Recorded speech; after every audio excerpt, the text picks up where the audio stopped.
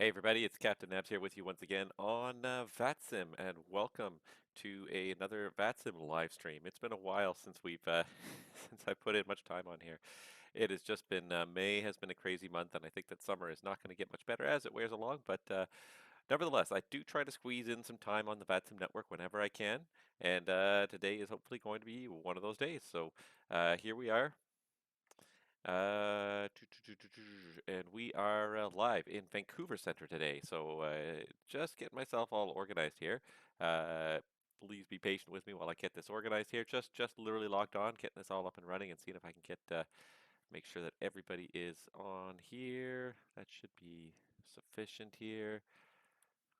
And I'm just trying to figure out a orientation because the uh, let's see here. The winds are exactly a 9-degree crosswind in Vancouver today, so I'm just curious to see which way they're landing real world, and then I'm going to just go with that. And it looks like they are doing,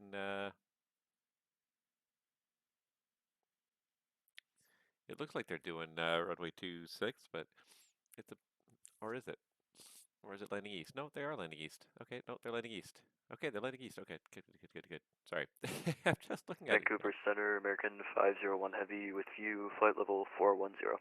Wow, that's loud to me. I don't know if that's loud to you guys, but that's loud to you.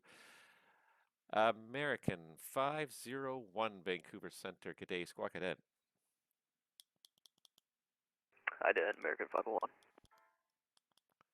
All right, just turning my volume down a little bit. I'm not sure if it's loud for you guys as well. I'm going to turn that down a little bit for you guys as well. Just want to see the squawk show up there for American 501. And while we're waiting for that, yeah, so it is landing east today in Vancouver. So I'm going to get an ATIS up there if I can do it. There it is. American 501. Thank you very much. Your identified flight level 410.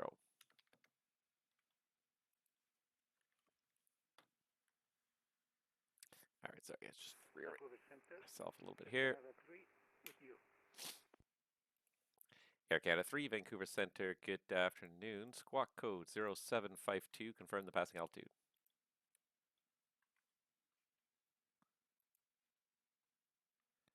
All right, so we're going to try. Air Canada 3, squawk 0752. Why can I not connect this here?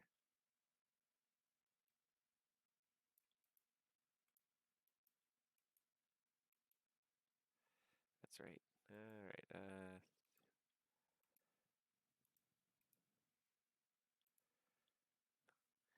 Air Canada 3 Heavy, thanks. Identified climbing through flight level 310, maintain flight level 360. Air Canada 3, flight level 360. All right, information Alpha in Vancouver. Looks like we've got the RNAV and ILS. All right. I have not controlled Vancouver for honestly quite a while here. Let's just see if that's going to be a conflict at all. I don't think it's going to be a conflict. All right, and then we got one guy here on the ground. Let's see here. MIS 484. We're going to assign a mate right for departure. I'm going to go and check the NOTAMs here in a second and just figure out what we got going on here. What's this guy's flight plan look like here? Yeah, it's okay.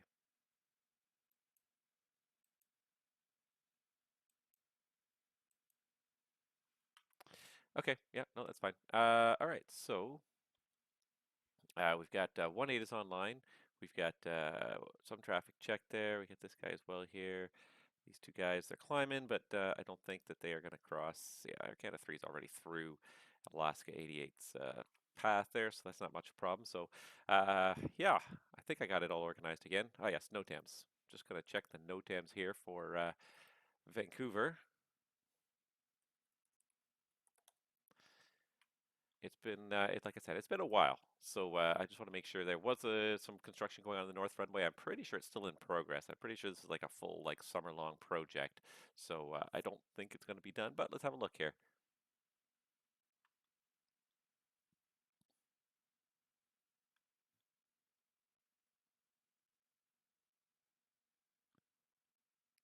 $500 to $1,400. All right, so that's not us. So every day the runway's closed from 0500 to 1400. 1331 is closed. Available taxiway. Touchdown zone. Approach lighting systems. Vancouver Center, Alaska 88 with you, 350. Alaska 88, Vancouver Center, good afternoon, Squawk Cadet.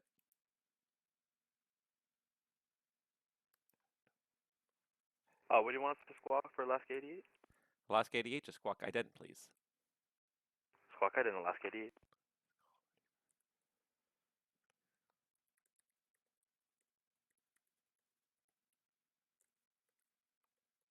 Alaska 88, Vancouver, thanks. Identified flight level 350, welcome. Good afternoon. All right, we got Seattle Center online to our, Seattle Arrival approach online to our south, so that will help hopefully lure in some traffic. Just looking through these NOTAMs still, there's a bunch of NOTAMs for Vancouver. There's 30 NOTAMs for Vancouver, so I'm just trying to read through them really quickly here, just to make sure I'm not missing anything.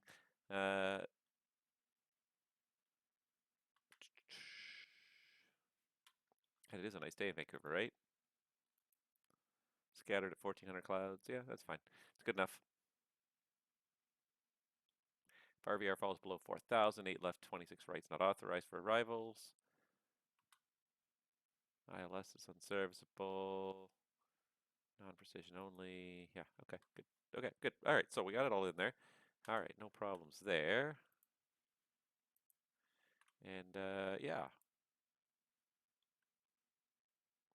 Hopefully we get a couple of you guys watching here. I apologize for the stream being unannounced, but at the end of the day, it's hard for me to really kind of sometimes announce these things in advance because I tend to do them when I think I have time to kill. Not time to kill, but yeah, when I have time to kill, when I have time where I don't expect to be doing anything else. But I mean, honestly, I thought I was going to do this yesterday. I had planned to do a stream yesterday. I was going to post it, then I didn't, and it's probably a good thing I didn't because then my schedule ended up changing at the very last moment, and here I am now.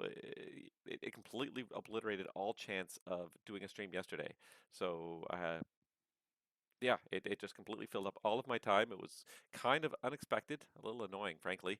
But yeah, kind of killed all of my time for yesterday to stream. So I was going to put it on my Discord and I didn't. Something told me just don't trust it. Don't expect it 100% it's going to be there. And it was, frankly, Vancouver Center, a good decision. hello. This is Malaysian 484 at gate.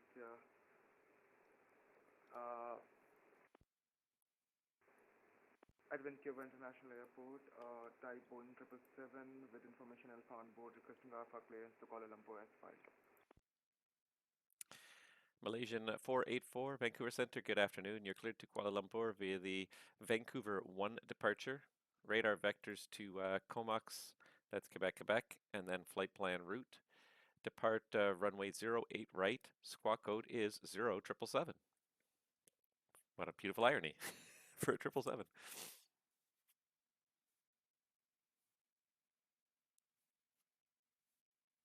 Roger, cleared to Kuala Lumpur via Vancouver 1 departure, runway 08 right, squawking 0777, Malaysia 484. Malaysian 484, thank you. The readback is correct. Push back and start up at your discretion and call me when you're ready for taxi.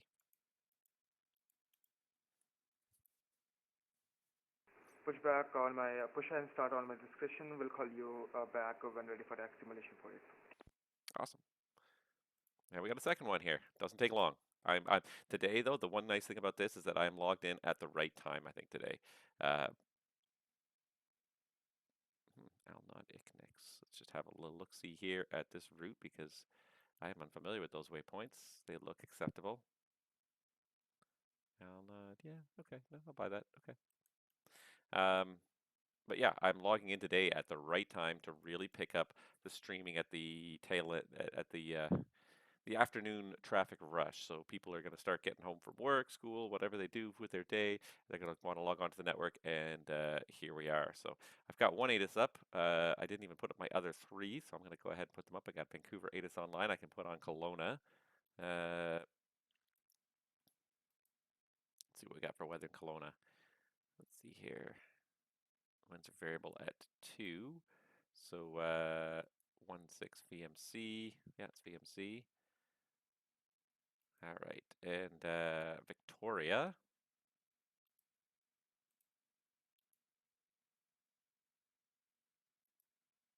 Looks like it's 09 BMC.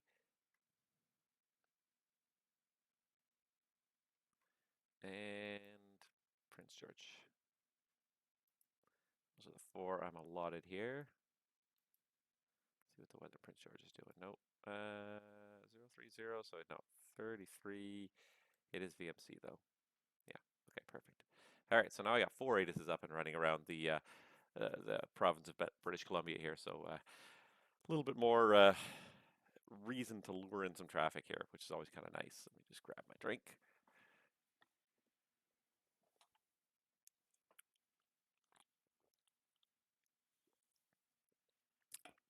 Because boy, she's a hot one out there today. I went for a nice long walk this afternoon, and it's a great day to go for a walk, but boy, it's a hot one today.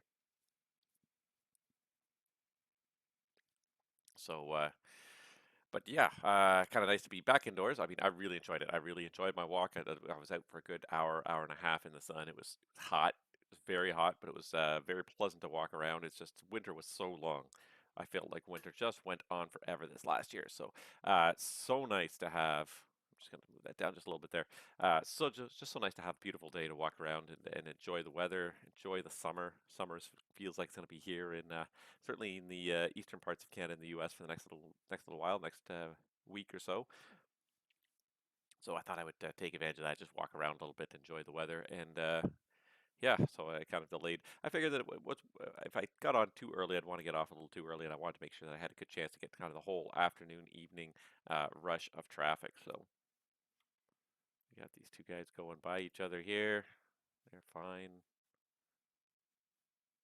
How far apart are they here? 15 miles apart.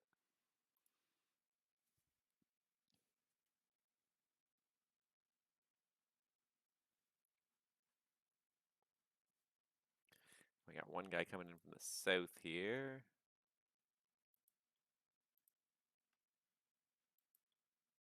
So Seattle Center's not online, so I'm going to go ahead and ping him up to call me.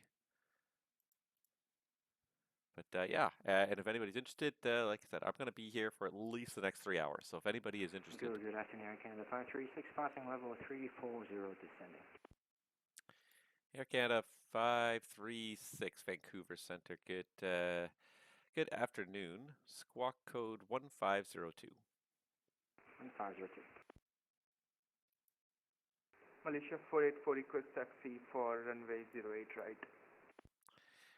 Air Canada 356 Vancouver. You're identified descending through 333. Descend 12000. The Vancouver altimeter's 3019er.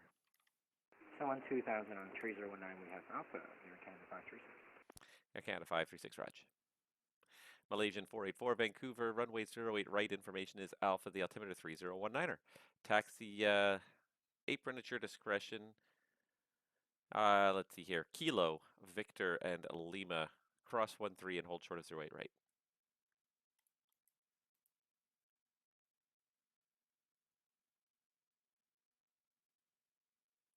Taxi via Kilo, Whiskey and Lima across runway 13, hold short 08 right, Malaysia 484. Malaysia 484, very close. After Kilo, it's Victor and then Lima.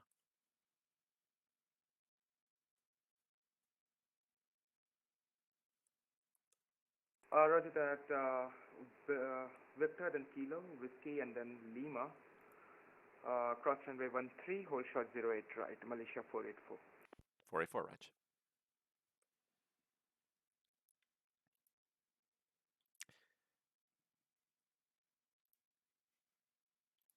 Just going to pull up my charts as well. Make sure I've got the right transitions for these various approaches, because especially this is unusual. Air Canada 536, we don't very often get people on the Shark to arrival in Vancouver. You get a lot of traffic from the north, the south, and the east especially, but you don't get a lot of traffic from the west. It's very unusual, so just going to make sure that everything is correct here. He's on the Shark 2 arrival, and that's not valid. for the 8th. So we have to change him to the Ragged 6 arrival.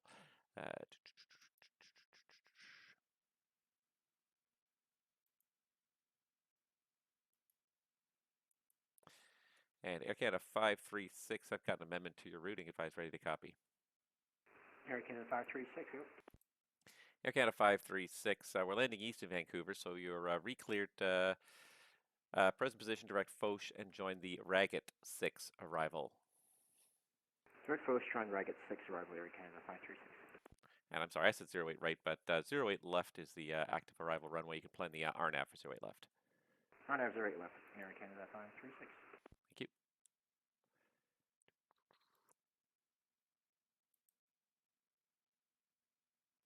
And you can have the Zulu or the Yankee. I don't know which one works better for him, if either.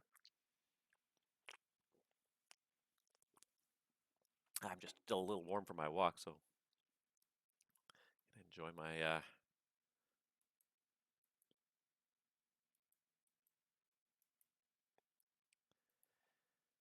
American 501. Proceed direct Vancouver VOR on course. Yankee Victor Romeo. Direct Vancouver VOR for American 501. Yeah, not sure why he's doing kind of a little weird dog leg there, but anyways. Alaska 588 Vancouver. When ready, descend flight level 290.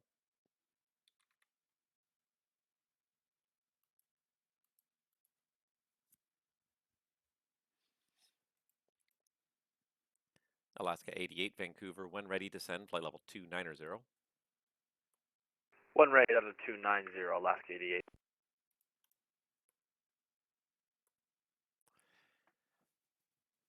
Got a couple of airplanes already. It's not too busy, but like I said, I'm hoping that today we kind of logged in at this ideal time. It's a bit unusual for me. My schedule has kind of taken a little bit of a shift, and I think it's going to continue to take this shift for the month of June. It looks like I've been switched to working mornings, not necessarily by choice, but it seems like that's the way my schedule's going for the time being. So um, it's good for the VATSIM streaming because it tends to get me on in the afternoons when things are busier.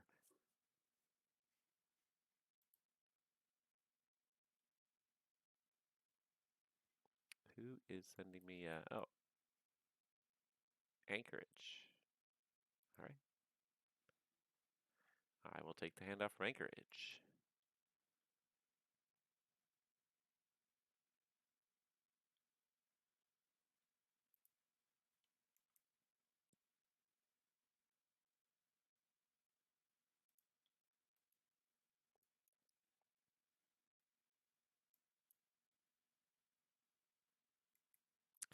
Cool.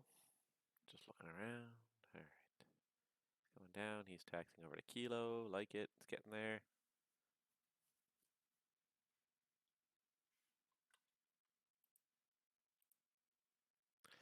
All right. Not too much going on yet, but hopefully as the day wears on, it'll get it'll get even more intriguing. We got a couple things going on.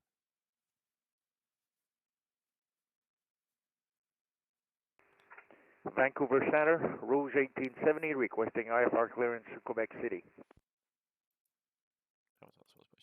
Rouge 1870 Vancouver. Good day. You're cleared to Quebec City via the Vancouver 1 departure. Radar vectors Alnod, flight plan route. Departure runway 08 right. Squawk code 0772. Cleared via the Vancouver 1 departure transitional and as filed. Squawk will be 0772 for Rouge 1870. Rouge 1870, the read back is all correct and the departure runway is 08 right. Information Alpha is current. Push and start at your discretion and call for taxi. We'll call for taxi, Rouge 1870.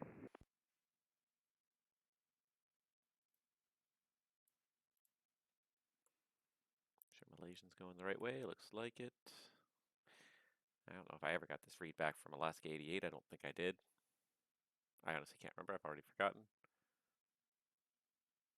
I should have cleared him out when I wasn't sure if he replied or not.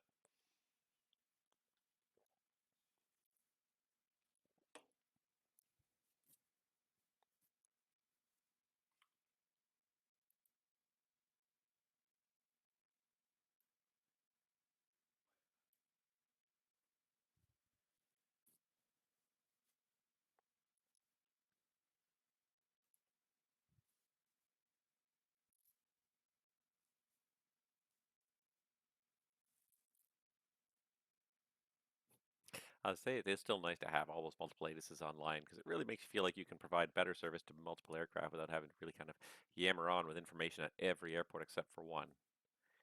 And it makes sense to have like the major airport have the ATIS, but at a lot of sectors, there's usually 2 or 3 airports that end up being very busy. Vancouver's one of them where Vancouver's very busy, but you often get a lot of traffic in and out of Kelowna, and you do get quite a bit of traffic in and out of Victoria as well. So having ATIS is available at both ends of a trip really. Vancouver Center, American 905 Heavy with you, flight level 350. Malaysian 484 at Victor, holding short 13, request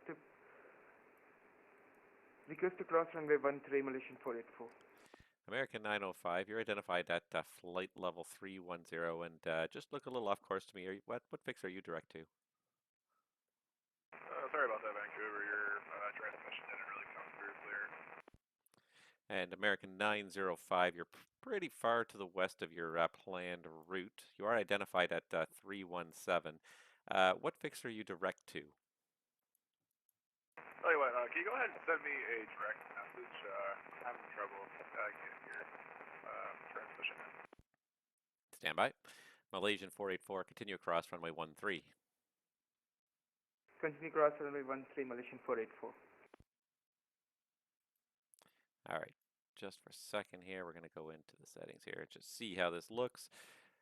Make sure that this is, yeah, for some reason the mic volume's looking very low.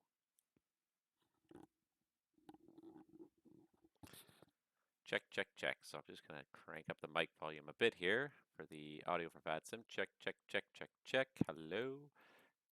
Check, check, check. Check, check, check. Hello, hello. That might be just a little bit too loud. Check, check. All right. It's just got to make sure it looks good there. All right.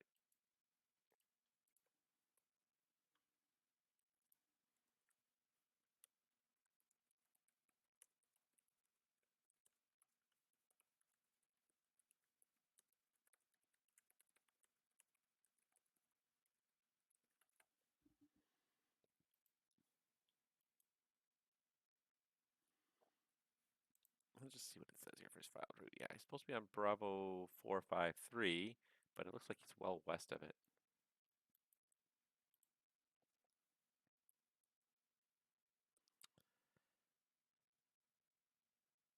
Alaska 88, Vancouver, continue descent flight level 190.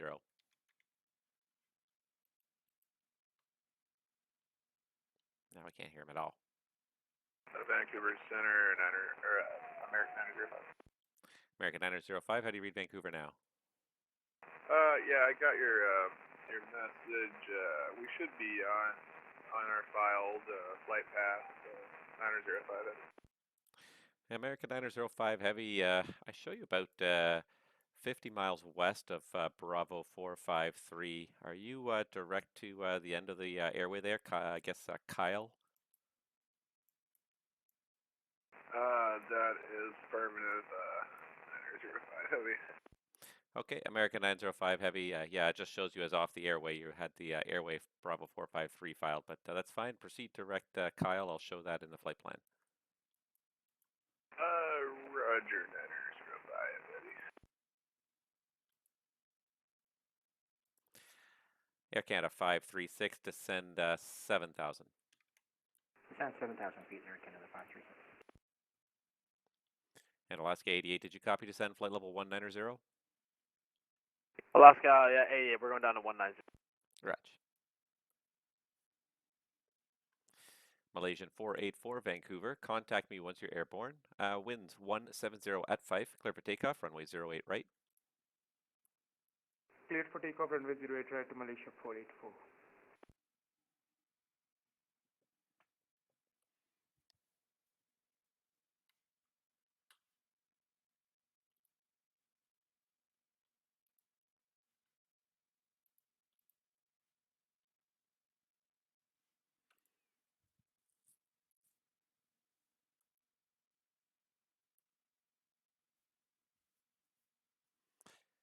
Air Canada 536, Vancouver. Were you planning on the RNAV Zulu or RNAV Yankee for runway 08 left? We plan the RNAV Yankees already left, Air Canada 536. Air Canada 536, thank you. You can plan that. All right, RNAV Yankee to the left side. Vancouver Center, Rouge 1870 is ready for taxi. Rouge 1870 Vancouver Center. Runway 08 right. The information is still Alpha. Altimeter 3019er. Taxi Golf Hotel Lima. Cross one tree and hold short 08 right. Taxi via Gulf Hotel Lima, cross 1-3, and we holding short 08 right, Rouge 1870.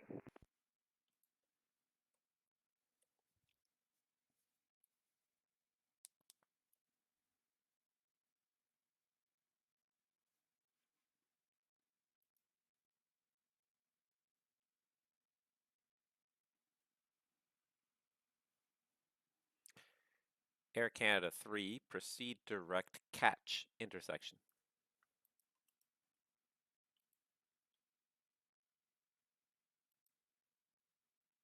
Air Canada 3, direct catch intersection. Roger. Give people shortcuts whenever I can here.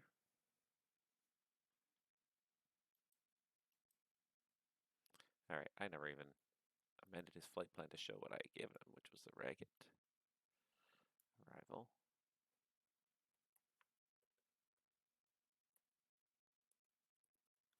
Ragged 5. I gotta find the right number here. It is the Ragged 6 arrival. That's close.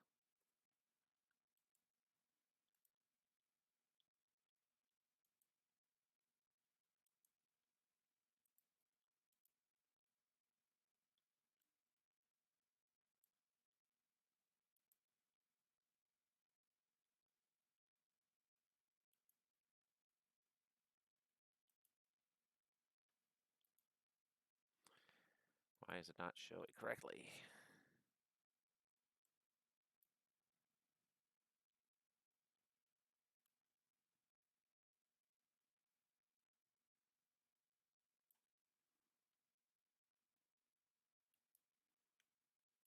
Malaysia 484 airborne, passing 2,000 feet, direct by VR. Malaysia 484 Vancouver negative. You should be on the runway heading per the departure. Fly runway heading and climb 16,000.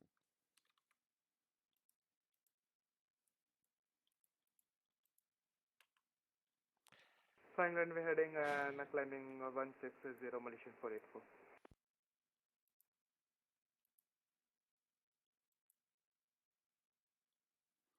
Cannot seem to get the draw of this thing correct here. 08 left.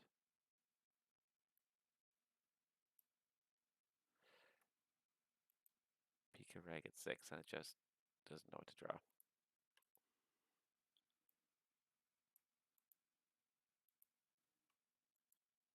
He's just going to do it anyways, isn't he? Sigh.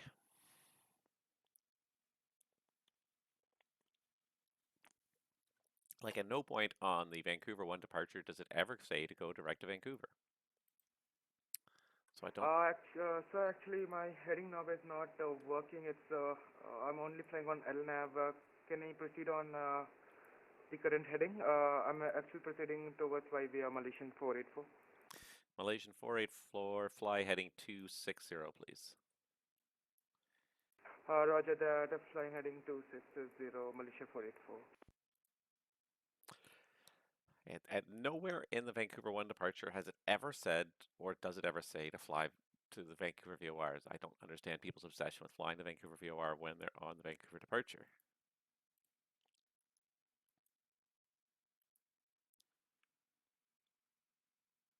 All right, about another 5 miles and I can get this guy turned.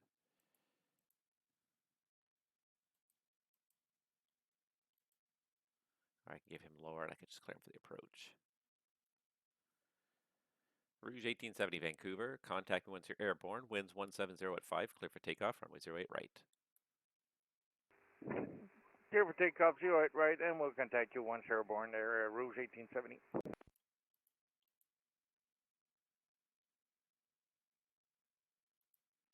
Air Canada 536, descend 5,000.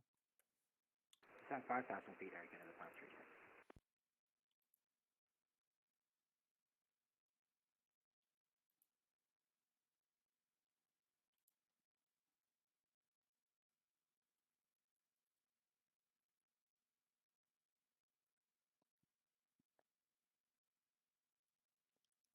Just want to see Air Canada 536 descend below Malaysian.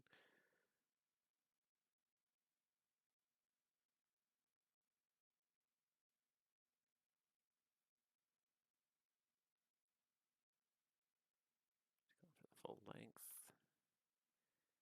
He's fine.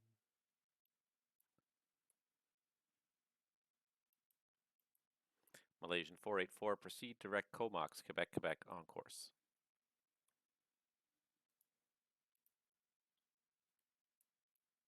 Can you repeat for Malaysia 484, please? Malaysian 484, proceed direct Comox, that's Quebec, Quebec, on course.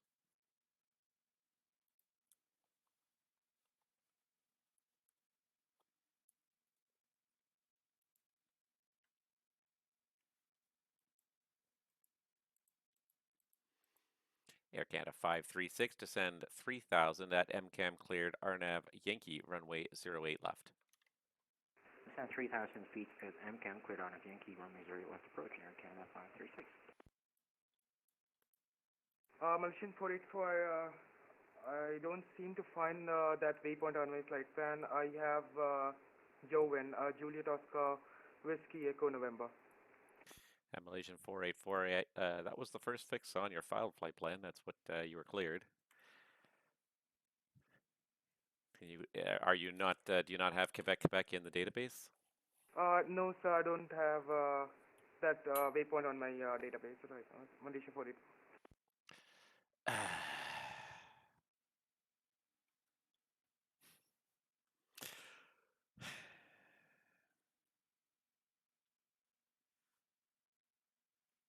All right, let's do this. Okay.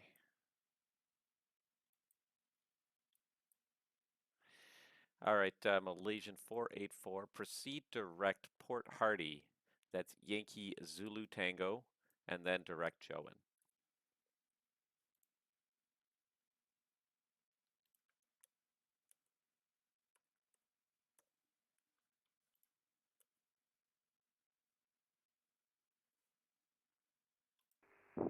Vancouver Center, Rouge 1870 with you, passing 2,000. Rouge 1870 Vancouver identified, climb 16,000. 16,000 for Rouge 1870.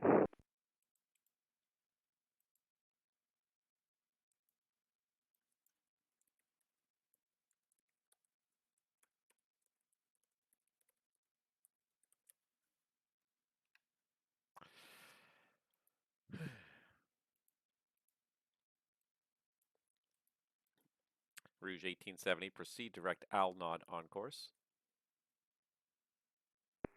Proceed direct not on course, Rouge 1870. Malaysian 484 heavy, continue climb, flight level 280.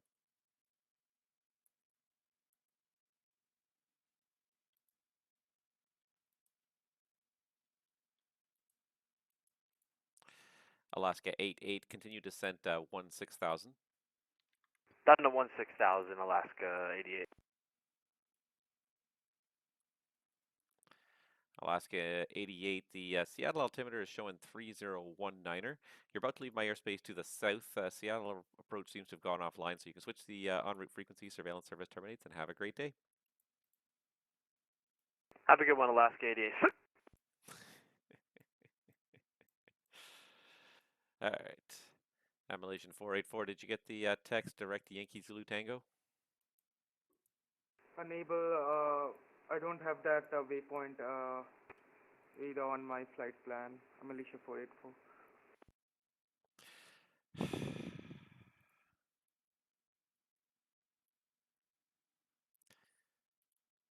Malaysian 484, fly heading 290, vectors on course.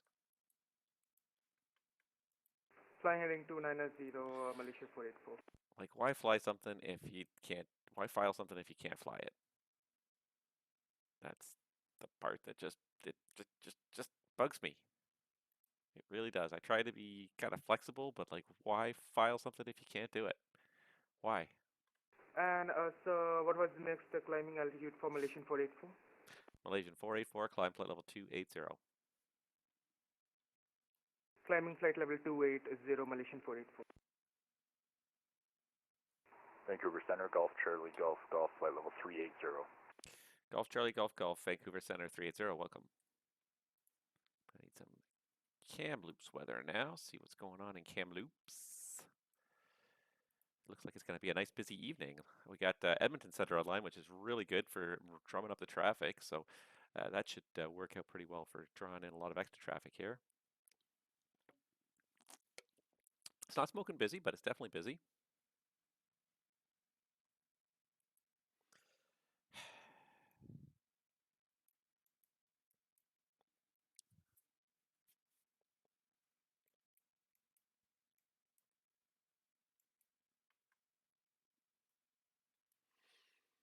All right, so Kamloops 150 at 4.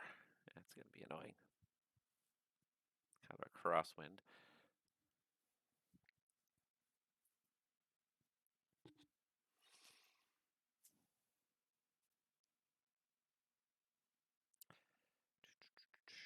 Golf Charlie, Golf Golf, Vancouver. I've got the Kamloops weather here from, let's see here, 20 Zulu if you'd like to copy it. Sure, ready to copy, Charlie, Golf, Golf. All right, Charlie Golf Golf, Vancouver Center, the Kamloops 20 Zulu weather. Winds were showing magnetic 130 at 4, 40 miles visibility, few clouds 6,500, broken 8,500, and broken 1000. Temperature 19er, dew point 04, altimeter 3005. When you're able, just advise what's your planned approach and runway into Kamloops today. Okay, we copy the weather. We'll plan for the ILS runway 9er in Kamloops, Charlie, Golf, Golf. All right, Golf Charlie, Golf Golf, Vancouver, plan the ILS 9er. When ready, descend flight level 290.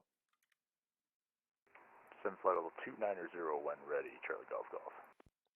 Air Canada 536, Vancouver winds 170 at 5, clear to land, runway 08 left. Clear to land, runway 08 left, Air Canada 536. Rouge 1870, climb flight level 330.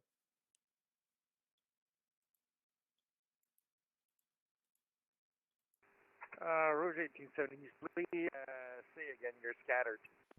Rouge 1870, climb flight level 330. Level 330, Rouge 1870. This guy's coming to Seattle. This guy's coming to Vancouver. Anybody else on the ground in Vancouver yet? No, nobody else on the ground in Vancouver yet. All right, that's okay.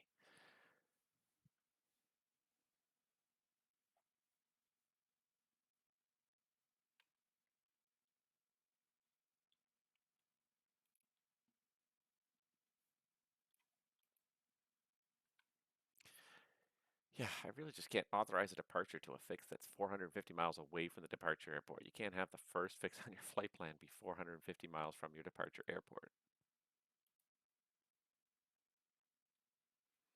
All right, let me pull up Kamloops next here. So I'm just going to get rid of a few browser tabs here that I don't need at the moment.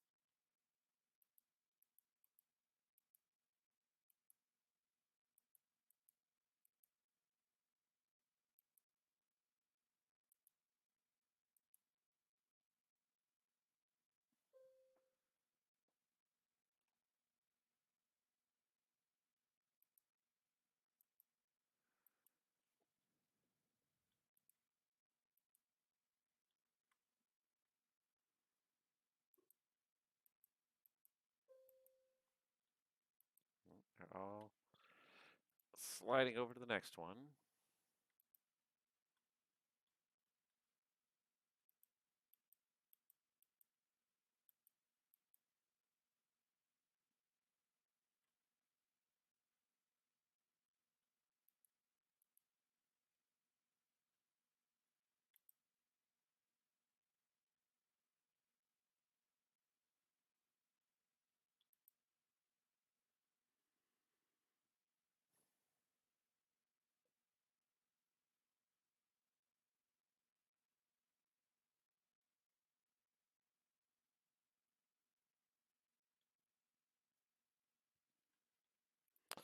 All right.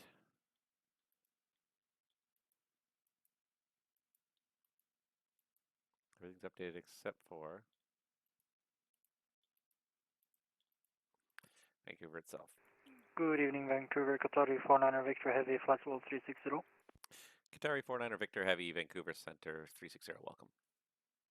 American 501, Vancouver, you leave my airspace to the south. Seattle's not online. Switch the en route frequency. Surveillance service terminates, and have a great day. Have a good day. Switching to 122.8, American 501.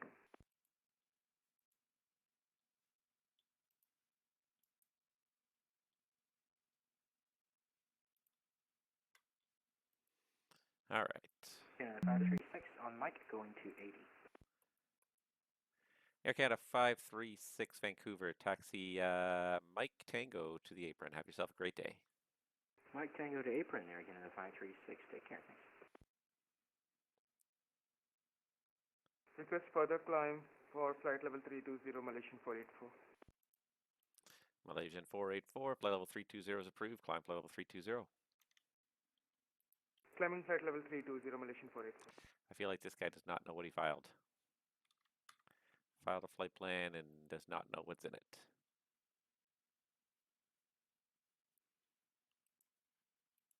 All right. So looking for, oh yeah. Getting distracted here. Okay, so that's the Vancouver ATIS updating.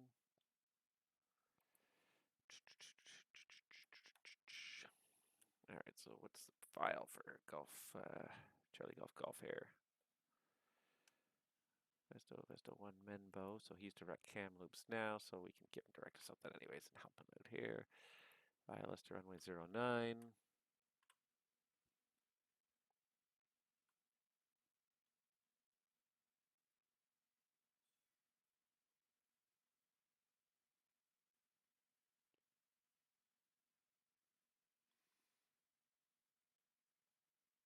Let's see here.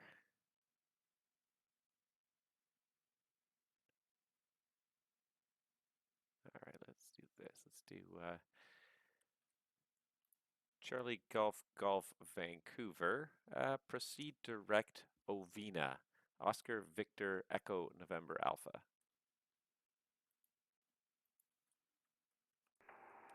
Direct Ovina, Charlie Golf. That will help get him set up onto a to a bit of a base there.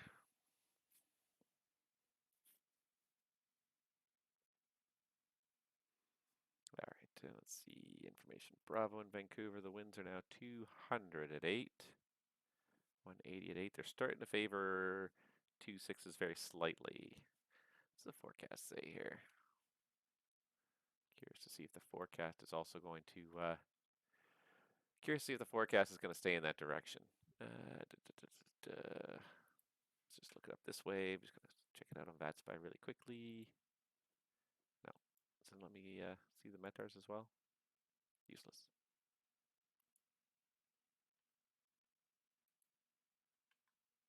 Nope, useless. Okay.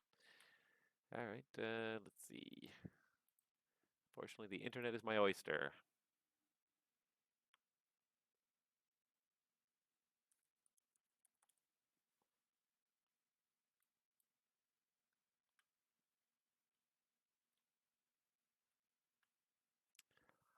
TAF for Vancouver. Forecasting the winds 180 at 8. Coming eventually variable at 3.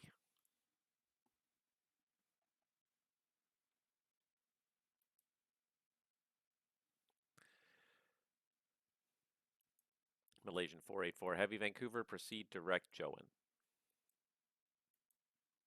Direct Jovan, Malaysian 484.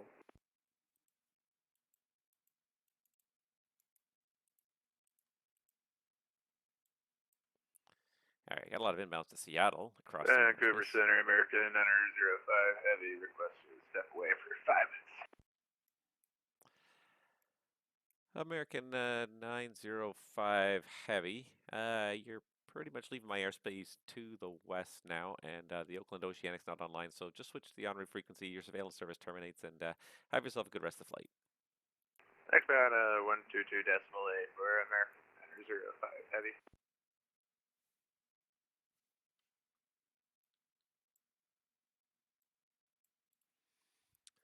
All right, we got WestJet Airborne head to Vancouver. Cargo just heading down to Calgary, or heading over to Edmonton, sorry, to Edmonton. And this guy is actually on the ground in Edmonton, but it just shows him airborne because of his takeoff time that he filed. So he's not actually airborne yet, but he will come our way. So we do have traffic inbound. It's probably going to be a nice kind of somewhat busy afternoon, I hope. Definitely got here early enough to lure people in. It looks like I got at least one person on the ground in Calgary, one person on the ground in Edmonton. Vancouver, Walker 1241, level 390, hello. Oh, Walker 1241, Vancouver Center, hello. I got nobody around Victoria, Kamloops, Kelowna yet. Do you have the one inbound to Victoria, Kelowna, Prince George, but I do have the Kamloops inbound, and I got about 4 or 5 inbound to Vancouver. But like I said, like we're just at that golden hour. People are getting home from work. Certainly, the East Coasters are starting to get home from work, from school, thinking about what they're going to do on VATSIM today, where they're going to fly, and so it's good to see. We should see quite a bit of traffic log in, I would expect. There's also not. It's a what is today? Today's Monday. Yeah, today's Monday, so it's not that busy a day. There's a decent amount of ATC online already in North America. We got Boston and Toronto Center also. Malaysian 484 disconnecting from network. Thank you so much for your service, sir, and have a very great day ahead. Thank you. Bye-bye. Malaysian 484, thanks for letting me know. Have a great day. We'll see you next time. Yeah, we got a bunch of people online. We've got, as I said, KC, Indy, and Atlanta Center, Atlanta, Philly, Boston, Tracons. What else? Houston, Houston, New Orleans, Tampa Tracons, and LAX Tracon, towers and grounds all over the place. So yeah, we got a fair amount of ATC online. We had some kind of a flying going on from Denver over to Santa Barbara. Southwests, a bunch of Southwest. There's also a few Uniteds, a Turkish, I think. Whole bunch of people going over to Santa Barbara from Denver for some reason. So, oh, and Casey's just gone now. Nevertheless, Vancouver's a fun place to fly. Great scenery. So I feel like we are, as long as we stick it out here for a little while, a couple hours, we will definitely see some people log in here and give us some traffic.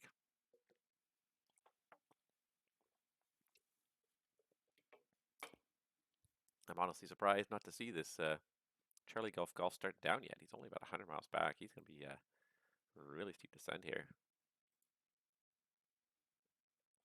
I gave him the descent clearance discretion, so it's up to him to figure it out, I guess.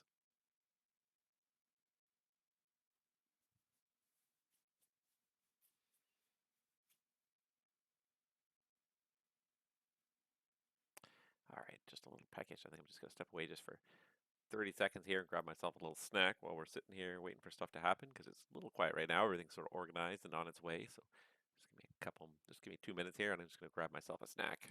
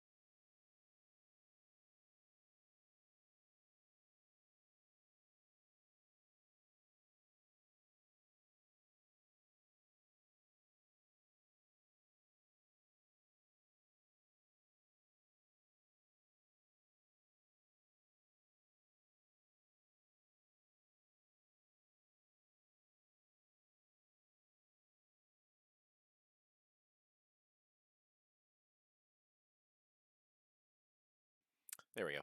I feel a little better now. All right. Just figure out if this guy is actually going to stay in Alaska airspace or if I should just turf him straight to Unicom. I think he's going to stay in Alaska airspace, so. No, didn't want to send him.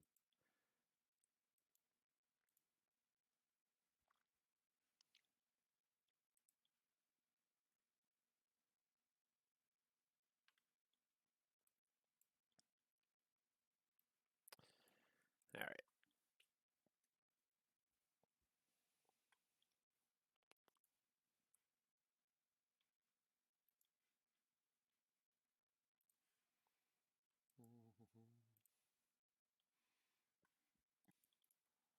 Golf Charlie Golf Golf Vancouver, when ready to send 1-2000 Kamloops altimeter 3004. 1-2000 when ready. Golf Charlie Golf Golf. He's only like 60 miles east of the field at 380. What exactly is this descent planning here? It's in a 3-7.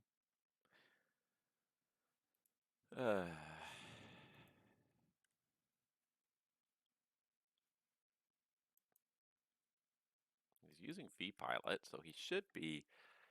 He's either MSFS or P3D, so he's probably flying the PMDG 737. So I'm surprised that this is what's planned here. Maybe he's a very high cost index and he's flying a very high speed descent, but strange.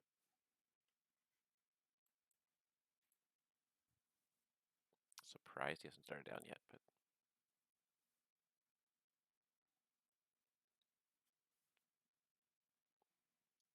seems a little odd.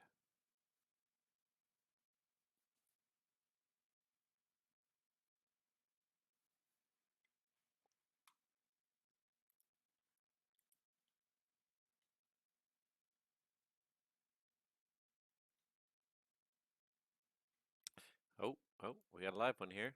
We got a Victoria departure off to Cranbrook in a TBM. Ooh, nice.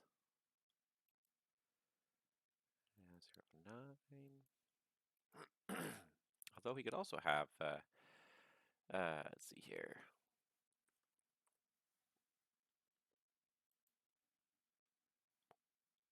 He can have 1-4 if he wants it.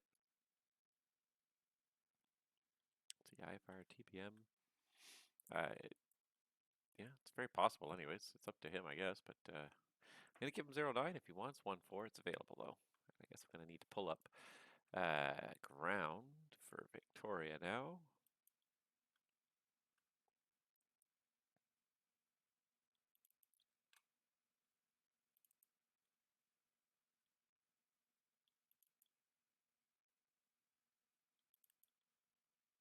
There we go. It's off the D&D apron. All right, CY. YJ. That was a pretty big displaced threshold on 1-4, I think, but still very usable for a departure, especially in a TPM. It's 5,000. Oh, yeah, it's 5,000 feet, yeah. Surprised that Vancouver, or Anchorage is not taking my hand off here yet either. It's a little surprising. All right, there goes Charlie Golf Golf. Now he's going down at least. This WestJet's still on the ground in Calgary. This SKA Spirit Wings is over on the ground in Edmonton still. And these two guys are inbound to Seattle. Victoria and the Mariner.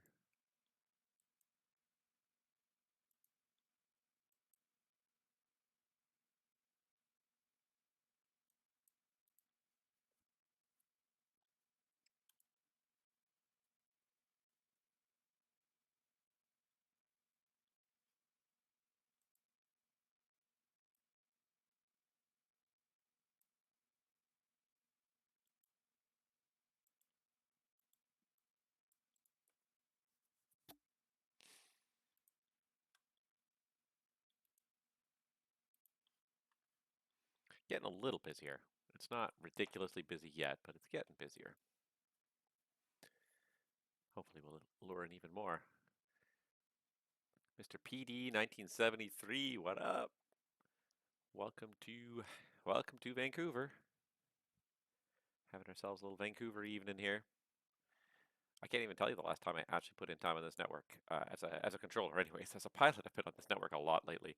Ever since, especially since that 3.7, since two things released, since the 3.7 released, and since the Pilot's Life Chapter 2 have released, I've been really just flying the pants off my sim whenever I'm home. And the other thing too, the flip side of it is that in the past, I have traditionally kind of done a lot of controlling when I'm on the road, when I'm on a layover in places that I don't not that I don't expect to be, but places that are places where I just don't have much to do. Lately, the layovers have all gone down to the absolute minimum 10, maybe 10 and a half hours in a hotel, like barely enough time to grab some food, get some sleep, and you're back to work again. You're already getting up and getting ready for work again. Um, anything more than the minimum lately has just completely fallen by the wayside. And it used to be fairly dependable. I could at least, once or twice a week, I could depend on having several hours to kill with nothing much to do. But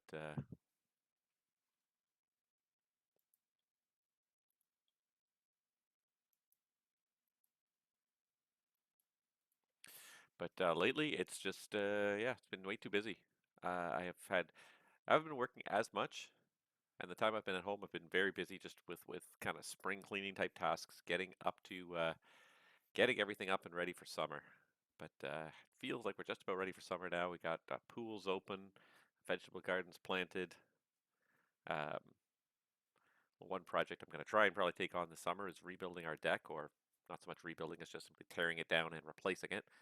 Because a lot of it is starting to rot through, and this is one of those things when you move to a house, you start looking around at all the things that the previous people did, and you start realizing some of the stuff that they did that maybe doesn't add up, maybe not up to code.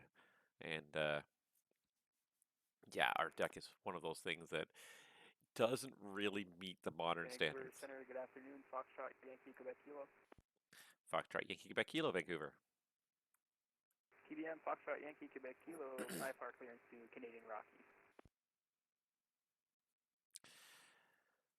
Foxtrot, Yankee, Quebec, Kilo, Vancouver. The winds in Victoria are showing 130 at 3. I've got runway 09 for the active. You can also have 14 for departure if you prefer. Just let me know which one you prefer. We take 1-4 table, Foxtrot, Yankee, Quebec Kilo. Foxtrot, Yankee, Quebec, Kilo. You're cleared to Cranbrook via the Victoria 5 departure. Vectors Princeton flight plan route. Depart runway 14 and squawk code 0711. Okay, clear to Canadian Rockies via the Victoria 5 departure. Expecting radar vectors to YDC and that's filed. Clocking 0711 and for runway 14, Foxtrot Yankee Quebec Kilo. Foxtrot Yankee Quebec Kilo, Vancouver. The readback is all correct. Information Bravo in Victoria. Let me know when you're ready for taxi. Okay, we'll let you know for taxi and we'll grab Bravo. Thank you, Yankee Quebec Kilo. This Anchorage guy does not want to take my hand off of the Air Canada 3 Heavy here. I don't know if I should just force the issue anyways. There, let's do this.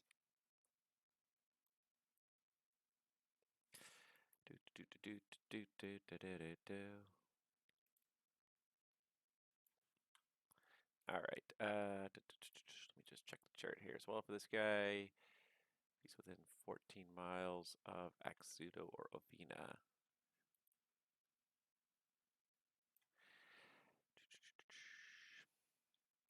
Charlie Golf Golf Vancouver, descend 9,000.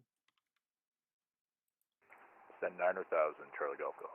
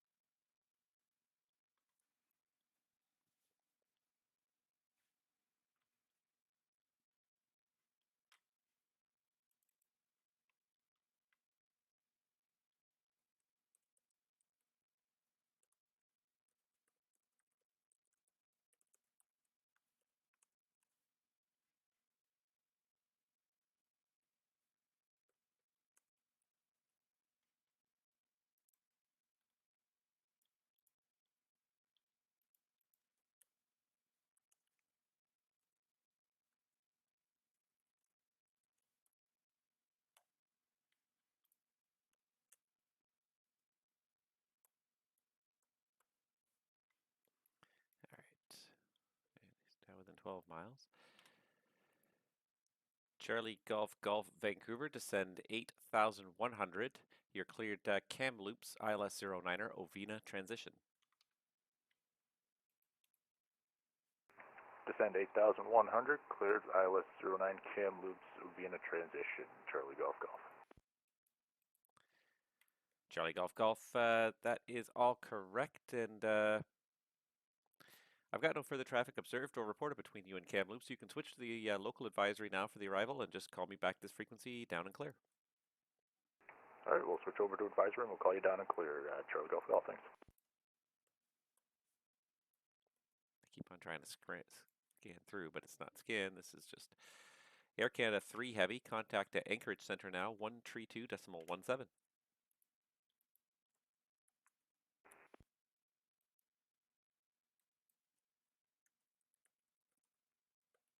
Vancouver Air Center, Canada Foxtrot 3, Yankee Golf, Quebec Kilo. Contact Anchorage and frequency 132.175. Air Canada 3 Heavy, Roger. Have yourself a great night. Bye-bye. Thanks for your service. Air Canada 3. Yankee Quebec Kilo, Vancouver. Sorry, you had a question?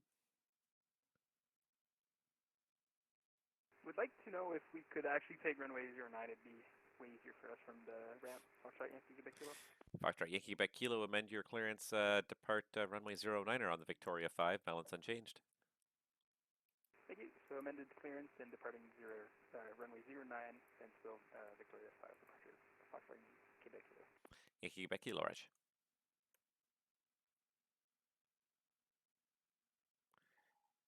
And Yankee Quebec Kilo, are you ready to taxi now? It looked like he moved a little bit there. Ready to taxi Yankee Quebec Kilo.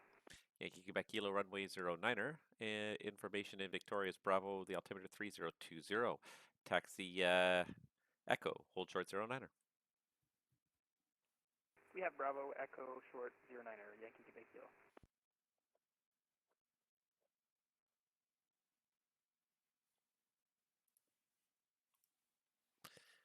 All right. Well, hopefully we get a few more people that will log on. If you're interested, feel free. It's not that busy. I can definitely give people one-on-one attention if you're new to VATSIM. I know a lot of you guys a lot of people have been watching my introduction to VATSIM videos. A lot of people have watched my way more than I expected to watch my tutorial video for model matching in MSFS. I put that out there because I realized it was a confusing topic and I thought a few people could use a hand. It turned into an explosively popular video. Apparently this is a topic people are really interested in, is how to get good model matching on VATSIM using MSFS. So my tutorial video for that definitely exploded. Unfortunately, I don't have any good airports right now with lots of traffic on the ground to kind of offer you a chance to test that. I do have 2 people inbound to Vancouver. Nope, that's Seattle. I have at least 1 person airborne inbound to Vancouver, but it's going to be a little while before they get there. So, unfortunately, I can't offer anybody a really good chance to test that model matching if they've tried it out. It does work if you get it set up, though. I've been using it successfully for quite a few months now. Yankee Quebec Kilo short 09 ready for departure. Foxtrot Yankee Quebec Kilo, Vancouver. Contact me once you're airborne. The wind's 090 now at 3. Clear for takeoff. Runway 09er. Call you airborne. Clear for takeoff. Runway 09er. Yankee Quebec Kilo.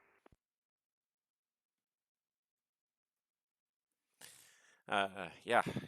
Unfortunately, I don't have a big kind of, don't have too many people on the ground anywhere. Vancouver's usually a decent place, but so far just not too much traffic. So, but I have been successfully using the model matching for MSFS personally, and it works. It works well as long as you can get it set up. I know some people have had problems with the bulk button being the bulk one-click installer button being grayed out. I think usually one of the main culprits is if there's no path specified for your simulator, so it doesn't know where to download the files to, then that is usually the biggest problem. Usually when you go into the setup, I don't know if it by default tries to find it. It's just, certain configurations it doesn't find properly, either the Steam version or the Microsoft Store version. I'm not sure why it doesn't always find it properly. But yeah, it doesn't seem to find it properly every single time. And most people seem to get it, but you get it occasionally. Some people just, for whatever reason, it doesn't find it. But if you go in and specify it manually, that usually handles it. I've had so many people comment this, make the same comment, and I 100% agree. Wow, the process is just way too convoluted and complicated. You know, coming from something like X-Plane or even P3D. P3D, there were much easier options. X-Plane, that yeah, it's much easier to set up model matching. For some reason, it just there's so many different layers working in the Microsoft Flight Simulator world. The models come from one person. The setup to kind of import them into vPilot comes from another person. You know, VATSIM is its own separate entity that doesn't really it provides the network but doesn't really provide any support. So it's yeah, what a convoluted process. I don't understand Okay, why. Vancouver Center, Yankee Quebec Kilo, passing 1500 for 3000. Yankee Quebec Kilo Vancouver identified. Climb 16,000. Climb 16000, Yankee Quebec Kilo. TBM should climb pretty well. But yeah, I just don't understand why it has to be such a complicated process. And I think VATSIM shoots themselves in the foot by not offering a direct um, supported system. Another person turning without telling anyone. I'm pretty sure it says to fly runway heading on that departure, does it not? Unless I am mistaken, it says go direct. Yeah. Oh, he figured it out. Smart guy. Yankee Quebec Kilo. Turn left heading. Yankee Quebec Kilo, turn left heading 030 vectors to Princeton VOR. Left turn 030 vectors to Princeton VOR, Yankee Quebec Kilo. Mostly I just want to make sure I just avoid clipping the edge of the Seattle airspace here. He was on it. He recovered. He realized it was doing something it wasn't supposed to. He recovered, which is great. If the autopilot's doing something it's not supposed to, take it off, work the problem manually.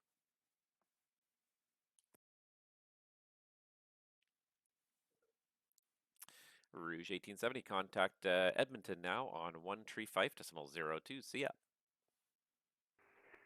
135.02, Rouge 1870, thank you. All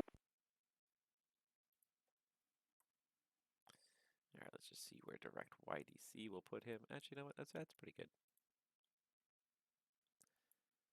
Yankee Quebec Kilo, proceed direct Yankee Delta Charlie, Princeton on course. Direct Yankee Delta Charlie, Yankee Quebec Kilo.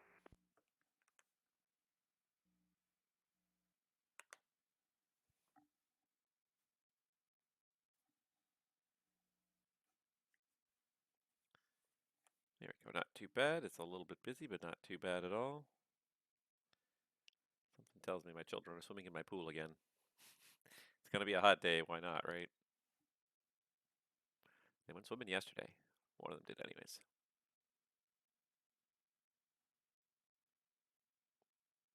Come on.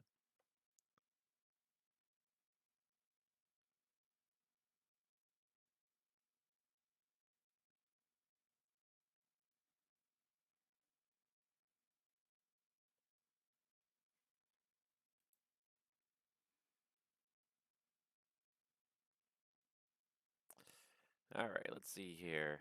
He says that Delta 320 will not be with me for long.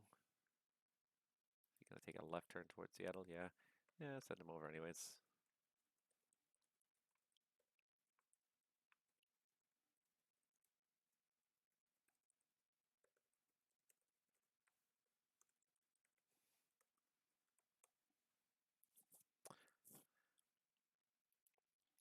Yeah, Edmonton said, should I send you Delta 320 because he's going to go to Cranbrook and then he's going to hook a left to join the Glacier arrival.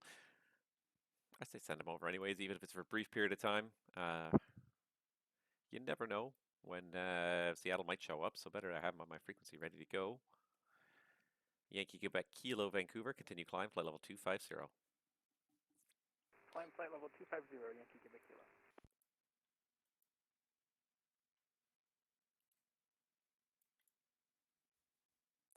Qatari 49 Victor. It's about 200 miles north. Let me just, yeah, about another 50 miles. I'll give Qatari a conditional descent, see if he wants to start down. not super smoking busy, but it's steady right now. We got one inbound. We got two guys sitting on the ground. Oh, we got two different guys sitting on the ground in Calgary, filed over to Vancouver. So we got a few people.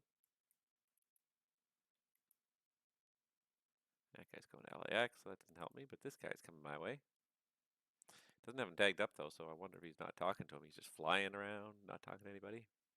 Wouldn't be the first pilot to do that. Alright, looks like CGG should be on the ground any moment now in Kamloops. Maybe he'll turn around for an outbound. Never know. Never know. But yeah, as I was saying, like I really, I haven't really been controlling too much at home lately because I really have been kind of a little bit addicted to the 737 and the Pilot's Life Chapter 2. I've really been kind of enjoying pushing some flight through there just to sort of really, it really is fun. A Pilot's Life really just gives you something to do, a reason to fly the sim. It gives you a destination to fly to without you having to do anything. Oh, it started raining in Kelowna. Winds are still variable at 3, but it's raining now in Kelowna. Overcast at 7100. So the second I have that schedule, I find I feel very compelled to complete it. So that's really been the crux of what I've been doing is flying a lot of the schedules, and I've been flying some 737 flights. They've been longer flights. I started working for Lux Air, as I kind of alluded to in some of my other videos, and um, the first turn I did was not too long. It was down to Palma de Mallorca, so it was only like about 2.5 hours each way. But then I did the Gran Canaries from Luxembourg, and that's about almost a 4-hour flight. I think it was over 4-hour flight, and then I got to turn around and go back. So it quickly sucking up a lot of time, but just so much fun. I just enjoy that airplane so much. The 737, it's nice to have an airplane where everything just works the way it's supposed to. There's no shortcutting. Vancouver Center, Charlie Golf Golf down and clear in Kamloops. Charlie Golf Golf, Vancouver Center, copy down and clear. Your IFR flight plan is closed. Learning service terminates. Have yourself a good rest of the day. You too, thanks, Charlie Golf Golf. Yeah, just fantastic we have that airplane. And then the thing that just blows my mind is how quickly we got just back to back 3 major airplane releases in Microsoft Flight Simulator within like maybe a 6-week period, starting with the Mad Dog, then the 737, and then just like 2 weeks later, not even the Phoenix 320 between those 3 of them. Like that is it. That is the narrow body cornered. Now, mind you, of course, there are variants, and of course, some people are waiting for the larger variants. Hint, hint, Travis, of the 3.7. Some people, I certainly wonder too if Phoenix has any inclination to do the 321 as a variant, whether it be as like a add-on or whether it be as a separate purchase. Um, I would imagine you would be able to do it as an add-on because there's so much commonality in the 320 family. Once you're in the 320 family, um, there's so much commonality, especially flight deck wise. Like it's 90% the same airplane. It really is just a little bigger. Um, but systems wise, it's almost identical. I mean, you have to change some of the variables probably to account for the fact that the aircraft is a little larger, but mostly it's the same airplane. So I hope, I hope that they are going to continue to develop their product, and I hope they're going to launch a 321 version because the one thing that the 321 adds is just range, really more than anything. Yeah, I get capacity, but you just get a lot of range too. They put bigger tanks in 321s, and it's turned into an intercontinental aircraft. The 321 XLR will be simply astounding as a narrow body airliner that will have a range of like 5,000 miles. It's going to be something else, and it's really just going to kind of shift the power, shift the equation. Vancouver Center, Delta 320 with you at 360. Delta 320 Vancouver Center, welcome. Qatari 49er Victor Heavy, Vancouver. 1 ready, descend. Flight level 290. 290, 1 ready. Qatari 49er Victor.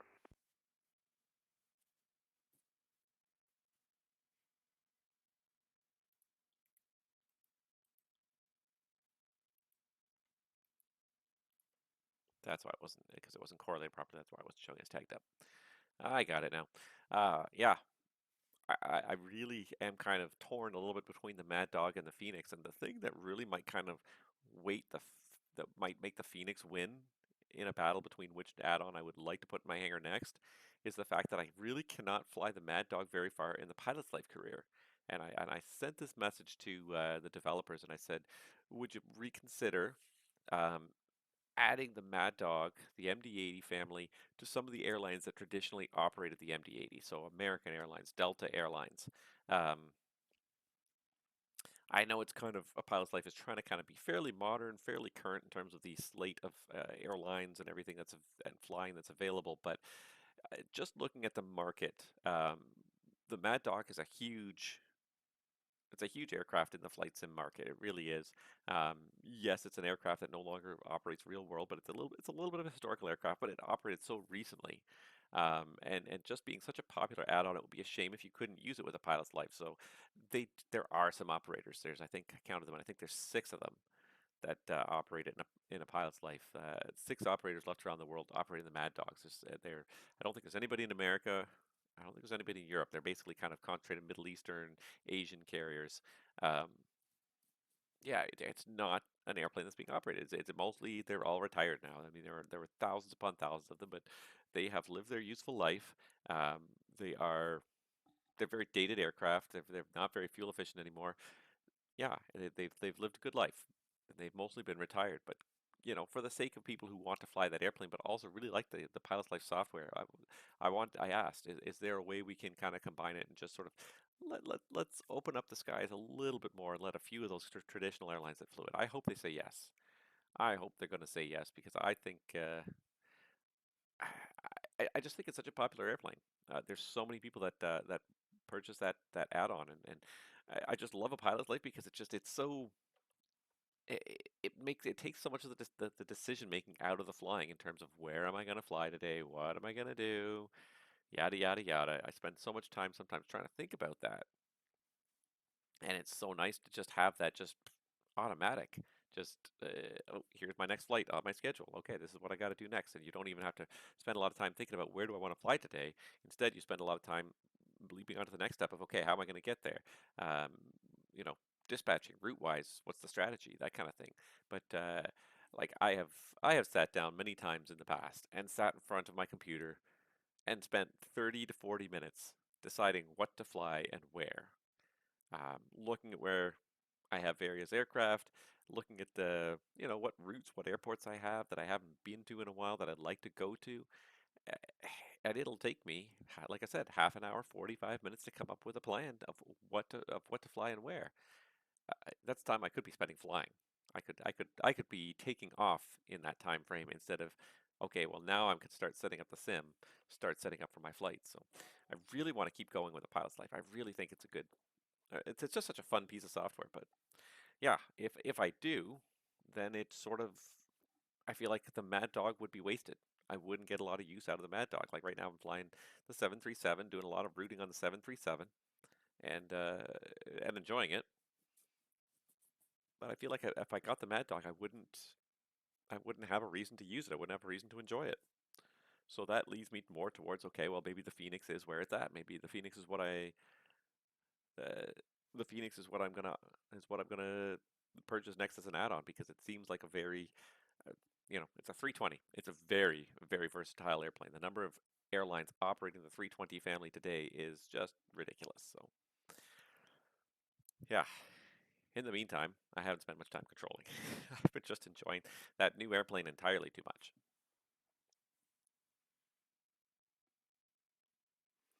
All right, let's see if I can get some Cranbrook weather here. Do we have Cranbrook weather available? Yes, we do. I think there's only one approach into Cranbrook anyways. No MD-80 for me. I have to admit, I'm seriously thinking about the Phoenix. It looks good from the reviews I've seen. I always say check the reviews. See what the reviews have to say. Go watch a bunch of these guys. I've been watching a few of them, and everyone seems to agree on the same basic thing that it's a very good airplane. Um, eh, Everyone kind of compares it to PMDG and says like, PMDG. Everyone sort of knew this was coming for a long time from PMDG, and so for 3 years they're planning on this. The Phoenix, I think the first announcement about it was only like 6 months ago. Um, and yet they seem to have built an airplane that is at once almost as capable, if not more capable than the PMDG 37. They have Phoenix already has a functional EFB within their aircraft. PMDG has promised sometime within the next probably 6 to 12 weeks that we'll have an EFB, but theirs comes right out of the box with the EFB. It seems to be a fully functional, fully formed airplane in every way from what I've read. I haven't used it, but from what I've read and what I've seen, um, watching some videos on it, it seems like it's a fully formed airplane. It just like I've said over and over again with the PMDG 737, everything just works. Every button in the flight deck does what it's supposed to. The light switches turn up the lights. Um, you know, all the trim switches move. Everything does what it's supposed to in the flight deck. Well, it seems like you can say the same thing about the Phoenix. So it's definitely on my to-do list, and it may leapfrog the Mad Dog and be the next aircraft I add to my hangar. I probably won't buy it until at least mid to, if not end of summer. Well, yes, and Phil, you're absolutely right. You say don't compare. It's silly to compare. Treat each as their own entity in their own right, and I do. The only reason I tend to draw so many comparisons is just to sort of say this is the level where it's at, as opposed to being something from a much lesser developer. Um, yeah, I'm not necessarily comparing one or the other to say one is better than the other, one's worse than the other, but it's at that level, anyways. It's at that level where everything just works in the flight deck. All the switches work. They activate realistic systems. The systems interact with each other, and best of all, you can fail things too, which is always a big deal to me. You can fail things in the airplane. That's what I like to see. Looks like Edmonton's having a bit of a gong show there over Calgary right now. But yeah, that's what I like to see. I want to see everything work. Oh, everyone else comparing. I think I was comparing it a little bit, but I'm really not trying to compare it and say one is better than the other. I think because at the end of the day, it's comparing Boeing and Airbus. Like you can't say one is necessarily better than the other. Each one has better qualities than the other. Um, there's certain things I like about the Airbus. There's certain things I like about the Boeing. At the end of the day, but it's not to say that one is per se a bad airplane and one is a good airplane. They're just different. And yeah, Phoenix. It looks like it looks it looks like it's along the same lines of quality, anyways, as PMDG. So that's what I was kind of trying to say. Is just that yeah, like it's that level. We're not dealing with one of these entry level airplanes. We're not even dealing with like an Aerosoft level airplane. And Aerosoft makes good airplanes, but the systems modeling is not particularly in depth. You can't fail individual systems and hope that and expect it to function the way it should in the real world. But with uh, with the Phoenix, it looks like there's full failure modeling included, which always makes me happy. And that's another reason why I would go for that one. But again, the Mad Dog has the same thing. They have failure simulated as well. So it's yeah, both of them are airplanes I'm definitely interested in, anyways. Qatari 49er Victor Heavy, continue descent 17,000, the Seattle altimeter for you, 3019er. 301 under 17,000, 49er Victor. Yeah, but I'm probably going to stay away from the Phoenix for a few months just because I want to make the most of my 737. I don't want to have, and I didn't spend money on the 737 per se, but I took advantage of the credit, so it was in a way it was some money that I ended up spending on it. I want to just make sure I get to enjoy that airplane for a few months before I end up putting it in the back of the hangar, and suddenly the Phoenix is at the front of the hangar. So, but the more I talk about it, the more I'm leaning towards that Phoenix. I really want to see that thing in the sim, and I like the Mad Dog, I really do, but the 320 gives you more versatility in terms of, for me anyways, like as someone who flies a pilot's life, and I try to fly my aircraft fairly realistically in a fairly modern time frame. The Mad Dog being a bit of a historical airplane kind of doesn't fit in with that per se. Um, Again, this is all make believe. At the end of the day, it's all simulation. So there's um, what am I trying to say? There's room for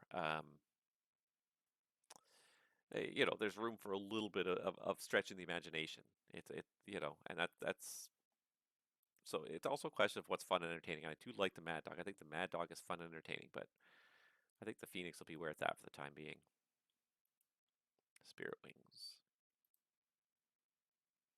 All right, so I see we got this Charlie Golf. He's filed a flight plan back out of Kamloops. So he's going to go back to Enderby and Menbo to get into the Q9. That all looks good. I don't know what he's going to want to file for his flight out, but I'm going to guess probably 09 again. Kebra 1 departure. Where does the Kebra 1 end?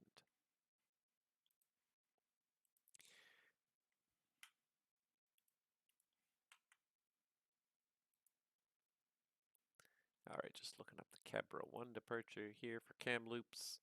And it just ends at Kebra, and then after Kebra we can probably go direct to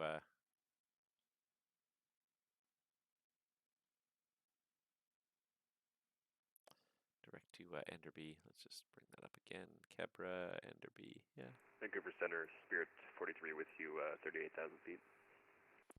Spirit 243, Vancouver Center, g'day.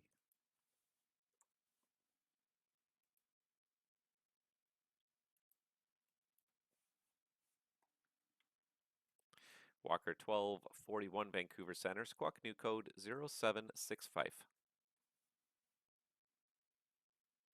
Roger, we'll squawk 0765 for Walker 1241. This Delta's going from somewhere. Vancouver Center, Golf Charlie, Golf Golf, Kamloops, IFR to Calgary. Charlie Golf Golf, Vancouver, hello again. What runway are you planning for departure and how long before you're ready? Oh, we're planning runway 9er for departure. We should be starting up engines within about 5 to 10 minutes. Okay, Charlie Golf Golf, Vancouver Center. You're cleared to Calgary via the Kebra 1 departure. After Kebra, direct Enderby and flight plan route. Depart runway 09er. Squawk code is 0760. Your clearance is valid now. Cancelled if not airborne by 2220 Zulu. Cleared to Calgary, Kepler 1 departure, then direct Enderby, then flight planned route will depart runway 09er and squawk 0760 Charlie Golf Golf. And Charlie Golf Golf, just to confirm, the clearance is valid now. Cancelled if not airborne by 2220 Zulu. Roger, clearance valid now, cancelled if not airborne by 2220 Zulu. Charlie Golf Golf. Charlie Golf Golf, that readback is all correct. Time now 2202 and 52 seconds. You can switch back to the local frequency for advisories. Give me a call this frequency once you're airborne, or if the time's expired, just to announce your intentions. All right, we'll call you airborne or if our time expires. Charlie Golf Golf, thanks. Thank you. Walker 1241, thank you for the code change. When ready, descend flight level 290. When ready, we'll descend flight level 290 for Walker 1241.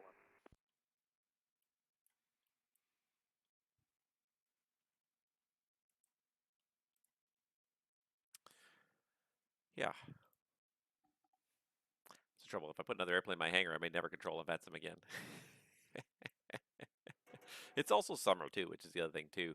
In winter, you're just so much more inclined to spend time indoors and find ways to entertain yourselves indoors. But come summer, I'm very much a child of summer personally. I really love the summer. I love going out, just doing anything in the summer, swimming in the pool or going for hikes or riding bike or whatever, going out for ice cream. I'm just more of an outdoor Vancouver person. Center, Delta 320. Delta 320 Vancouver, go ahead. Just see if we can get a 2-4 heading. Just we got a cell buildup right in front of us for Delta 320. At Delta 320, deviations for weather are approved. Direct glacier when able and advise. All right, deviation approved, and we'll advise when direct glacier for Delta 320. All right, weather deviation, glacier next. Gonna get another 1-2 handoffs here shortly from Edmonton. Just about to send this guy over.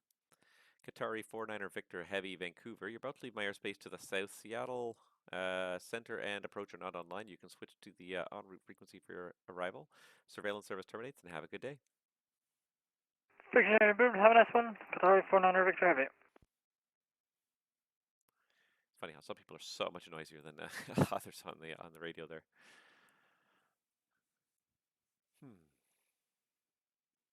Yeah, just want to go outside and enjoy the summer. It's such a short season in Canada too. That's the other thing too. So you want to enjoy it while you can.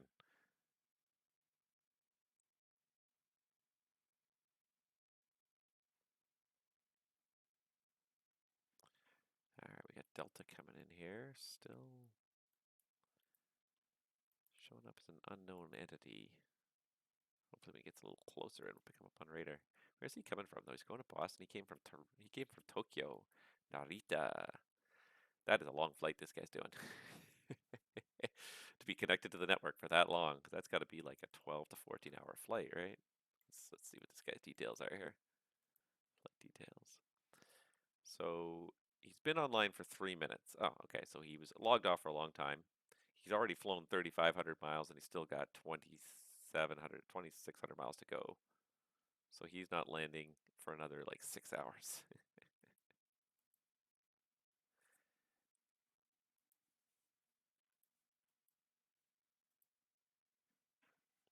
That's right. I had to look up Cranbrook, didn't I? I forgot that. All right. Let's look up Cranbrook. I believe this is the one that has only one approach. One Vancouver non-precision Center, circling WestJet approach. 241, flight level 380. WestJet 241, Vancouver Center, hello. No, Cranbrook's got a bunch. I must be thinking of something else. Castlegar, that's the one I'm thinking of. Castlegar is the one that's just got one approach from the north. So he's got a bunch of stuff to choose from here. Cranbrook, winds 140 at 4, so it looks like it's going to be 16.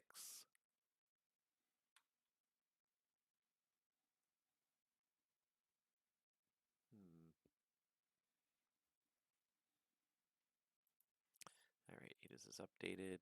Kelowna's up to Delta now.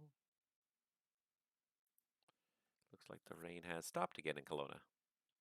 Very nice.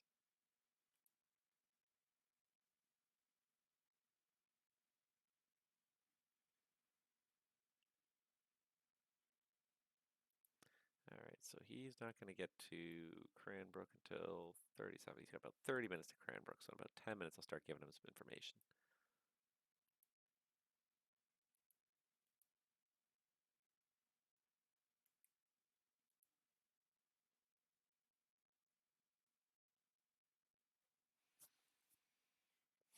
What's this? SVA. I don't even know that call sign, SVA.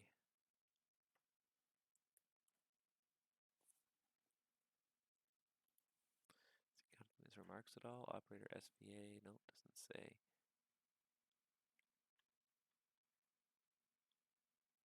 Vancouver Center, good day. Saudi 041 Heavy with you, flight level 380, destination Los Angeles, inbound 8 guests and 130 miles.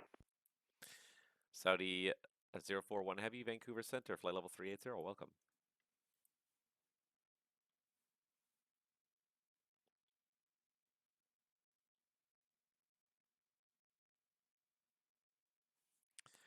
Spirit 243 Vancouver Center. The information in Vancouver is Bravo, runway 08 left for arrival. 08 left for arrival, information Bravo, Spirit 243.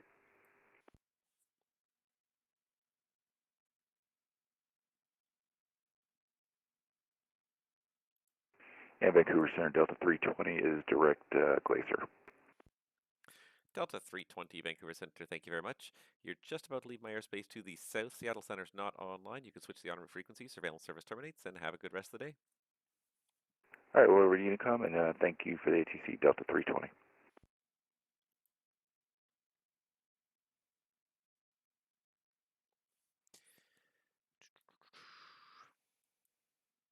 Yankee Quebec Kilo Vancouver. I've got Cranbrook weather from 2100 Zulu. I don't know if you want to grab it now or just wait a few more minutes. Should get to 2200 weather hopefully within the next 10 minutes. You can wait for the next weather. Yankee Quebec Kilo. Yankee Quebec Kilo, roger.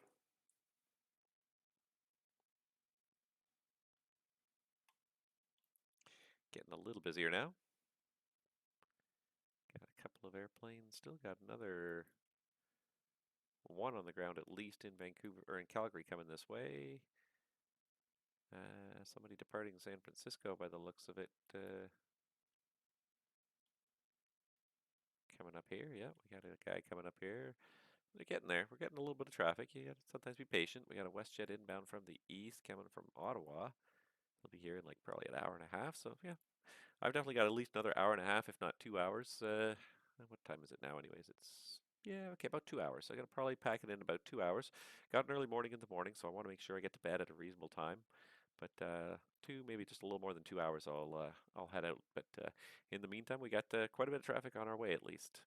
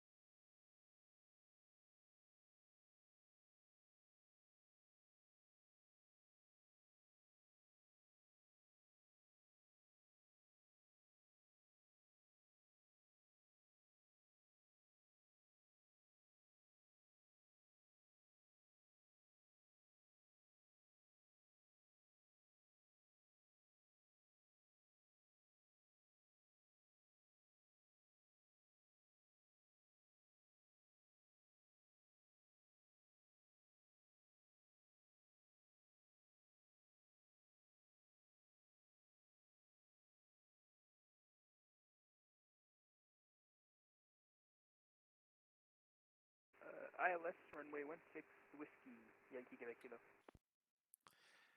All right, Yankee Quebec Kilo. I copied the ILS 16 Whiskey, and for now proceed direct Skookum. That's Sierra X-ray. Alright, direct Skookum, Sierra X-ray, Yankee Quebec Kilo. All right. Hopefully you guys are back with me. My apologies for that. Sometimes my computer does not like to play nice. I don't know why. Every once in a while it just does this. It just sort of gives up. I don't know if it's an AMD thing. Just every once in a while. It's not very often. But it seems like it's going to do it again.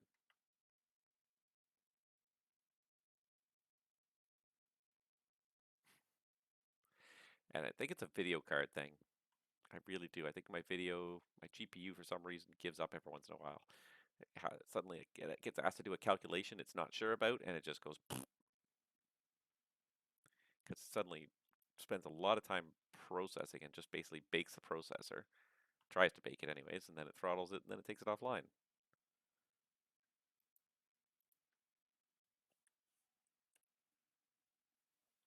Let's see if I can get this one thing to start here.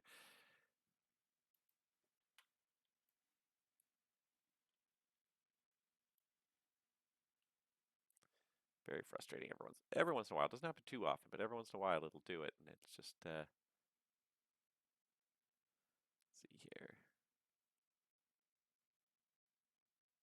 Yeah, the GPU is running. It's not running too badly now. It's running kind of warm, but it's really not using that much. It's using 6 or 7%. But anyways, hopefully it stays online from here on out.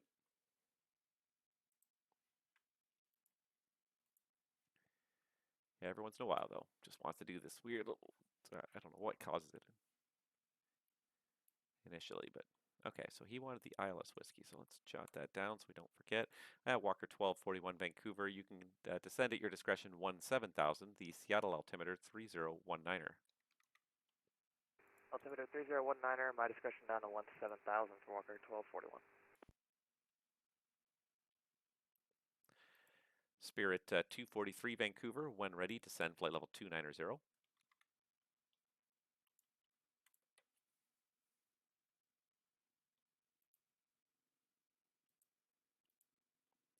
Spirit 243 Vancouver. When ready, descend flight level 290. Down to 290, Spirit 43. Yeah, I see WestJet's got 10 knots on him. I don't think they're going to catch up. I'll keep an eye on it, but I don't think it's going to be an issue.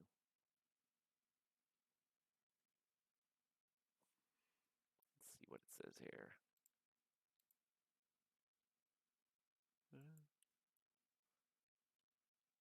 No. It says the closest they're going to pass is 51 miles apart in 17 minutes, but even so, that's still, yeah, that's not, yeah,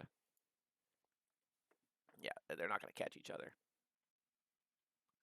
All right, still waiting for this guy to leave, this Charlie Golf Golf to take off here, hopefully sometime now.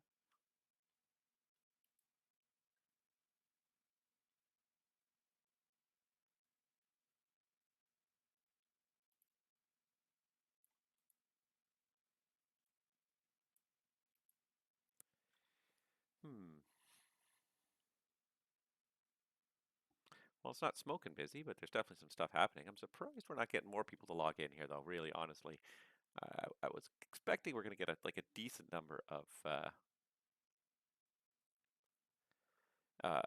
people to start logging in, in Vancouver departing. I'm surprised we haven't kind of got more people in that direction right now.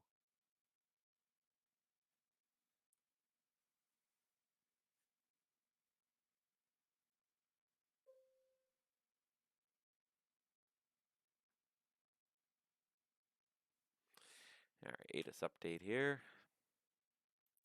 Kelowna's up to Echo now. It's got the 2200 weather, so hopefully I should start seeing all the 2200 weather pull across the network here shortly, including Kelowna, or including Cranbrook. So there's Victoria switched to Charlie.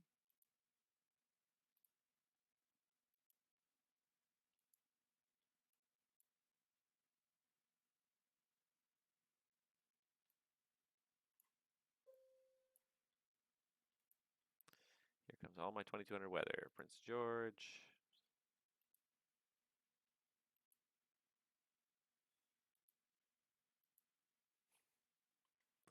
Something else updated to Calgary ATIS probably.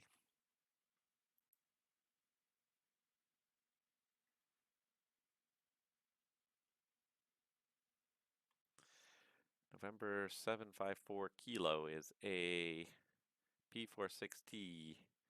It's a Malibu jet prop. It's not the Meridian, but it's got the same performance as the Meridian. And he actually had to put that comment in the in the remarks. I guess it gets confused a lot. People are often uncertain how to treat it.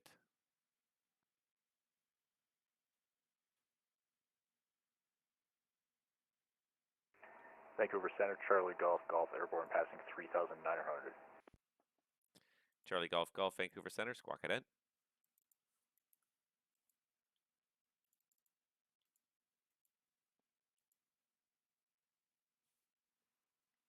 Charlie Golf, Golf, thank you. Identify climbing through 4,500. Continue climb, flight level 280. Flight level 280, Charlie Golf, Golf.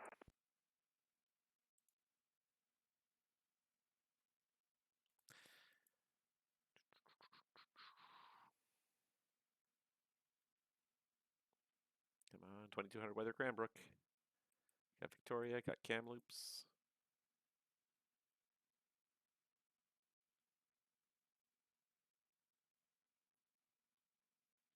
I wonder if I can open up the Kelowna terminal view here.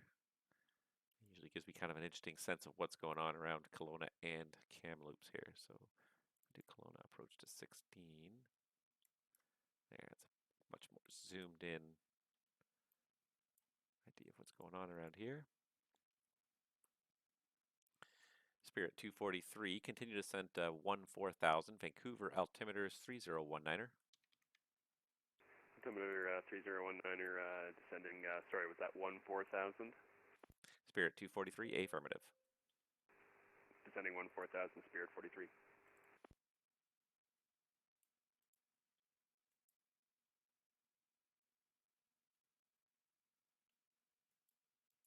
WestJet 241 Vancouver, when ready, descend flight level 290. Information in Vancouver is Charlie now. Plan runway 8 left. We'll expect runway 8 left. We'll descend to flight level 290 when ready. WestJet 241.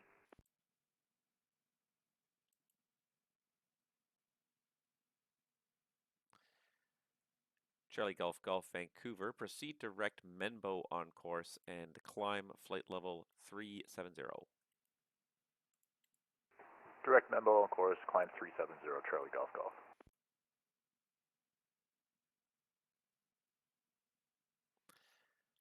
And Yankee Quebec Kilo Vancouver, I've got the 2200 Kamloops weather when you're ready.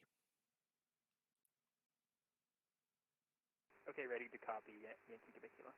Yankee Quebec Kilo, sorry, I might have said Kamloops, but Cranbrook weather at 2200 Zulu is winds 160 magnetic at 7, 25 miles visibility, broken clouds 6,300, broken clouds 10,000, temperature 16 dew point 0 tree, and altimeter 3006. Okay, I've got all that copied. Thank you so much, Yankee Quebec Kilo. Yankee Quebec Kilo Vancouver, when ready, descend 14,000. Descend 14,000, Yankee Quebec Kilo.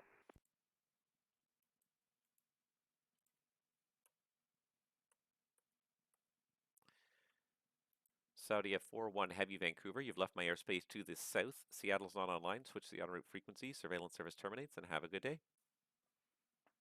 Yeah, come to decimal 8, so this is 41 Heavy. Have a good day. Thank you. We got WestJet 113 here.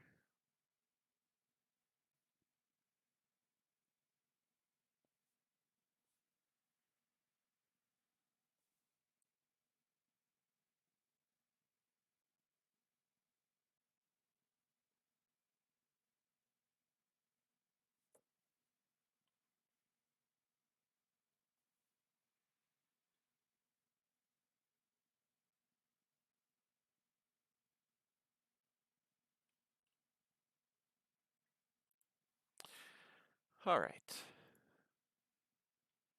Yeah, I am surprised. That's the one thing that's surprising me here really right now is that we don't have more people logging on the ground in Vancouver departing. That's probably the biggest surprise of the night. Normally, if I've been online this length of time, I had 2 people log on like after about half an hour, and then I've had nobody since, and that's fairly surprising.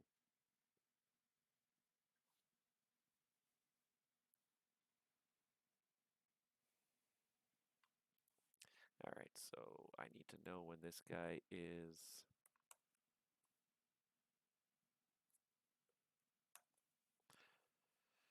He's 112 miles back right now. It's a little bit early to start down, but if he wants to start down, that's his choice.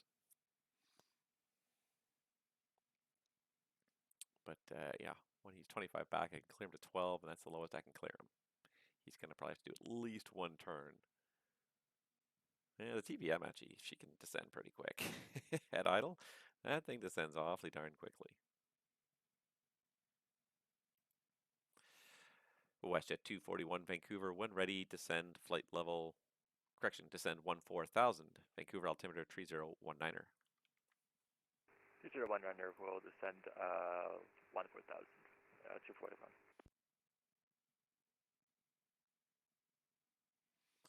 All right, there we go. Things are coming up nicely, but it's not particularly busy right now. Kind of hoping for a little bit more.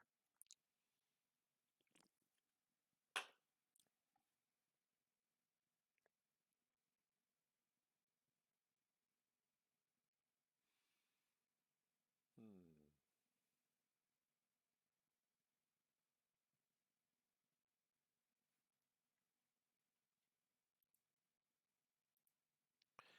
2, 3, 4, 5 airplanes on my frequency right now, and yet if I go and I look at like any of the other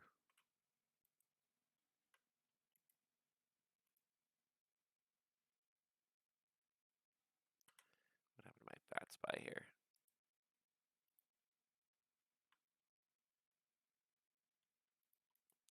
VATSPI died. Restarted here, but I was just going to say, if I go look at like any other American ARTCC, they've got to have at least 5 airplanes in their airspace, even the light ones. Even the light ones have got 5. Even Seattle's got 5 or 6 right now. Denver's got probably 1, 2, 3, 4, 5, 6, 7, 8, 9, 10, 11, 12, 13, 14, 15, 16, 17. 17 guys in their airspace. Like you know, you log on in like any of the American sectors, and you immediately are inundated with at least a dozen, if not a dozen and a half people. Yet in Canada, we're lucky we get 2 or 3. I'm looking across Canada right now. There's about 4 in the Edmonton sector right now, a couple on the ground as well, 2 in the Winnipeg sector. Even airborne in Toronto, there's only 1, 2, 3, 4, 5 right now. Montreal, 2. It, it's just it. I just get jealous. That's the end of it. Like I get jealous. The Americans just always the American ARTCCs always get more, um, so much more attention from the pilots. There's almost always so many more pilots available online, even on a relatively quiet day, like it's just the middle of an afternoon on a Monday. There'll be enough aircraft on there to keep a controller hopping busy for hours and hours. And here I am trying to fill the spaces with my listed jet.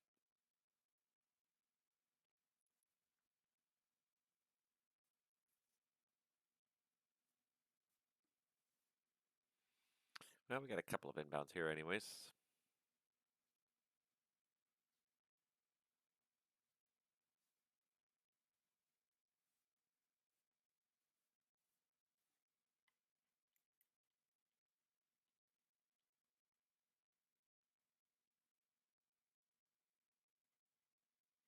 I think he may have started down a little early, but what can I do? I just give him the clearances. He works out when he wants to actually use them. Pity there's not a Seattle Center approach controller online because there's been a fair amount of traffic in and out of Seattle.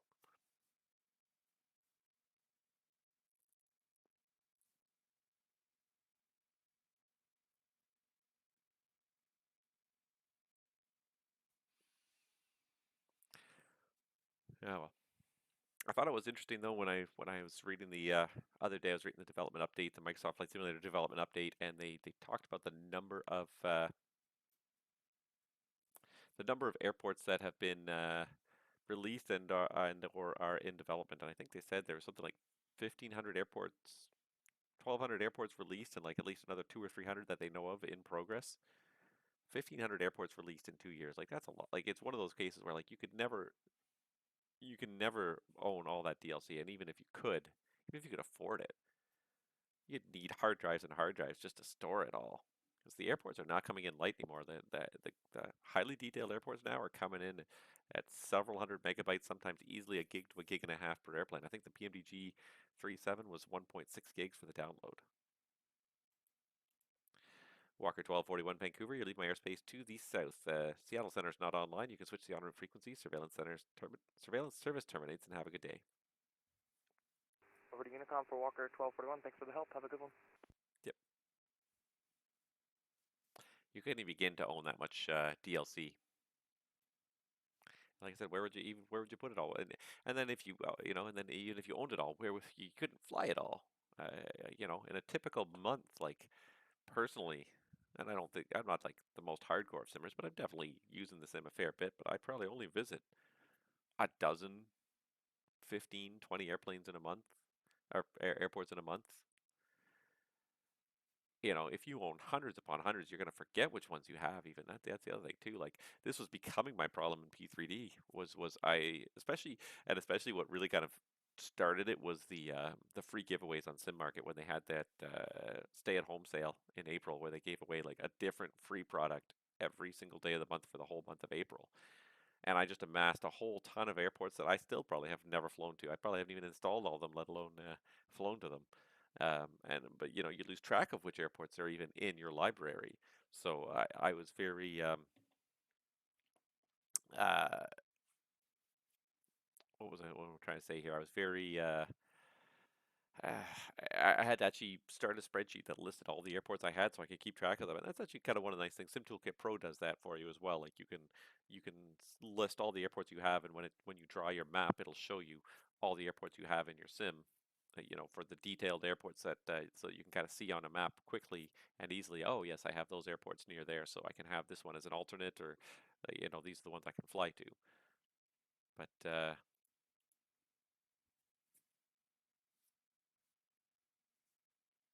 yeah, it blows you away when you realize how much has already been developed, and it's still I think we're only at the tip of the iceberg. There's still hundreds upon hundreds of high quality major airports that people want to see in more than just a default level of scenery.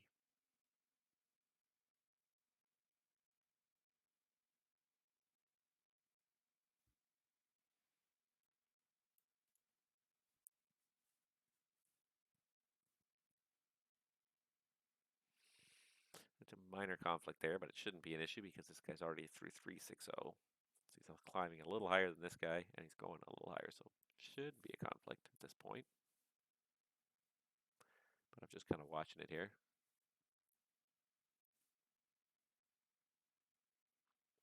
I don't see it as being an issue.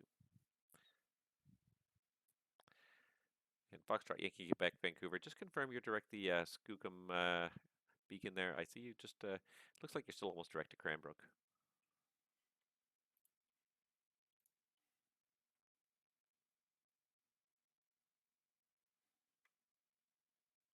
Yeah, it should be direct XC, Yankee Quebec Kilo. Yankee Quebec Kilo negative. You should be direct Sierra X-ray. Oh, sorry about that. I'll be direct here X-ray. It wasn't on my FMS, Yankee Quebec Kilo. No problem.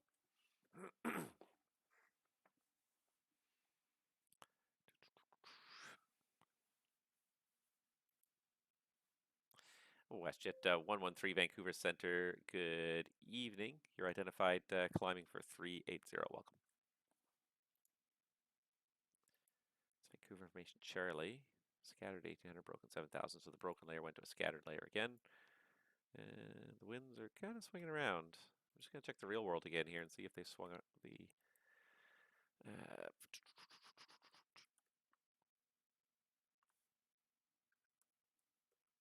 because, yeah, seems like the winds have kind of swung around a little bit here. Nope.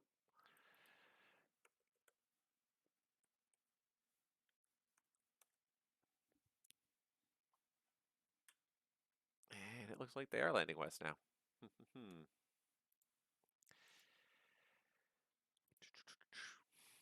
Spirit 243 Vancouver.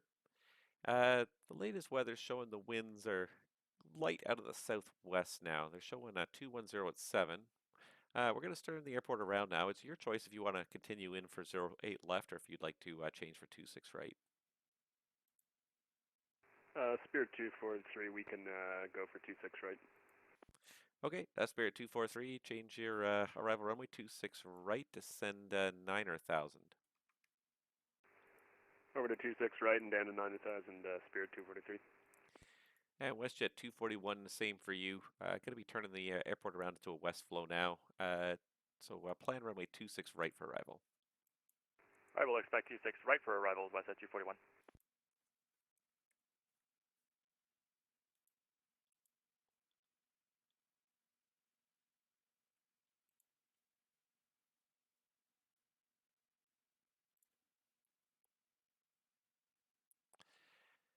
And Spirit 243. Continue on the arrival for now, and we'll just watch it here. I may need to give you like a little vector off course just for the just lose a little bit of extra altitude here. 10-4 for Spirit 243. Probably going to give him a little turn.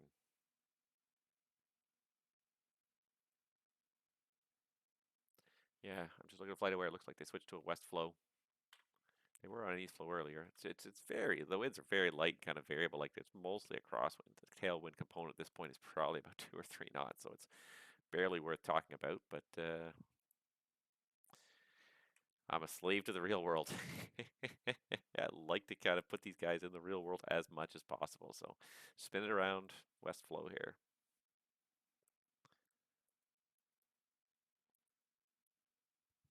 Spirit 243, vectors for your descent, fly heading 170. Heading 170, Spirit 243. And Spirit 243, did you want, for runway 26 right, did you want the RNAV Zulu or Yankee? We can go for the RNAV Zulu, Spirit 243. And, oh, I'm sorry, and I'm thinking of the wrong runway. 26 right is only the RNAV, so disregard the question. Understood, Spirit 243. And sorry, was that 170 for the heading? So your Spirit 243? Spirit 243, affirmative, 170. 170 for Spirit 243. Looks like WestJet should have no problem getting down.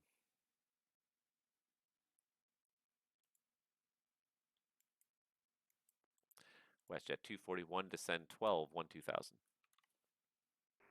Descend 12, 12,000, WestJet 241.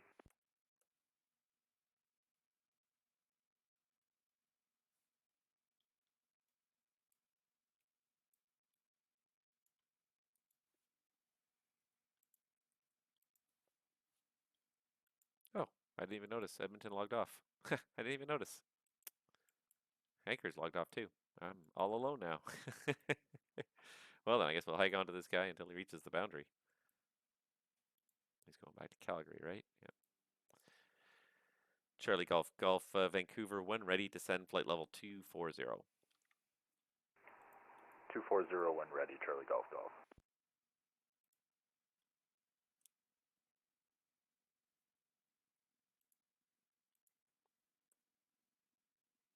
Alright, probably don't need this anymore. Close you. Do. Vancouver Center, confirm RNAV 26 right in use. WestJet 241 affirmative. RNAV runway 26 right. Roger, 241. Wonder if this guy's flying the Phoenix as well. The thing is, you'll never know for MSFS users because they could be flying the fly-by-wire 320. You never know with them. But yeah, if they're flying a 37 in Microsoft Flight Simulator, they're probably a PMDG customer.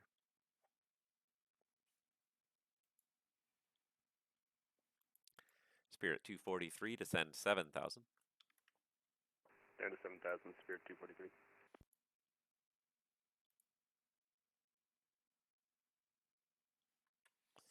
And let's see here. See, I'm always confused. It's 26 right is only the RNAV, but 08 left, the other end has an RNAV Zulu and an RNAV Yankee. I'm always confusing the two.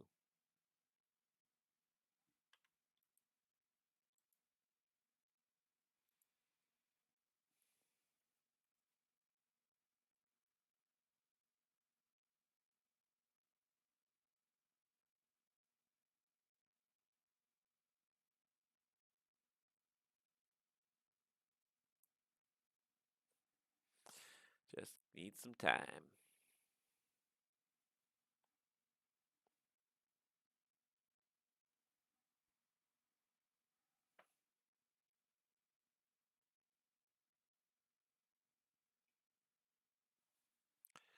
Okay, so he's got to lose speed as well as altitude here.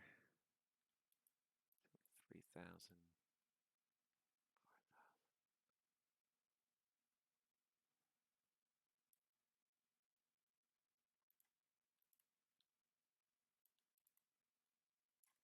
Yeah. If he can get down to about 9,000, I think that'll be good. So, yeah. Vector him in shortly here. WestJet 241, descend 9,000. Descend 9,000, WestJet 241. He's going to need just a little bit of space to lose that altitude here. I will have to slow WestJet eventually.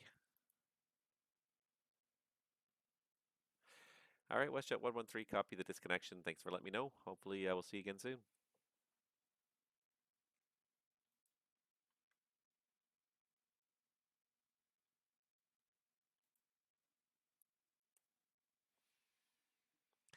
Charlie Golf Golf Vancouver. You're about to leave my airspace to the east at Menbo. Switch to the en route frequency is approved. Edmonton's logged off, so surveillance service terminates, and have a great day. All right, we'll switch over to en route. Thanks very much, Charlie Golf Golf. See you again soon.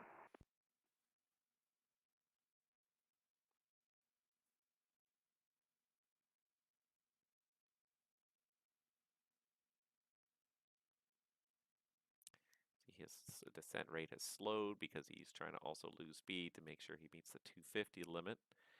Now WestJet at 241 Vancouver. If you're not already, slow 250 knots. Slow 250 knots, WestJet 241.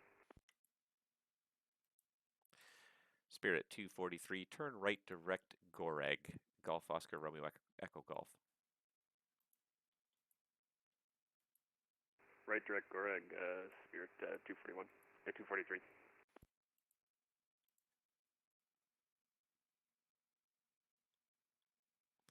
Spirit 243, thanks, descend 3,000.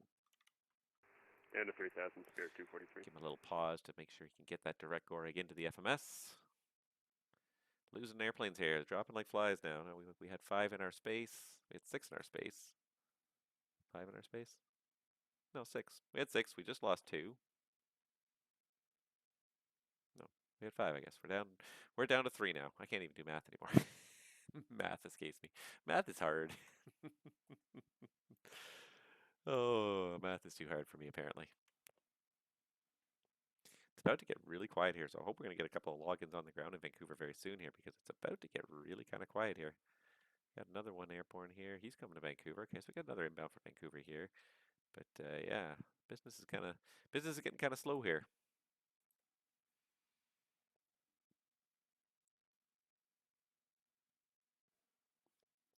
WestJet 241, slow 220 knots.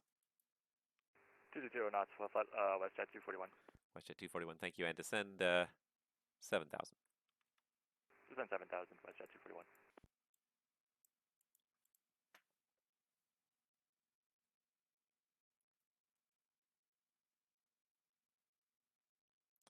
All right.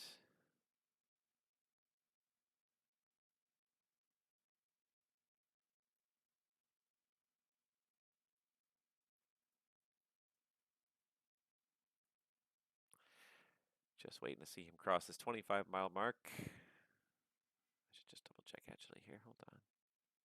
Where's that chart I need? Cranbrook. Yeah, it is 25 from SX. Yep. Oh, I got it from the right fix here. All right.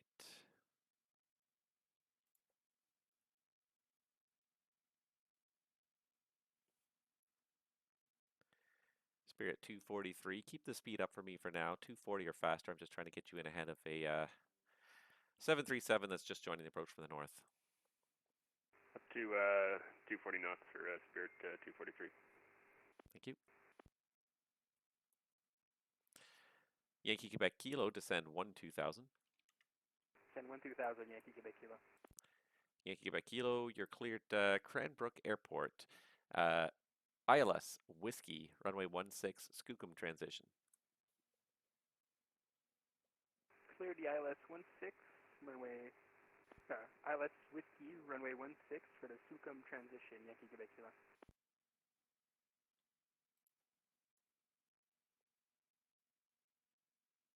All right, I think it's going to be okay.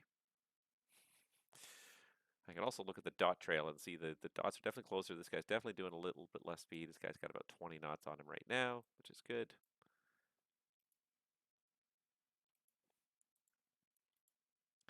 Spirit 243, Vancouver. You're cleared RNAV, runway 08 right, Goreg transition. I'm gonna assume that was 26 right for Spirit 243 via Goreg. Yeah, I don't know what I said, but yes, Spirit 243 cleared the RNAV, runway 26 right, Goreg transition. Cleared 26 right via Goreg, Spirit 243. At Spirit 243, make it speed 210 or faster for now. 210 or faster for Spirit 243. Oh, I got one. Somebody logged in on the ground. Foxtrot Yankee Quebec Kilo Vancouver. I've got no further traffic observed reported between you and Cranbrook. You can switch to the advisory frequency for the arrival and just report down and clear with me on this frequency. Okay, we'll call you back on the ground, Yankee Quebec Kilo. Good day. Thank you.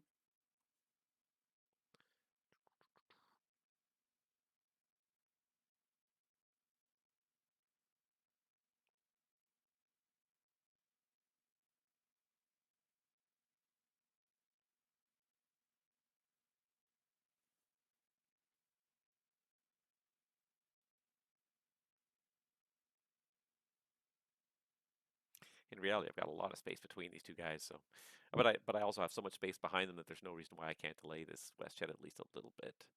WestJet 241, descend 5,000. Descend 5,000, WestJet 241.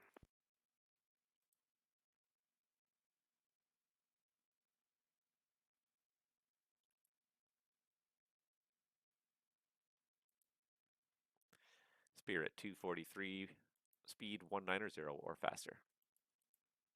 190 or faster, Spirit 43. At the end of the day, really, there's a lot of space. It's almost because there's so much space. I'm having a hard sense of scaling and trying to really work. So I'm just kind of taking the really easy way out, just making sure this WestJet is a fair bit behind. And he is starting to catch up now a little bit, but I've still got lots of space. I really only need 3 miles, and a 737 behind a 320. I only need 3 miles, so I can let the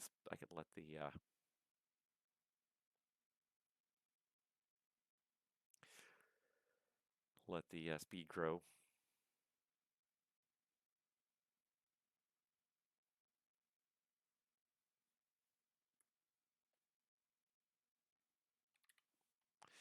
WestJet 241 Vancouver, descend 3,000.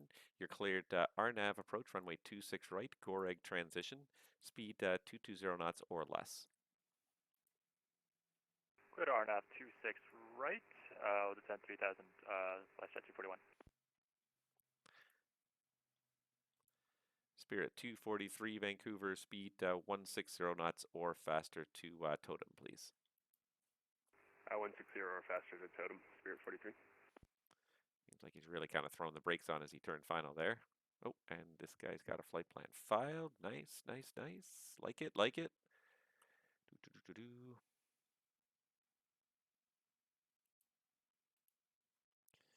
All right, so runway 26 left now for departure. You know what? And I thought it's funny, I went all this effort to switch the airport around. I never switched the ATIS. So it's now 26 VMC with Delta. Vancouver Center, WestJet 752, requesting IFR clearance to Seattle with information Charlie. WestJet 752 Vancouver, you're cleared to the Seattle airport via Vancouver 1 departure. Radar vectors Roche, flight plan route. Departure runway is 26 left and squawk code 0754.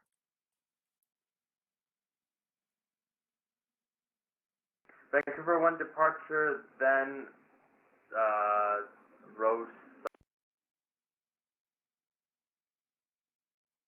You can do it. Now WestJet 752, it broke up. Say again the readback. Vancouver 1 departure, runway 26 left, then road something, and squawk 0754 for WestJet 752. Now WestJet 752, it's after Vancouver 1, it's just radar vectors over to Roche to intercept your flight plan route. Your readback is all correct. Push back and start up at your discretion. Call ready for taxi. It's information Delta now, Vancouver.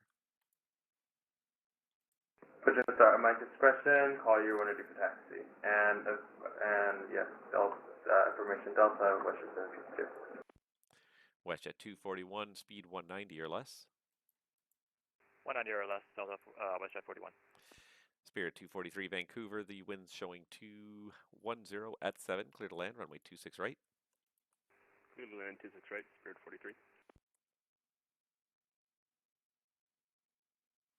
All right, so we got 2 inbounds from the east. We got a departure. Okay, so we're going to have some stuff to do here. I was getting a little worried it was going to get a little boring. Nothing much was happening, but it seems like stuff is happening, so it's good. That's good.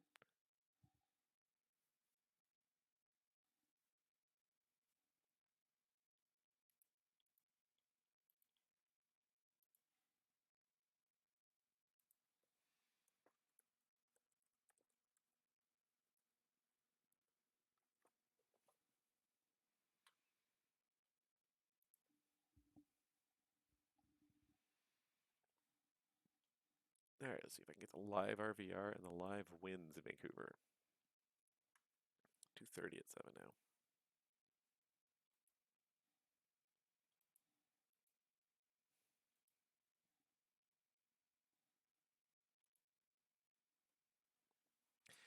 WestJet 241 Vancouver, cross Totem at 160 knots. Totem 160 knots, WestJet 241. All right, so YQK looks like he's on final into Cranbrook through 7,500, looking good.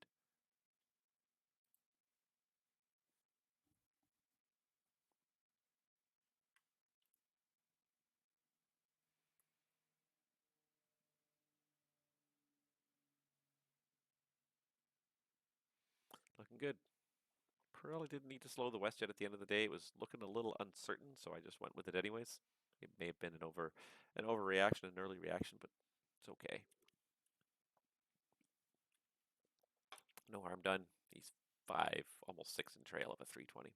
Could have squeezed another airplane in that gap if it was busy, but it's not busy. I've got all the space to work with in the world here right now. Hopefully we'll drum up some traffic here. Yeah, we're getting there though. We got a handful of inbounds anyways. Some of them are quite far out and won't arrive anytime soon. I've got one Air Canada 1780 came out as SFO. He's on his way. There's a WestJet for Lima November that came from Honolulu. Those two guys will probably be here in like an hour and a half, so that's going to be just about pushing the end of my day here, the end of my duty day. But we'll try. We'll try. We'll try to stay on long enough for these guys, as long as there's enough other traffic to also keep us busy in the meantime. That's the other problem. I just need to make sure I have enough traffic to stay busy here. Spirit 243, take the next available left there on Mike 4, please. Minimal delay on the runway. This traffic's 4 miles final. Expediting over to the left, Spirit 43. WestJet 241, continue number 1, just waiting for traffic to exit. Yeah, we got traffic in sight, WestJet 241. Spirit 243, clear at runway. WestJet 241, Vancouver, the wind's 240 at 7, clear to land, runway 26 right. 26 right, clear to land, WestJet 241. Spirit 243, welcome to Vancouver. Thank you for all your help today. Turn left on Mike, and do you know where you're parking? I do not. All right, Spirit 243, let's find you a domestic gate. Taxi Mike Juliet to go to gate 47. Mike Juliet to gate 47, Spirit 43.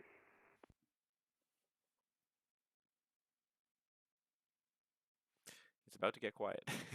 I'm about to have nobody on frequency at all. But in like 10 minutes, I'm going to have this Air Canada's going to enter my space in about, 10 minutes.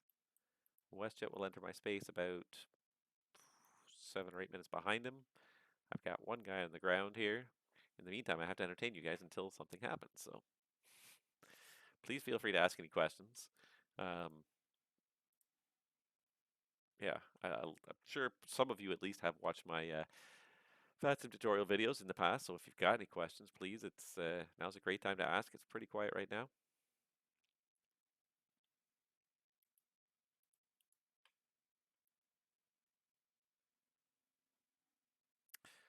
But otherwise I wasn't sure if I was going to get time to do the stream today, so I really didn't have any chance to really kind of do any research on topics to talk about.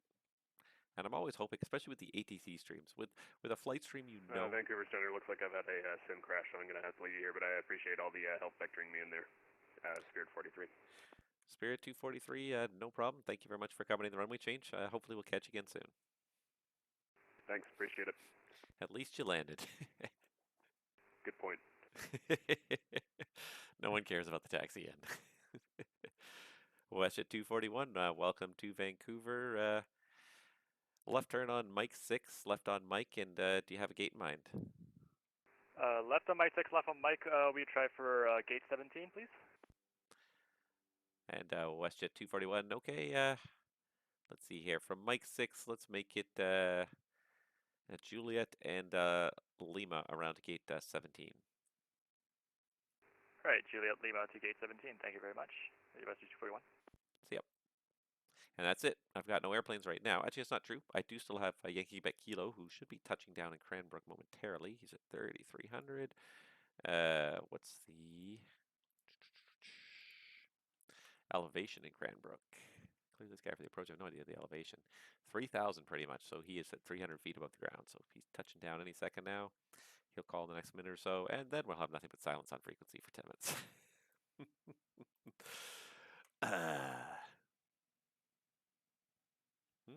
The sim crashed, but he's still there. All right, now he's gone.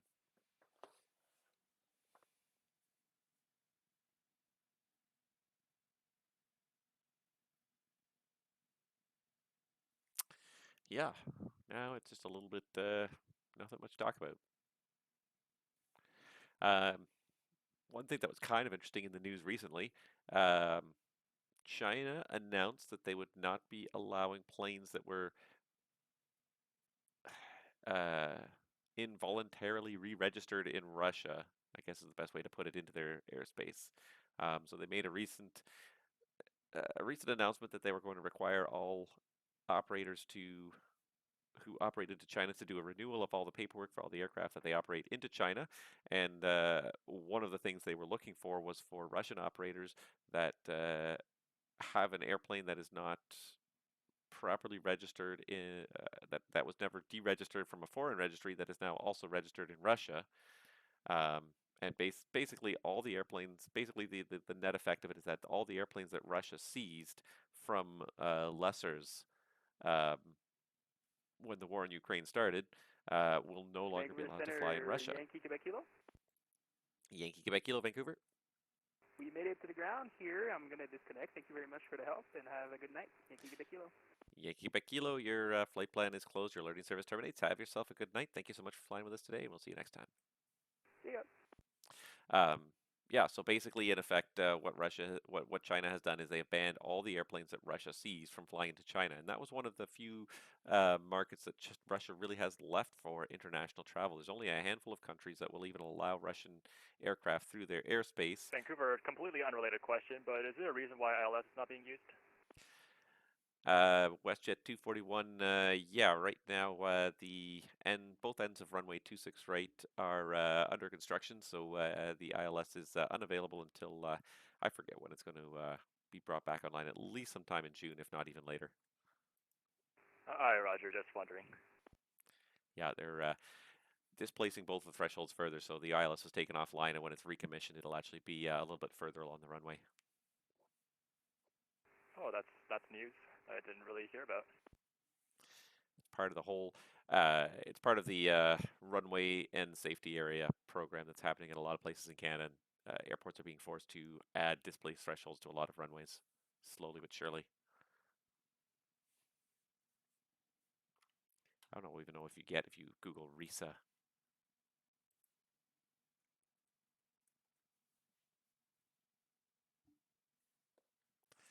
Let's see.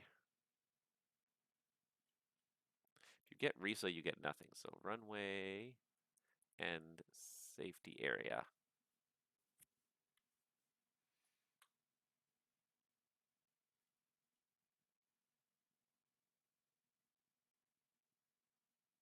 No. So if you type in RISA, you get to like a clothing store. So you have to type in runway and safety area.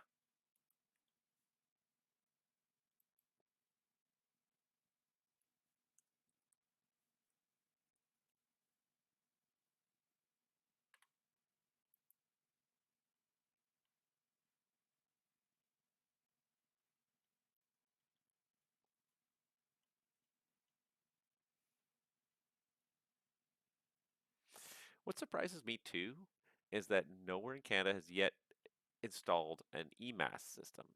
And I find that a little strange. Um,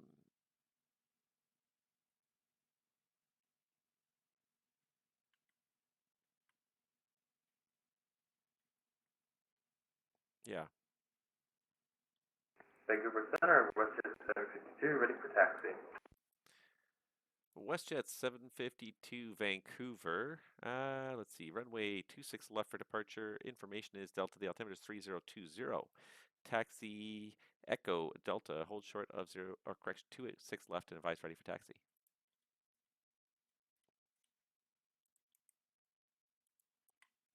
Taxi via Echo Delta, hold ship 26 left. And altimeter is 0320. WestJet 752 affirmative.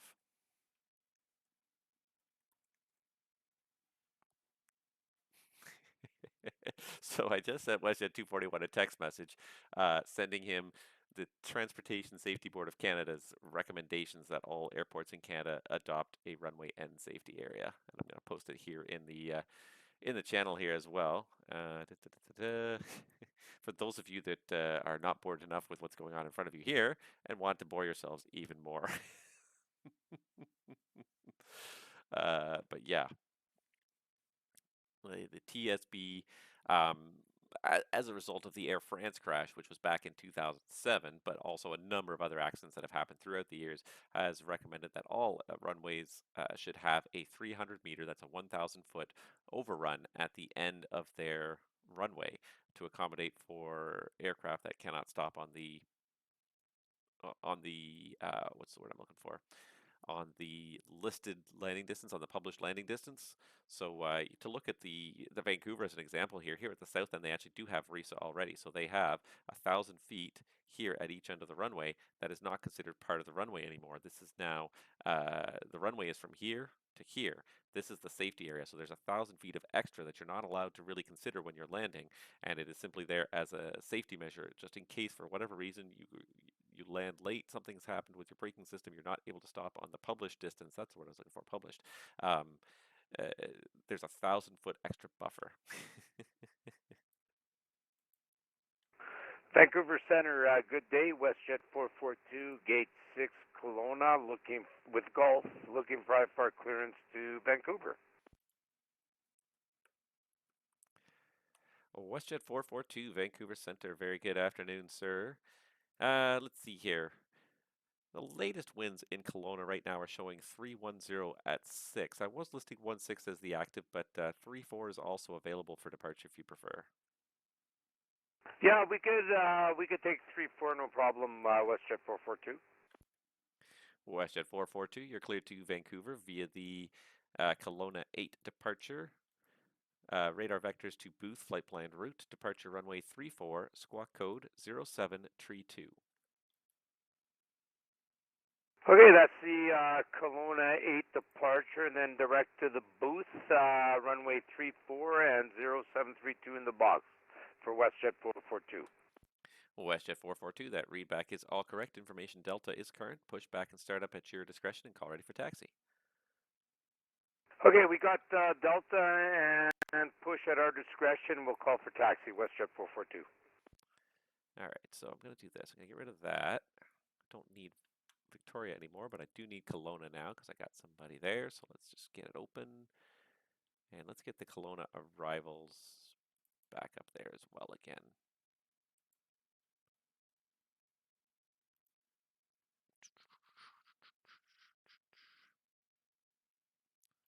All right, show me Kelowna ground, please. There we go.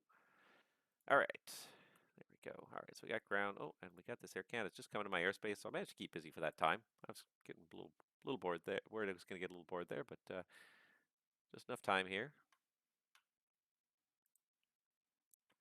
Just enough time to kind of keep everything interesting, at least.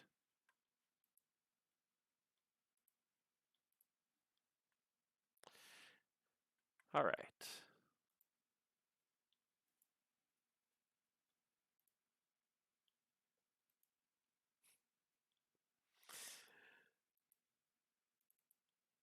WestJet 241 says he thinks he's actually going to, the Transportation Safety Board report should be interesting. So, yeah. You never know what people are going to find interesting, but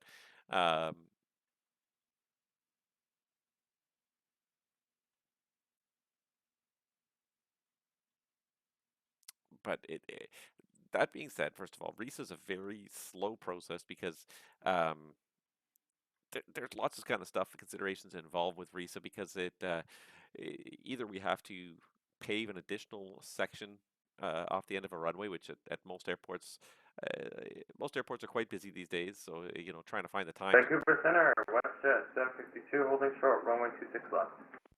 WestJet 752, Vancouver, contact me once you're airborne. The winds are 240 at 7, clear for takeoff, runway 26 left. Good for takeoff, runway 26 left. Contact you when airborne, WestJet 752. Yeah. Vancouver Center, good evening. Air Canada 249 with you, flight level 380. Air Canada 249, Vancouver Center, good day. Squawk code 0764. Squawking 0764. Yeah, so trying to, no matter what way you slice it, RISA is not an easy project. It takes time. Air Canada 249, identified flight level 380, welcome. There's, even if you don't shorten the runway, but rather add 1,000 meters, add 1,000 feet, 300 meters to the end of each runway, you still have to close the runway while that's happening. You can't have airplanes taking off and landing while people are working right off the end of the runway.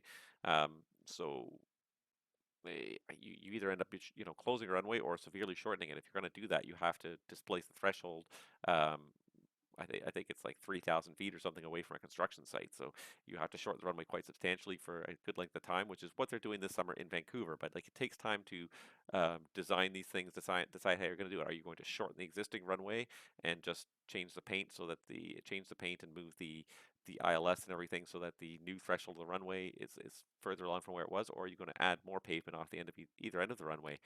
Is that even an option? A lot of places it isn't even an option. So it's something that's been slowly in the works. Transport Canada is mandating it, but it's very, very slowly being incorporated to a lot of airports. A lot of airports, there's not a whole lot of room to add a full 300 meters, 1,000 feet of pavement to each end, and a lot of runways, a lot of airports shortening the runway by that much is also an issue. So you know we kind of have a mix of issues going on here. Um, but yeah, Transport Canada has definitely kind of dragged their feet in making it a mandate. The TSB asked for it after the 2007 Air France crash. Here it is 15 years later, and still, like most major airports around Canada, have not yet implemented it. Yes, there have been a few places that have, but it's mostly still sort of just in a planning, we'd like to do it phase. It's wishful, almost a wishful thinking phase.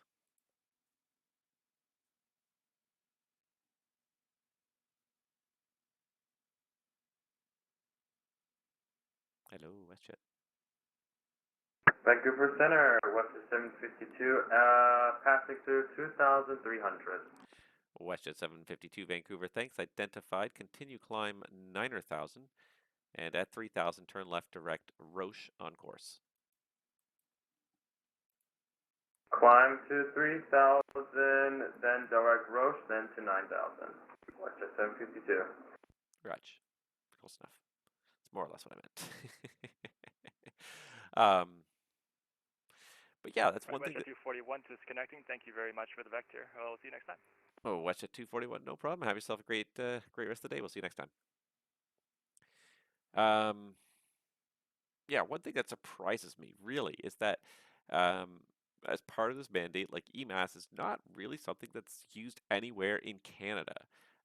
It's become very popular in the US. There's a whole bunch of airports that instead of implementing RISA implemented EMAS, which is an alternative. If you can't if you don't have the space to implement a proper RISA system, then you can use an EMAS system instead, and it takes up a lot less space. What all RISA is basically 1,000 feet of empty pavement. It's not actually part of the runway, but it's 1,000 feet of empty pavement at the past the end of your runway, where an aircraft has an additional room to stop. It's a safety margin past the end of the runway. EMAS is you may have seen it at some airports, but EMAS is the Engineered Materials Arresting System. And what EMAS is basically EMAS basically basically it's a bunch of sand-filled cinder blocks that are designed and laid out in a very, very specific way.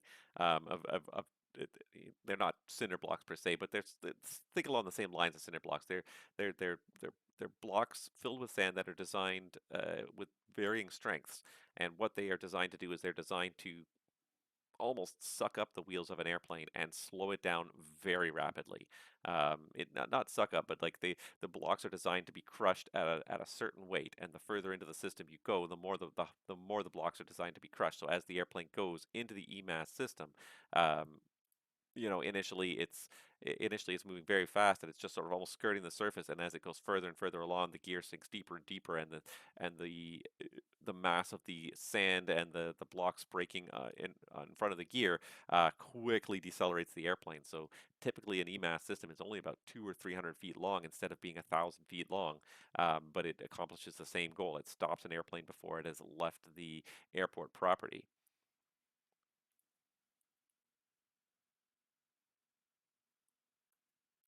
Um, it's very popular in America.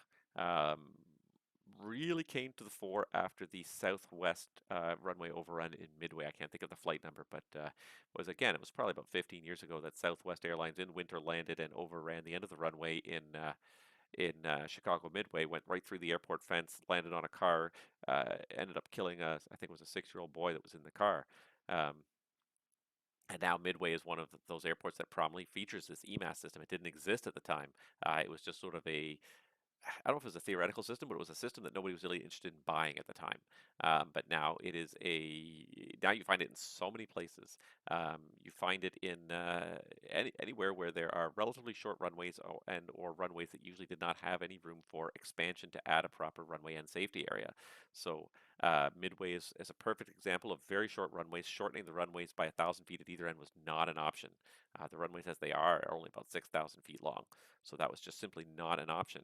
Um, Other places you find at LaGuardia, again, relatively short runways for an airline operation, and no additional room to extend off the end of the runways. There's either a highway, there's an expressway off the end of one runway, and then there's water off the end of the other three runways. So instead, they have EMAS systems which allow them to uh, forego the RISA system, but they still have a means of stopping an aircraft that is not able to stop on the published landing distance, and it stops very quickly without going off the end of the end of the structure.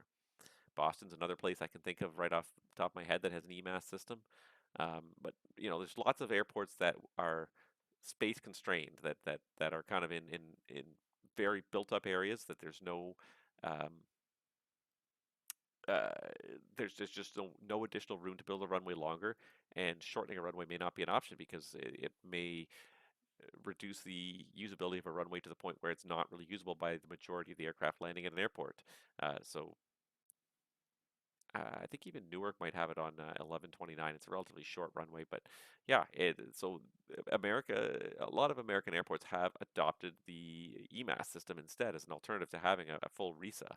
But for some reason in Canada, where we have a lot of airports that have these challenges where they are space constrained, there is not additional room to build another 1,000 feet of pavement at either end of the runway because a lot of these airports are now fully enclosed by built up areas. Uh, it's surprising that no one is really looking at EMAS as a solution to this problem. They're just everyone's sort of shrugging their shoulders and kind of kicking the can down the road. And it's something that it needs to happen sooner than later. Um, yeah, it's just an additional safety margin that it's not happening right now. It needs to happen, but it doesn't seem to be happening very quickly in Canada. Anyways, the U.S. has been very much all over it, and they've mostly adapted it at this point. But Canada is way behind the eight ball on this, as they often are, unfortunately.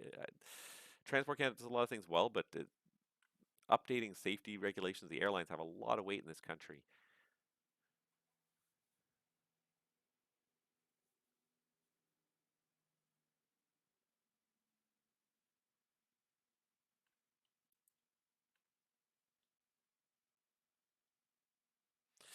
See, and it's funny to look at this, and I just looking at the end of this file, just sort of scanning it very quickly, but TSB reassessment of Transport Canada's response to recommendation A0706. And this reassessment was published in March of 2022, so March of this year, just 2 months ago, full 15 years after this Air France accident. Um, According to Transport, um, so the new recent requirements were published in the Canada Gazette in January of this year. According to TC, these regulations will increase runway overrun protection to passengers from 75% of passenger traffic in 2017 to 95% by 2038. So an additional 15 years to get this all implemented. However, these regulations focus only on the risk to a majority of, but not all passengers, and do not consider non-passenger air traffic or the terrain at the end of all runways. The board believes regulations do not fully meet the ICAO standard, which requires 150-meter safety runway end safety area for all runways 1,200 meters in length and longer. Provisions for other types of runways. Additionally, TC has not yet provided an assessment of the residual risk represented by the gap between TC's regulations and the ICAO standard. Furthermore, while the regulatory changes will reduce the risk associated with an overrun, they will not reduce the risk to the level that would be afforded by the ICAO's recommended 300-meter RISA. Therefore, the response to recommendation A0706 is assessed as satisfactory in part. The deficiency file is still considered active. So TSB is still not happy. And this is not the first time there's a continuous litany of responses since the original recommendation was made in December 2007. Transport Canada has gone back and forth many times here.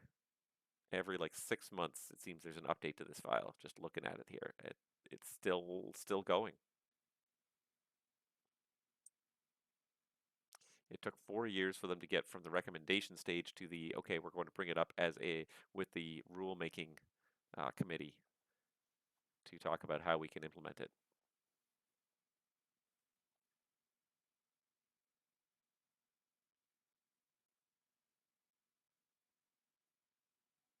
It's it's one of those things that, like, it surprises me that because it seems like the FAA has been very much on it, and they very much, like, at major airports, it's pretty much almost a done deal in the U.S. It seems, and maybe that's just my impression, just because I know I've seen this in a lot of places. So, curious to know what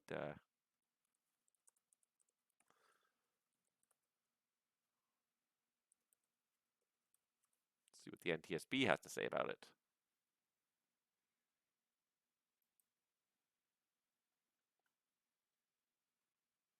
It was 2005 when the Southwest airplane went off the end of the runway.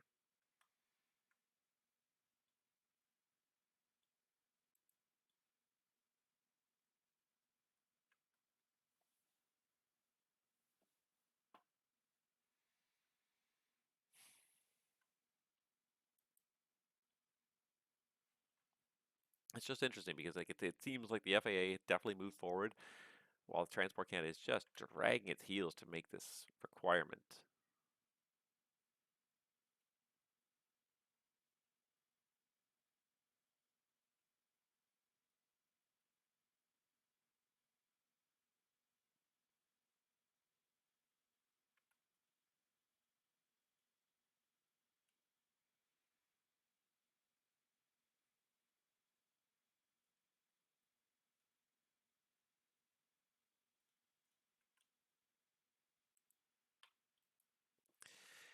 Air Canada 249 Vancouver.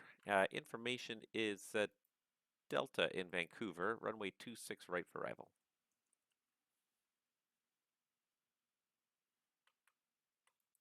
Roger, we have information Delta and oil plan for 26 right, Air Canada 249. Air Canada 249, thank you. When ready, descend flight level 290.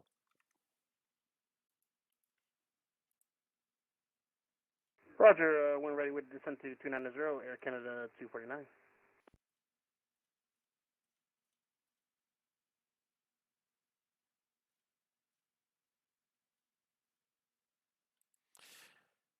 Just trying to see what I can find.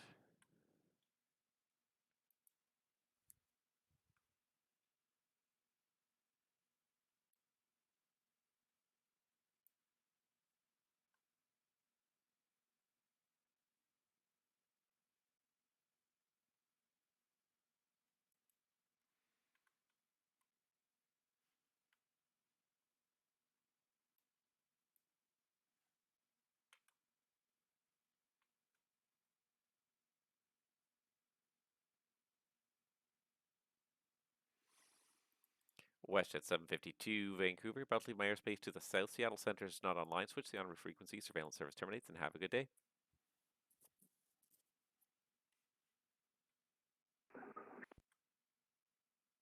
Radar service is terminated for WestJet 752. Just curious, do you know what runway we'll be landing on in Seattle?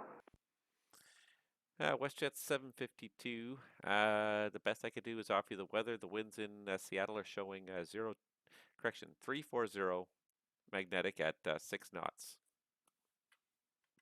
Sounds good, thank you, and have a good day. Thanks, you too. Oh, and there's an ATIS update for me.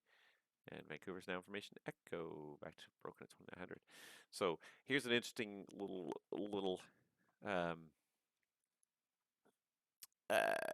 here's a little interesting little update there for the FAA. So the FAA published advisory circular AC 150 slash 5300 13A, which is airport design specifically, and it's interesting. To whom does this AC apply? The FAA recommends the guidelines and specifications in this AC for materials and methods used in construction of airports. In general, use of this AC is not mandatory. However, use of this AC is mandatory for all projects funded with federal grant monies through the Airport Improvement Program and with revenue from the Passenger Facility Charge Program. So it's not mandatory, but if you want any federal money for any of your expansions, then it does become mandatory. So it's a very interesting way to kind of make it very economically advantageous to conform to these designs. If you want to use federal money, you have to follow these designs, and runway end sighting requirements are among them. So runway ends and safety areas and so forth. So it's interesting to kind of, money is a great motivator at the end of the day. It seems to have gotten the attention, certainly, of some people. But yeah, in Canada, of course, very little federal money ever gets spent at airports now. Airports are looked upon as a way to earn money, a way for the federal government to earn money, not to spend money. So, yeah, it's it's definitely provided good motivation for the people at American airports to implement a lot of these changes sooner and use federal funds for it.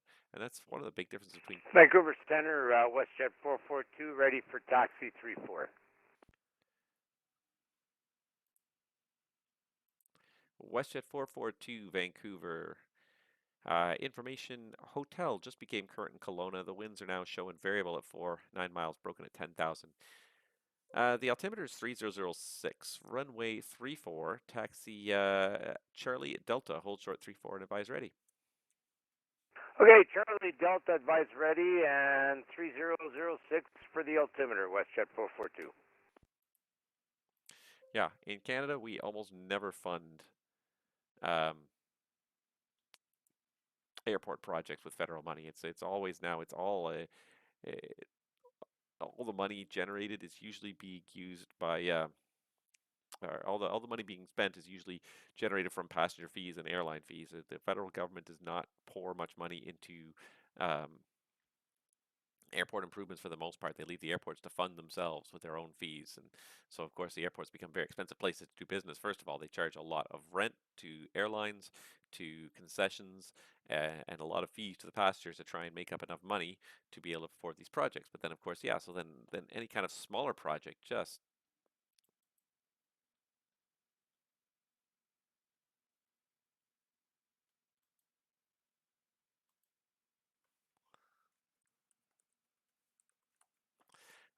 yeah, so any Vancouver Center, WestJet 442, we're ready to go.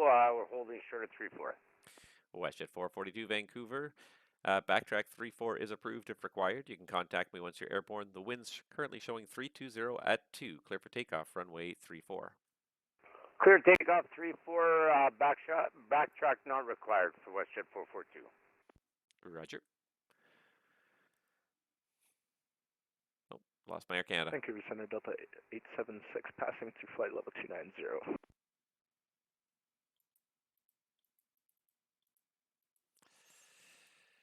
Delta 876 Vancouver. Is that you squawking 1234 about,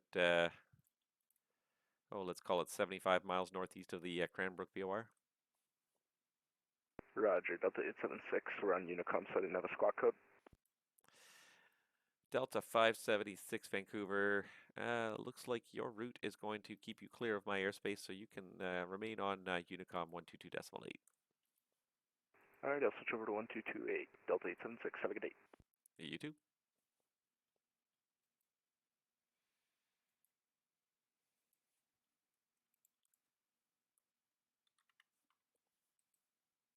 Yeah, that's the unfortunate reality of the situation in Canada, is that there's no federal funding that really goes to support airports, which makes it very hard to afford some of these improvements too. And the larger airports can afford projects, but certainly the smaller airports, it's not even in the cards. They're just trying to get by, and then of course you had COVID, which shrunk all their funding, which basically relies on passengers passing through the airports to almost zero for 3, 6, 9 months Vancouver a year. Center, WestJet 442, climbing through 3.5. WestJet 442 Vancouver, thanks. Identified. Continue climb. Flight level 260. 260, WestJet 442. So what are what are these airports supposed to do? Where they're supposed to find the money to do these kind of things?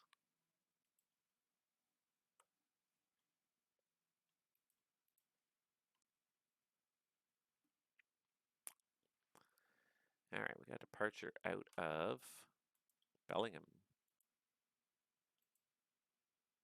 Looks like it goes southbound. Pardon me. I was up a little bit early this morning, not super early, but a little bit early. Guess it's starting to catch up with me a little bit now. Especially as my can of Coke wears off, that's going to continue to catch up with me.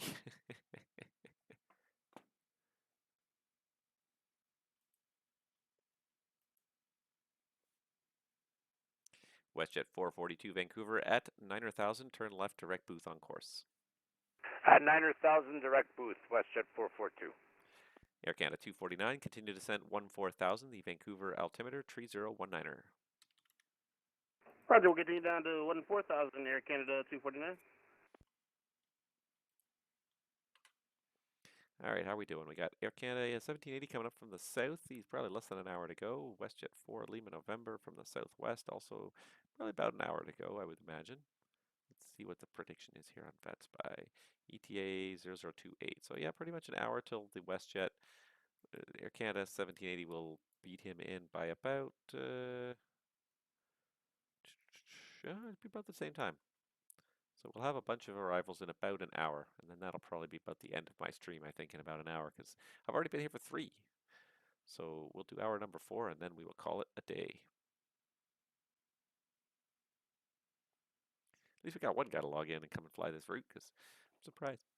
Again, I'm surprised we haven't gotten more. I mean, it's a Monday, so it's not exactly like the hoppingest day on the network, but I'm surprised we're not getting more traffic here in Vancouver. But it's also one of those things too, that traffic begets traffic in VATSIM. If you're not here a lot, you won't see traffic. You know, people go to places where they expect ATC to be online and expect it to last. And that's one reason too why I don't like to log in for anything less than 2 hours. At a bare minimum, 2 hours is my minimum. If I can't spare 2 hours to be online, to me there's no point to being online. You probably won't see too much traffic pop up in the first 30 to 45 minutes. So only after about an hour do you even start seeing the traffic pop up. So then that second hour is often busier. But yeah, if certainly people flying towards airspace, flying towards Vancouver from elsewhere, if Vancouver does not have a reputation for being online very much, they're not going to feel as inclined to fly there. But if this is a place where they feel like there's a good chance that a lot of people are going to be online, they may or may not choose to be online a little more often. So, anyways, it's a bit of a shame. A lot of Canadian airports are underutilized as a result. And then a lot of controllers become bored because there's not too much happening. I mean, I'm not overstimulated tonight, that's for sure. I wouldn't say I'm bored, but I definitely would love to see about, I don't know, double the amount of traffic I've had so far. Triple the amount would be great. That would definitely keep me occupied.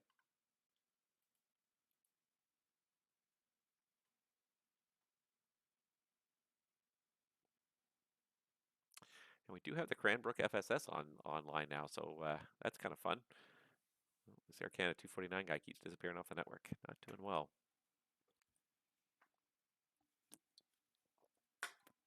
Cranbrook FSS. So we're starting to see some FSSs actually get used online a little bit. Cranbrook is online now, so that's one FSS. It's not the only one, but it's definitely one of them.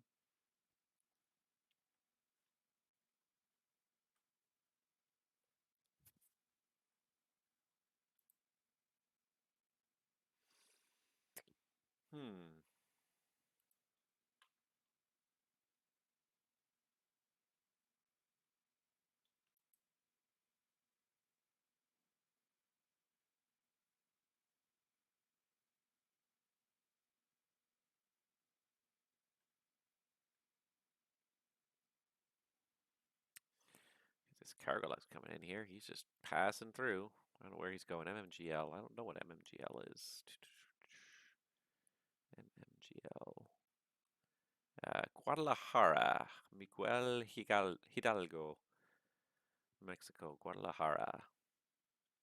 He's still got a long way to go. He came from Anchorage. Anchorage down to Guadalajara, so he's probably about a third of the way there. He's got hours left to fly too.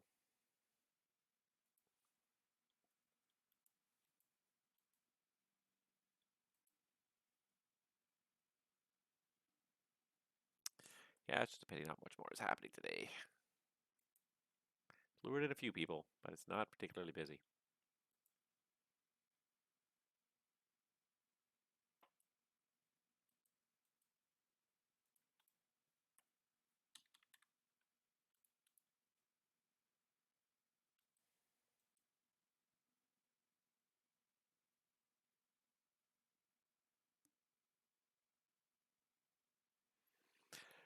Boy, if I'm gonna stay on for another hour, I gotta start finding some stuff to talk about because again, it's gonna get boring in about 15, 20 minutes. We're gonna lose both our airplanes. We're not gonna lose them. They're both gonna land. Maybe half an hour. Yeah, I guess he's almost 25 minutes from landing. And hopefully we'll at least see those other inbounds by then.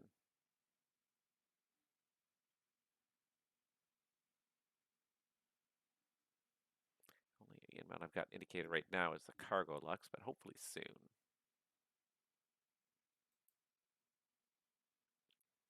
Just gonna let this guy level off, let himself get established in cruise, and I'll give him the arrival information.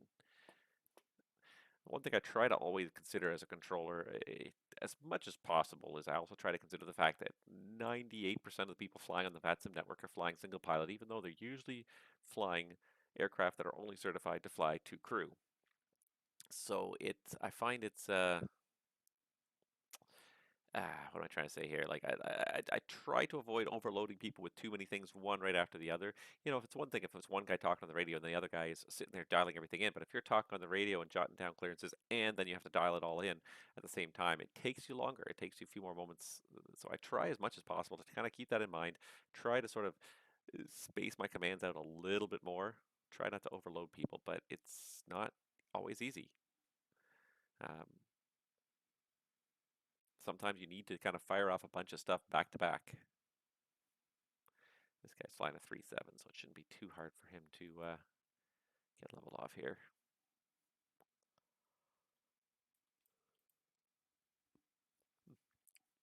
I have seen WestJet 442 around a lot quite recently, though.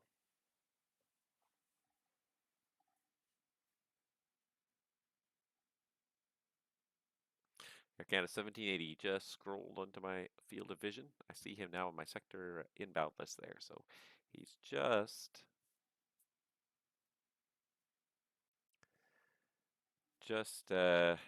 approaching the outside of my range. And what is my range set to today? My range is set to 300 miles, so he's 300 miles from Vancouver at this point. So yeah, he's 45 minutes away from landing, give or take. WestJet 442 Vancouver. For your planning, it's runway 26 right for arrivals in Vancouver. Information is Echo, I believe now. Okay, we got Echo and plan for 26 right. We were planning the ILS for the 26 right, WestJet 442. Yeah, WestJet 442. Unfortunately, the ILS is offline until at least sometime next month. You can plan the RNAV runway 26 left. Oh, correction then, my bad. RNAV 26 right, WestJet 442. And I said 26 left. Thank you. And Air Canada 249 safe for you, plan the RNAV runway 26 right. Yeah, but I was just updating my FMC as you called me. No problem. Air Canada 249 descend 12,000. Descend 12,000, Air Canada 249. And WestJet 442, when you're ready, descend 4,000, Vancouver altimeter 3019er. 3019er, when ready, descend 14,000, WestJet 442.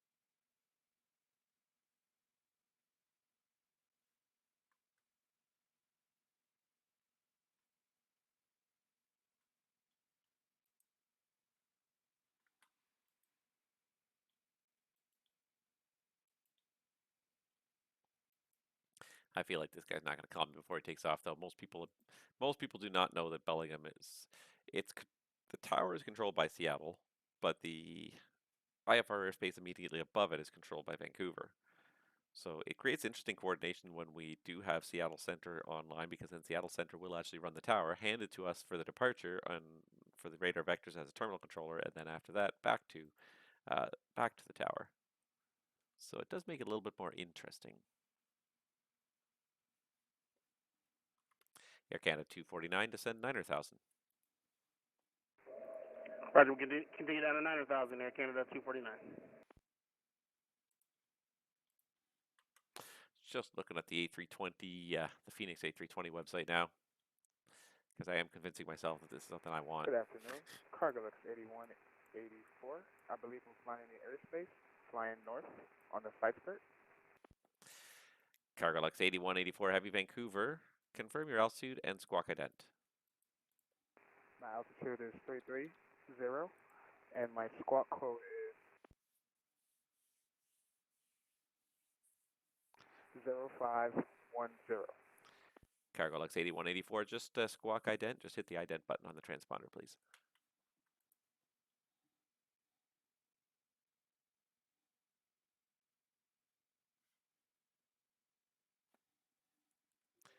Cargolux 8184, thank you very much. You're identified at flight level 330. Cargolux 8184, roger. All right, yeah. Just looking at the Phoenix 320 website, and I mean it's, physical, fluid dynamic, and air mass simulations modeled, thousands of work components from computers, control computers to individual mix valves, all represented. What's included? 320 with 200 with the CFM 56s. 181 liveries were included. So somebody went to the effort of painting 181 different liveries, and apparently they are very high quality. They're not just like really, really quickly mass-produced photographs, but someone really went to the trouble of all the deckling, even deckling in foreign languages for carriers where it was appropriate. So 200 plus failures. You got me there. I always like that. 288 working circuit breakers. 288 circuit breakers on top of all the other switches and everything that work in the flight deck. So 288 circuit breakers. Again, you got me right there. Like you got me intrigued. This is an airplane where stuff can fail, and I would like to try my hand at it and see stuff fail. And just to look at the graphics, it looks really good. It looks, and it's not that the Microsoft version did not look good, but it just looks that much more crisp and real. Like you can just reach out there and touch so many of these things, these buttons and everything. It just looks like you reach out and touch them all. It's definitely on the list of things I would like to have. Whether or not I find the money for it, it's a whole nother story, but it's definitely on my, I would love to have that list.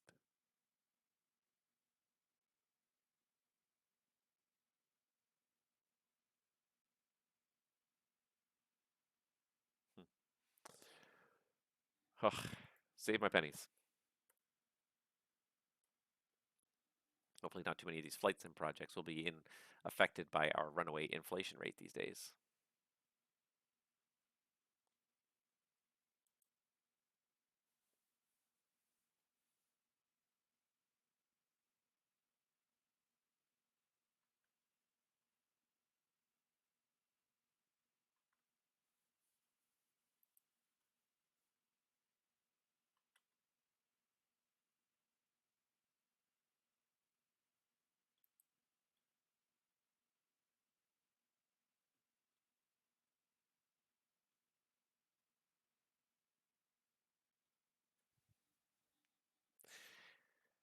Hi, yeah.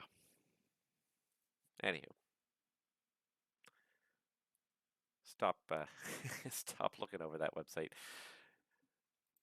If I don't stop looking at that website, I'm just going to drop my credit card into it. I really, I want to fly that airplane. I do, but I also want to just take some time and really enjoy the 737, and I have already. I definitely have, but for the amount of time that's been invested in the 737 and the level of quality of that product, I really want to spend a few months really just getting back into that airplane. The thing is, like, I barely touched a 737 then for 2 years. From the time Microsoft Flight Simulator released, I very quickly stopped flying P3D. P3D is still on my computer. I still have it. Every once in a while, I'll boot it up because I'll want to fly a certain airplane that I can't get anywhere else. I'll want to fly the 47 and not the cheap, lousy 47-8 that is included with the MSFS, but a real 47, like with real depth in the systems. So every once in a while, I will boot up P3D and I will do a flight in the 47 or the 777 or something, or even the 330. But 90%, 95% of my sim time, 95% at least of my sim time is spent in Microsoft Flight Simulator. It's just such a beautiful platform. The lighting, the scenery, it's so dynamic, and it, and what will speak to it more than anything, if I can find it here, Microsoft Flight Simulator.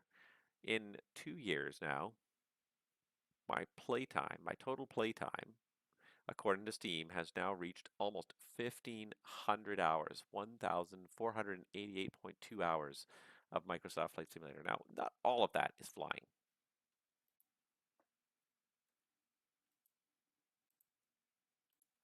Not all of that time is flying time. There's also times sometimes where I will boot it up and I will just simply either be making videos with it, or I'll be, I'll finish a flight and I'll leave it running for a little while, not sure if I'm going to fly it again or not, and then I don't end up flying, so I shut it down. So probably a good 5% of those hours probably are sort of chalked up to things like that. But that's still that's an incredible amount of time to have logged in that sim. I really have not put too much time into P3D, and I'm glad that we really are getting the highest quality jetliners into Microsoft Flight Simulator. Air Canada 249 to send 5,000. Descend to 5,000, Air Canada 249. WestJet 442 to send 9,000. Descend 9,000, WestJet 442. But yeah, it's just what was my point of the whole thing? I forget what my whole point was, but yeah. Vancouver Center, good evening. Speedbird 11 radio check, please. Speedbird 11 Vancouver, read you 5x5. Roger, 5x5. Speedbird 11, thank you.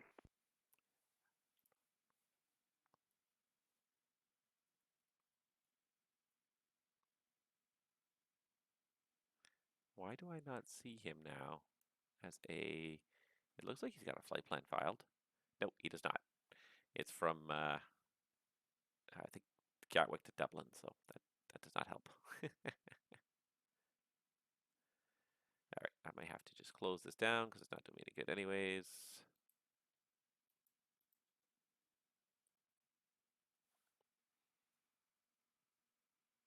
Air Canada 249 to send 3,000 via Goreg, cleared the RNAV runway 26 right. Descend at 3,000 and via Goreg will clear for the RNAV 26 right. Air Canada 249. Roger. Yeah, it's a lot of time to put in that sim. But yeah, that's I'm looking forward to it. I think I've gotten, but I had back to my original point was that I flew the 737 a lot in P3D. I really liked it. It was a really fun airplane, versatile airplane. You can take it into fairly small airports, but you could also take it on a decent cross country haul across the whole continent.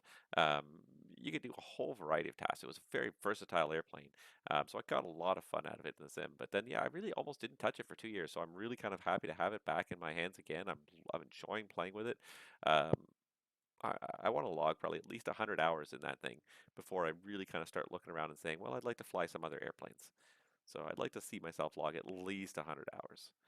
That being said, I'm probably at least a third of the way there already. I've probably logged at least 30 hours with that airplane so far, if not more, probably more. I've been flying almost nonstop since it came out. I haven't flown too much else since it came out. I don't think I've taken the 320 flying since it came out. I think I took the CRJ flying once or twice. But yeah, and I haven't even really done FS economy flying this last month or so. Again, just so focused on that 37. I want to fly it. Every time I'm home, I tend to pick it up and just let's go do another leg. NoTam06, hello there. I didn't see your chat there, but welcome aboard. It's not a particularly exciting evening. I'm not going to do a very good job of selling it here, but unfortunately, it's not a particularly exciting evening. It was not too bad a couple of hours ago, and it's really kind of quieted down. I got these two guys on approach into Vancouver, but otherwise, not much is happening right now.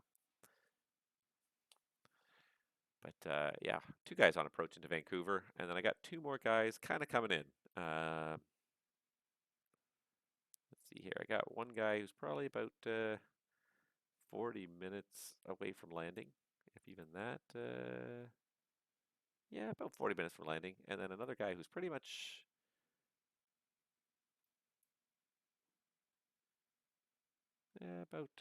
he'll be at about 10 minutes behind him, so about 50 minutes from landing. So yeah, I've been here for almost 3 hours, and I'm surprised that I'm not getting more traffic. So if you guys are, looking for somewhere to fly, come fly Vancouver. I've got about 45 more minutes in me.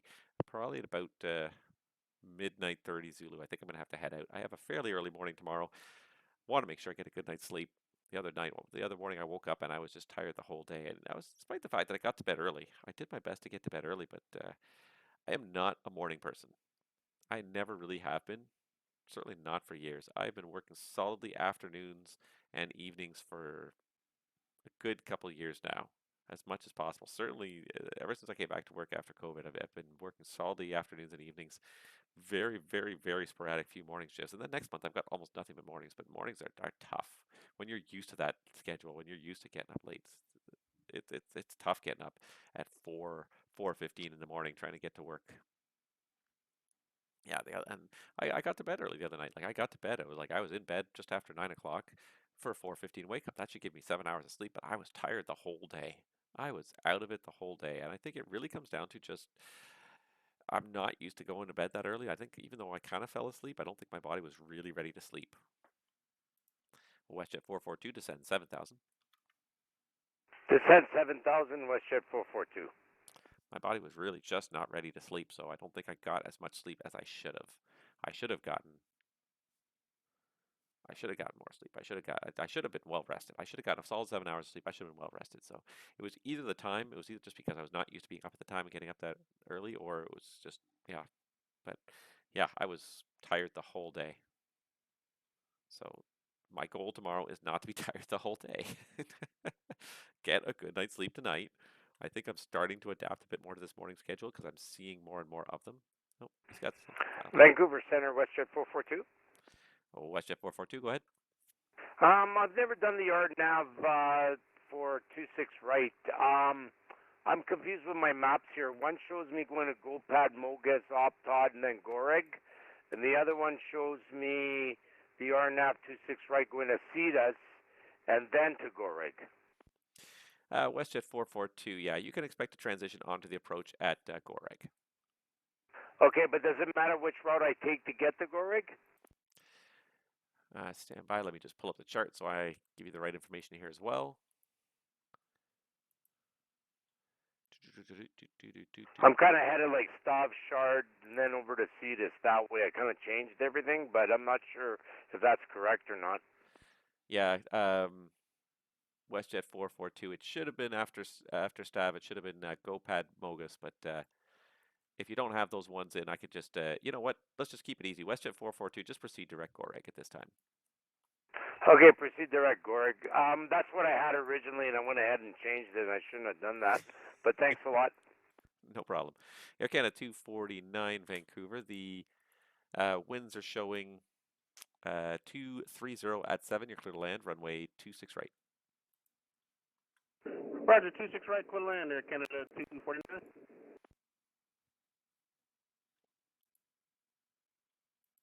All right, so Speedbird 11's filed his flight plan here. Let's have a look here. Whatcom, J534 Chilliwack. It's an unusual route, but it's doable.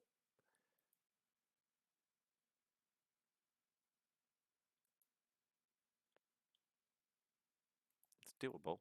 Let's see here, 26 left for departure, Vancouver 1. Yeah, it's a little unusual, but it's not unreasonable. Anyways, so we can stick to that. Trying to think the standard route. Let's just see if I can find anybody. Standard route is Janik CCAB. That's right. I knew there was a fix after Janik. I knew Janik, but then I couldn't think what the fix was for the CCAB for arrival. What the CCAB for? So.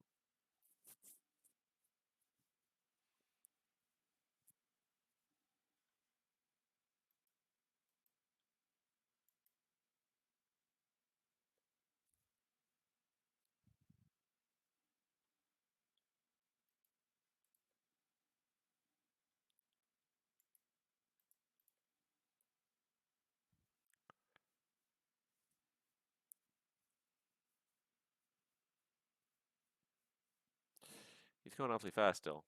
131 knots. He's going to have to hit those brakes pretty quick there. Looks like he didn't touch down until 3,000 feet from the end of the runway. Boy, a runway end safety arrow would be great right now, wouldn't it? After the hours of discussing what runway end safety areas are and why we need them. There we go. Air Canada 249, welcome to Vancouver. Turn left when able. Taxi Mike and say your gate.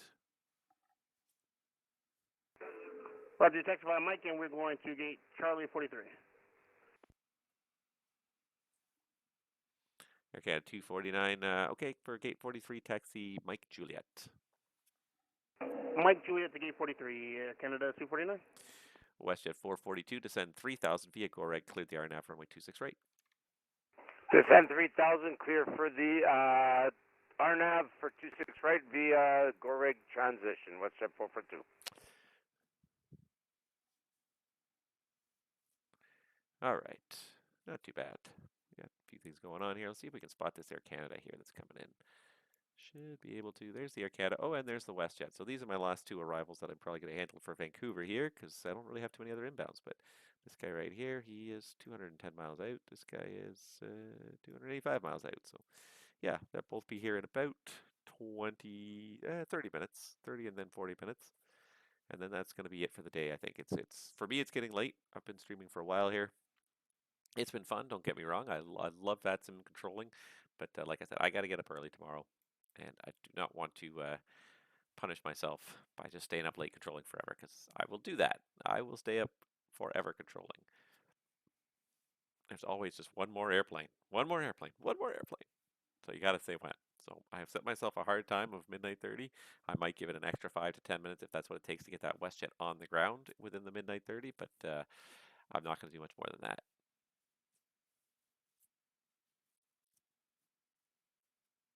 But I am hoping to do another Pilot's Life stream this week. I had not necessarily picked a date. I've got a couple of dates. I'm trying to decide if I should do an evening or a daytime stream. I was surprised my last evening stream was not much more popular than my daytime stream. I would have thought kind of hitting the evening stream would kind of coincide with more people being available to watch it, but it really didn't happen that way. I was a little surprised, a little disappointed, unfortunately, because I do have a policy with my live streams, and that is that I will enable failures and I will try to trigger a failure on my 737 if I can have at least 10 people watching the channel. So if we can get up to 10 people watching the channel, I will do my best to simulate a failure. But yeah, we did not even make that threshold, which surprised me the last evening I streamed. So I'm debating this week if I should do an evening stream or if I should do a daytime stream. My daytime streams usually start at about probably be around 13:30 Zulu. My evening streams usually start around like 01 Zulu, so I'm trying to decide which one would be better. Any feedback anybody has right now would be welcome if you guys are interested in watching it. The next Pilot Life stream is New York LaGuardia down to Miami. So we're heading all the way down to Miami. It's about a 2.5-hour flight, so it's not a bad flight right down the eastern seaboard of the U.S. Should be intriguing anyways. But yeah, that's what we're planning for our next flight, and then after that, it's the next flight after that will be back to DFW. It's a surprisingly long schedule. It's not a long schedule, but when I only do like one stream a week, and generally one flight a week, then it takes you 2.5 months to get through 10 legs, and I am looking forward to getting that next. I am looking forward to getting that next one. I'm trying to say here. Moving on to Pilot's Life Chapter 2, because that's really intriguing. There's some really fun stuff going on in there. There's lots of stuff being logged in there. Lots of flights and everything being logged in that system. But yeah, I look forward to kind of restarting my career there. I've kind of started a career a little bit just to sort of play with it, see what it's doing, and I've done lots with it. But I'm going to definitely restart my career. Vancouver Centre, good afternoon. Speedbird 11, request RFR clearance says file to Kelowna. Information echo on board, QNH 3019. Aircraft type Boeing 737-800. All right, first WestJet 442. Let's see, the Vancouver winds are showing 240 at 5. You're clear to land, runway 26 right. Clear to land, 26 right, WestJet 442. And Speedbird 11 Vancouver. I have a different route for you. If you really like the filed route, I can leave you on that, but I've got a better route for you that includes an arrival, which lets you get down a little faster and easier as you get towards Kelowna. Yeah, Roger, I'll be happy with that. If you could send that through text just so I get that programmed into our FMC, that'd be perfect for Speedbird 1-1. Sure, Speedbird 1-1. I'll type it out in text in a second here. All right, one second.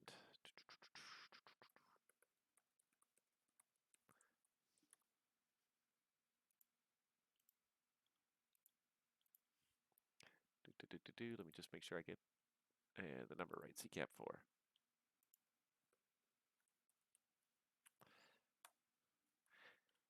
All right, so Speedbird 1-1, you're clear to Kelowna. It'll be the Vancouver 1 departure. Radar vectors to Janik, that's Juliet Alpha November Echo Kilo. Then direct CCAB, Sierra Echo Kilo Alpha Bravo, and the CCAB 4 arrival. Departure runway is 26 left and the squawk 0703. Roger, that's the Vancouver 1 Romeo arrival. Departure. Sorry, Vancouver 1 departure out of Vancouver. Radar vectors to Janik, and direct to CCAB 4 arrival into Kelowna. Departure runway is going to be 26 left and squawk 0703, Speedbird 1-1. Speedbird 1-1, that readback is all correct. Let's see here. The information is Echo right now in Vancouver is current. Pushback startup at your discretion. Call ready for taxi. I think you'll like that arrival a lot more because it lets me get you down a lot sooner getting into the mountainous area there. Roger, it'll be first time over for me here in Canada, so yeah, whatever's best for you, and I appreciate the help, and push to start our discussion and call when ready for taxi. Speedbird 1-1, thank you. No problem, you got it. There you go. First time, hopefully won't be last time. Sucker somebody in. It's not suckering in. It's just you provide good service and people want to come back.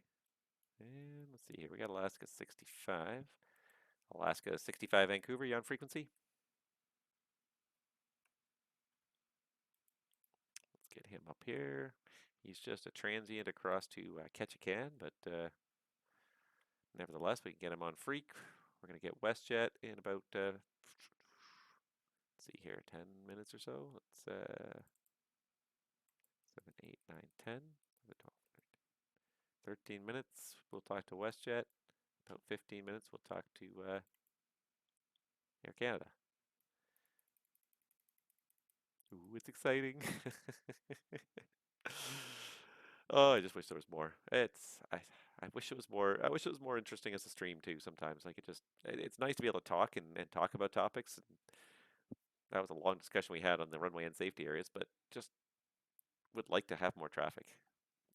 And I think I've got to do more about this too. Like personally, like I need to be here more often. I do not come on this network enough. Honest to God, it's true. I wish I had more time for this network sometimes. But it's just such a busy time of year too, especially the May-June corridor always ends up being busy. It's a whole number of birthdays in my house. Vancouver Center, Alaska 65, flight level 320. Alaska 65, Vancouver Center, good afternoon. Squawk code 0710. Squawking 0710, West 65. If I look at, like, I have a currency tracker that tracks, like, when I was last on all the various areas in Canada that I have currency, and 2 of them are expired. 2 of them are expiring in the next 7 days out of 6. So I've haven't been online in more than I've only been online in 2 of them. Vancouver Center, WestJet 442, clear of 26 right on Mike 4, looking for taxi, gate 17. WestJet 442, gate 17. Let's see, taxi Victor Hotel and Golf to get to 17. Okay, Victor Hotel Golf to the apron, WestJet 442. Well, at least I got some people. WestJet 442 never fails to show up. Almost every time I'm controlling Vancouver, he's always here. He likes to fly the West Coast. It's just nice to see. It's nice to see some familiar, constant faces. I just need to lure in more people into my my little domain in the world, but And I need to probably put it on my YouTube channel a little bit more too, because there's a lot of people who've been watching my VATSIM videos. So I think a lot of people would probably appreciate being able to fly in my airspace if they were able to, if they knew I was online. But yeah, today I just didn't know for sure. This is the trouble. Is I can never know for certainty that I'm going to be anywhere at a specific time and thus able to stream. It's so hard. The days that I'm at home, I've got so much to do around the house, so I try to pick the days when I'm not home, and inevitably the schedule changes or we're delayed.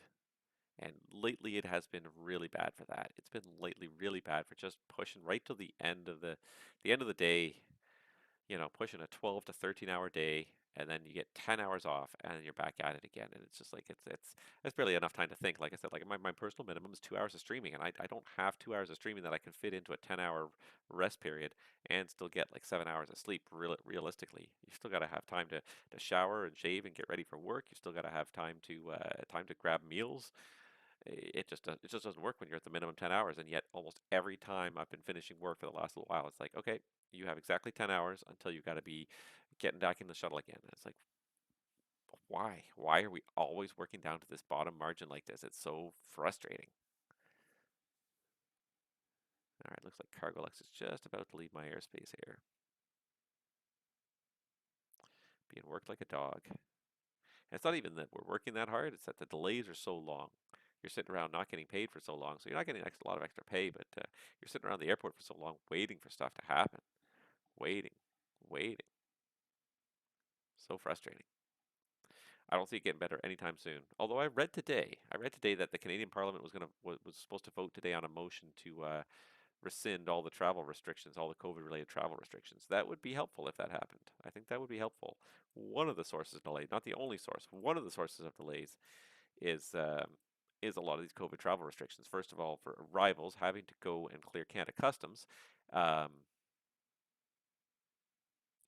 the, the customs agents, they really have not increased the budget of Canada Customs very much. They've sort of tacked on some extra public health money to conduct additional screening. Alaska 65 Vancouver. If I didn't say it, you are identified flight level 320.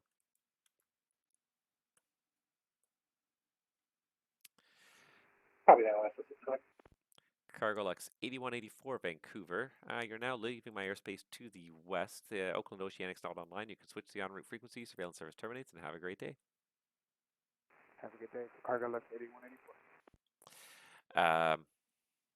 Yeah, so Canada Customs, of course, are the watchdogs of the watchdogs of the border.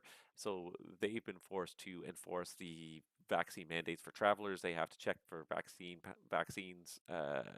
status and COVID testing status before people enter the country. So on top of also asking them questions about what they're bringing into the country to determine if they're smuggling or bringing anything that's not exempted, that's not allowed in the country. Checking their immigration status to make sure that they are allowed to come into the country, that they're not trying to sneak in the country illegally. They basically quadrupled the workload of every Canada border agent trying to assess travelers entering the country. But they haven't really increased the staff.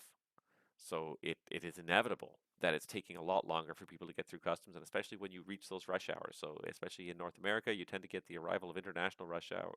The international arrival, especially on the east coast of North America, tends to happen in the mid to late afternoon when all the European flights that came across that left in the morning all of a sudden get dumped on the airports at the same time. You get hundreds upon hundreds of people getting off of each airplane going to the customs hall all at the same time, and it takes a long time to process each person. So that is one of the major sources of delays getting through an airport these days, and that's one of the reasons why. Like from the time you land, it often takes 3+ hours to get from the landing out to the curb at the airport.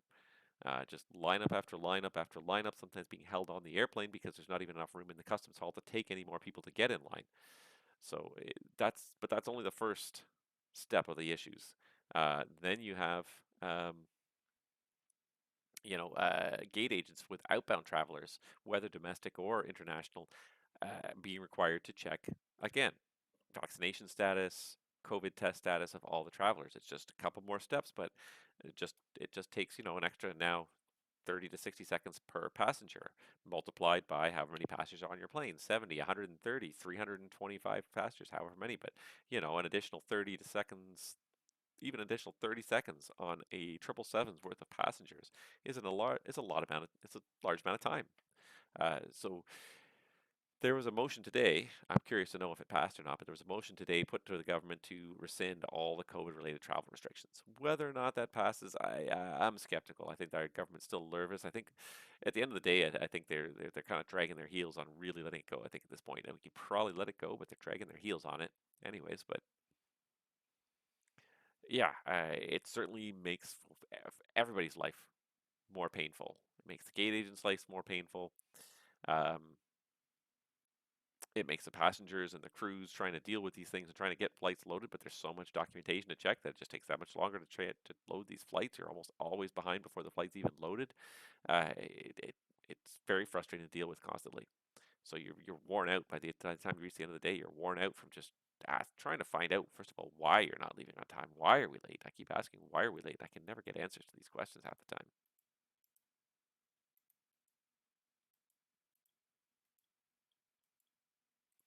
All right, we got Walker there. We got WestJet here. We got Air Canada here. It's about to get interesting. We got Speedbird there. Hasn't started his pushback yet, but hopefully he'll get underway soon, because if he doesn't get underway in the next couple minutes, he's not going to make the Kelowna before I head out, which is unfortunate, but what can you do? I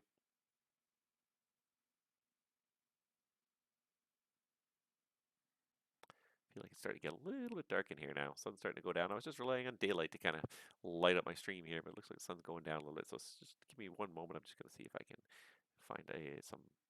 find some lighting.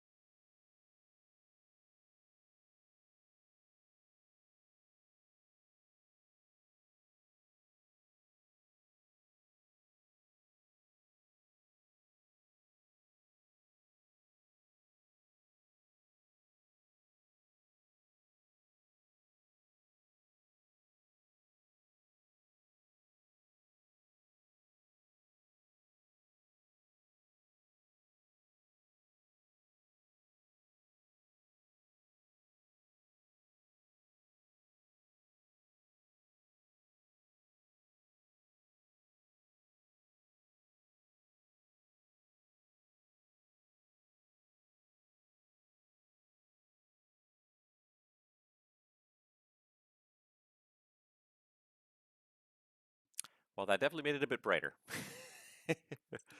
The daylight, I think the sun has set. So daylight is slowly fading me here. Walker 1520, Vancouver, yep.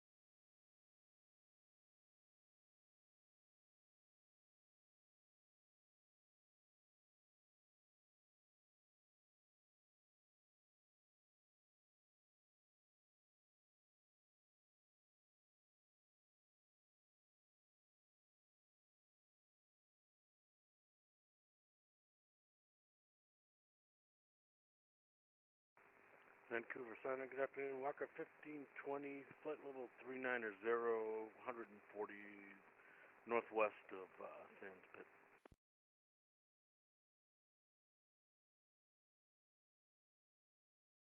I done.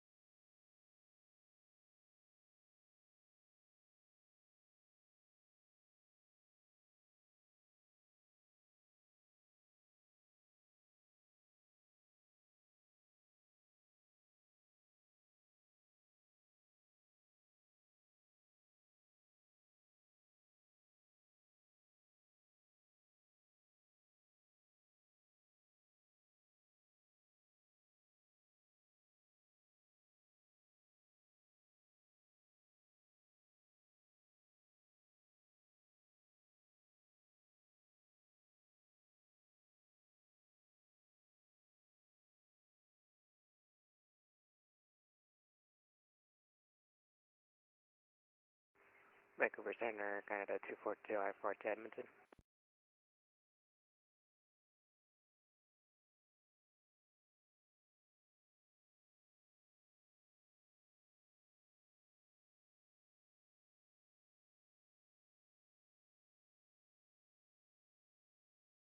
Canada 242, clear to Edmonton. Vancouver 1 departure. Radar vectors to Vidri. Departing 26 right, squawk 0747.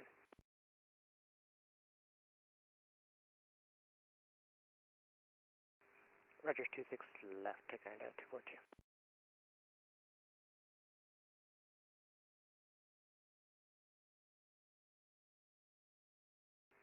We got Echo, we'll call for taxi again 242.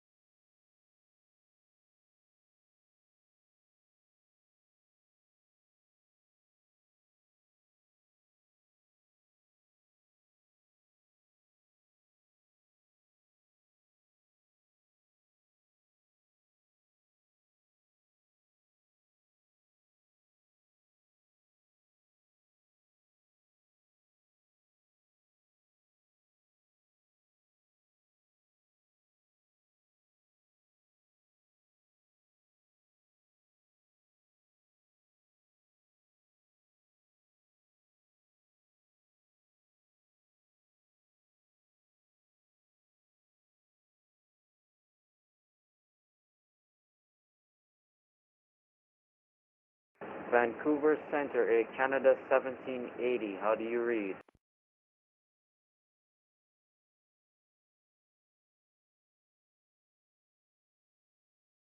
Alright, Air Canada 1780, flight level 224, descend on the Grizzly 7. We have information echo.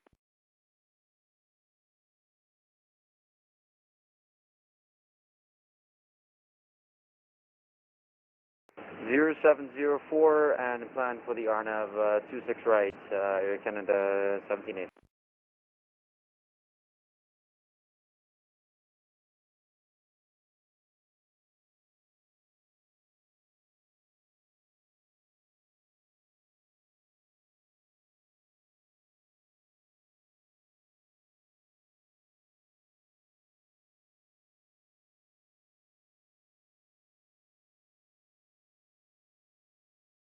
Descend 8000, Air Canada 1780.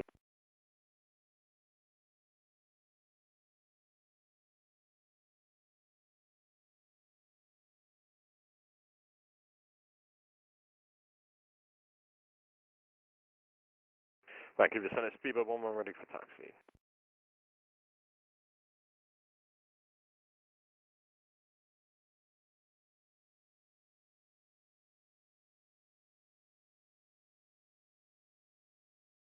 Information echo on board, altimeter 3019, taxi Juliet Hotel Delta for 26 left, speedbird 11, thank you. Vancouver Center, guide 642, right to taxi.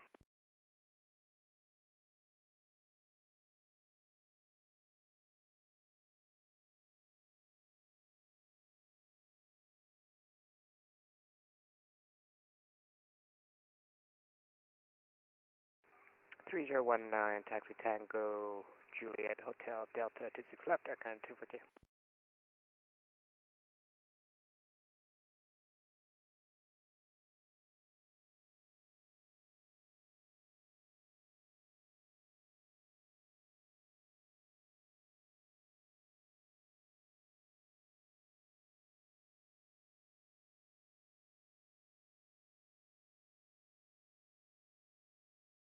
That's weird. Yeah, for some reason that volume got turned all the way down. You should hear me now. I wonder how long that was like that for. Really? How long was that like that for? Hours. Hours. It wasn't like that for hours. I know it was up there before, but why did it go down? Ugh. Ugh.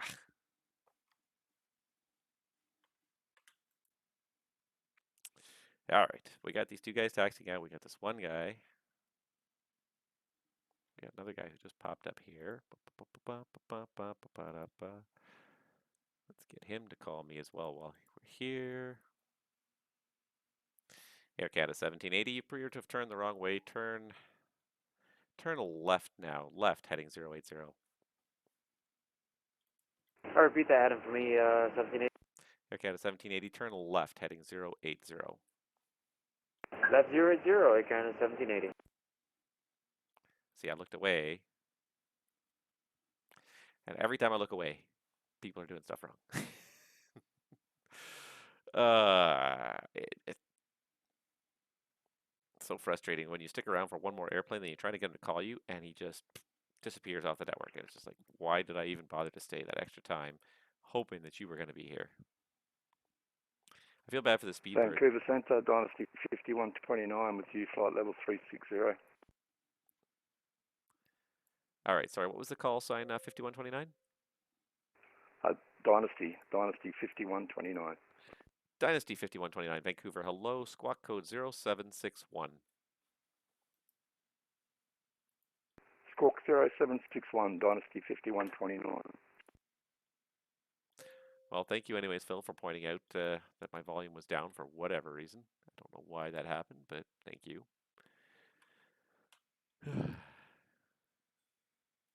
All right, all my ATISs have just updated now.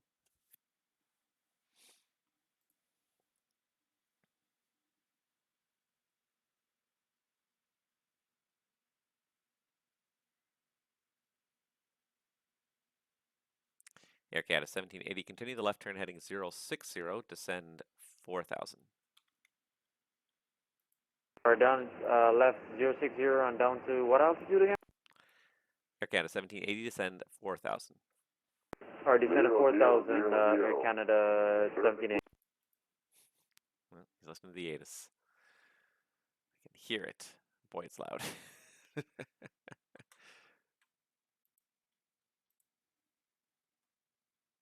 All right, well, at least I got a couple departures going on here. Lost my one WestJet inbound. Dynasty 5129 Heavy, you're identified, flight level 360, welcome. Dynasty 5129, many thanks. These guys are flying opposite directions along the same route. This Bravo 453 has been very popular today. Very popular. That's like the third or fourth aircraft easily I've seen on that route. I don't normally see a lot of airplanes that far offshore. I usually see a couple, but not that many, but that's first. Yeah. First airplane I've seen. It's the first time I've seen that many people flying that far offshore. Just gotta do circles just to get down here. All right, Speedbird 11's coming around. Canada 242's coming around. Well, we'll get these guys launched. We'll get out of here shortly.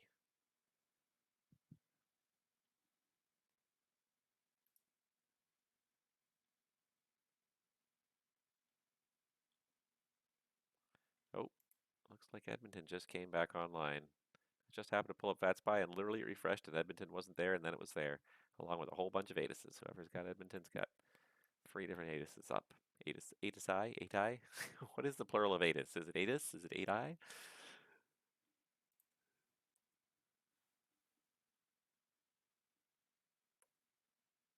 He's gonna lose so much altitude still. Oh man.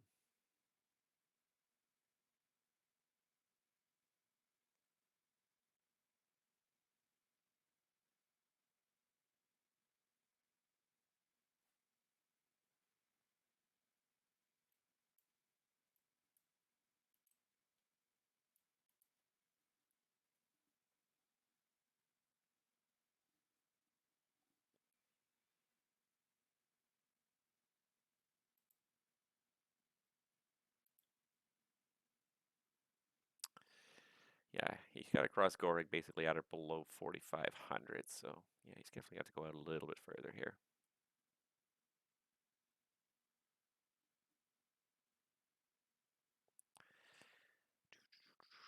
Speedbird 11 Vancouver, contact me once you're airborne. The winds are showing 240 at 6, clear for takeoff, runway 26 left. Roger, clear for takeoff 26 left, and contact you when airborne. Speedbird 11, thank you.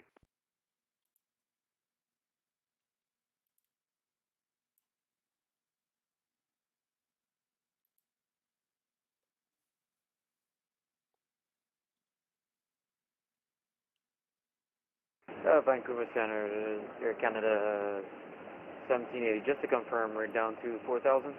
Air Canada 1780, affirmative, 4,000. Alright, 4,000.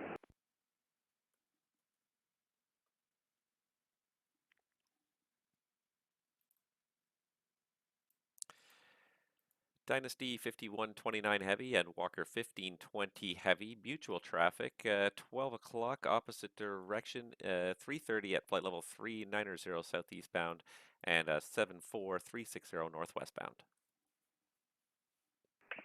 Dynasty 5129, copy, many thanks. Yeah, watching 1520. That's how it's done. I always like those traffic reports, the mutual traffic reports, when you can get 2 traffic reports done in one transmission. I always do like that.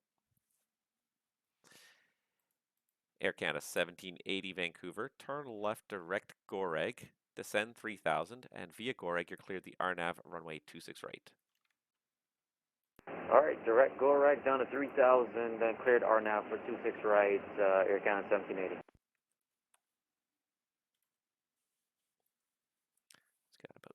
Just gotta lose about 1500 in the turn. By the time he's made the turn, he'll be okay. Yeah, this should work out just about right to slide him in there. Okay, get these guys airborne.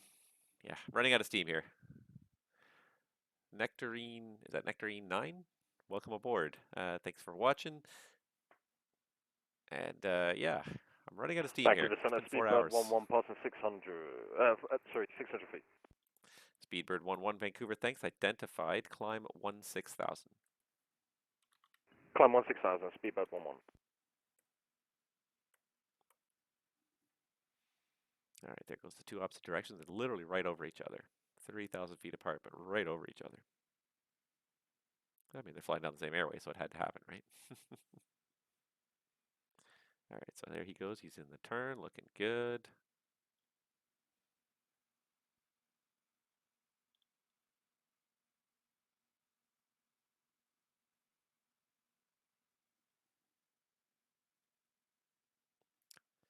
Speedbird 11 Vancouver at 3,000. Turn right, heading 340. Vectors on course.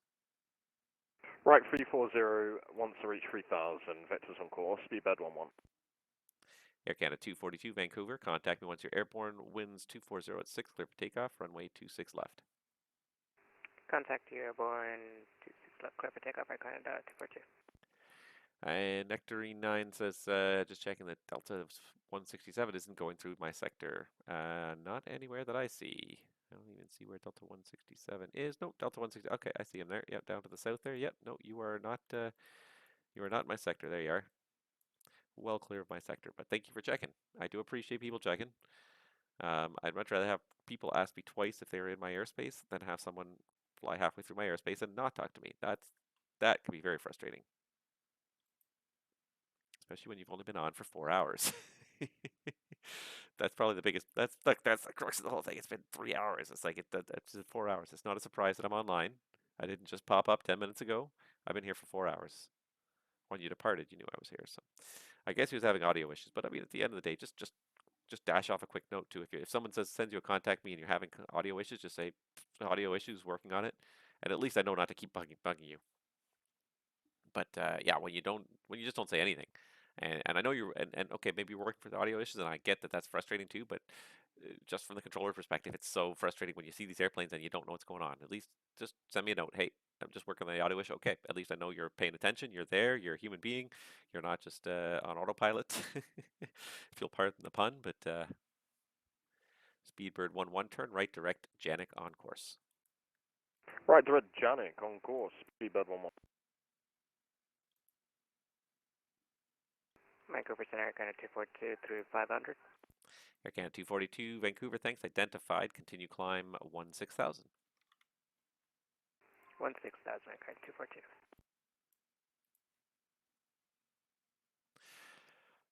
It's not been too bad. It's been the evening's going well. It's just quiet. That's the only thing. I just wish there was twice as much traffic as I'm dealing with right now. I mean, it's all nicely spaced out for the most part.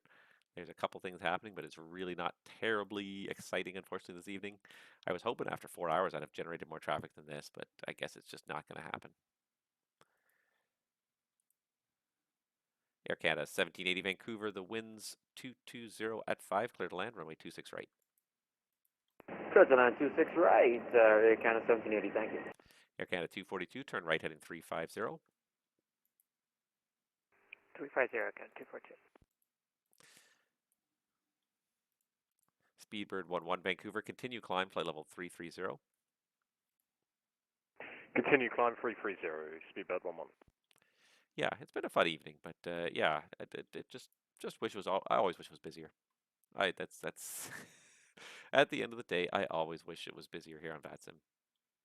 I always feel like I can handle another 10 airplanes at a time. 10 airplanes at a time. I mean, right now this evening has been nice, and it's been sort of a steady like 2 or 3 airplanes. Most I've seen at any one time is 5 or 6, which is just not enough to really keep you totally busy. It's enough to kind of keep you steady, but then it's also faded away to almost nothing a couple times. So I was kicked from the server, probably due to inactivity. I logged on and didn't talk to anybody because nobody else came into the Vancouver channel. So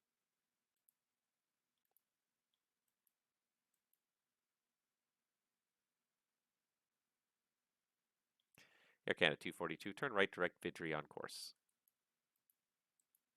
Vidri on course, Air Canada 242. And even weekends can be hit or miss. You never know. you would think it'd be busier, and it is generally busier on weekends for sure, absolutely. But I was kind of hoping that even on like a Monday evening, I'd pick up a little bit of traffic. I kind of tried to time my stream so it was a little bit late. It was the kind of the latest time that I can do this evening.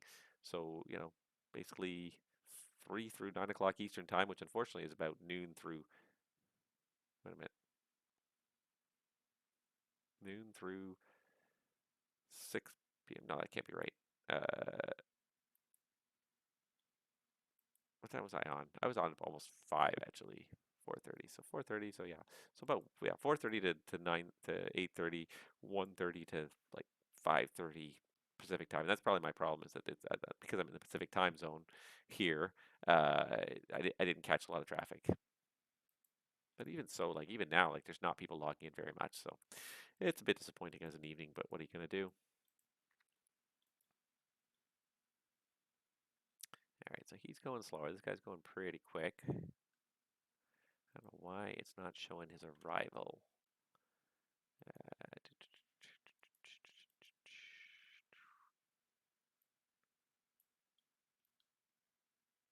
Why can I not see his arrival at all? Why do I not have CTAB 4? There we go, CTAB 4. There we go.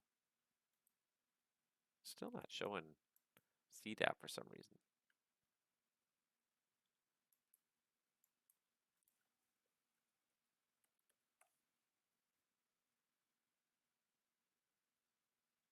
Am I not spelling it right?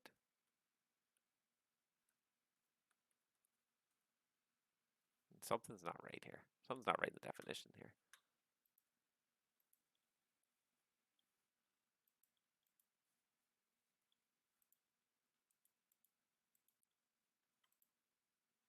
Speedbird 1-1 Vancouver. What's your indicated speed in the climb there? Indicators be 286 knots, 286 knots. Thank you. Air Canada 242, speed 280 knots or less in the climb, please. Roger, 280 or less, Air Canada 242. Air Canada 242, thank you. Climb, play level 370. 370, Air Canada 242.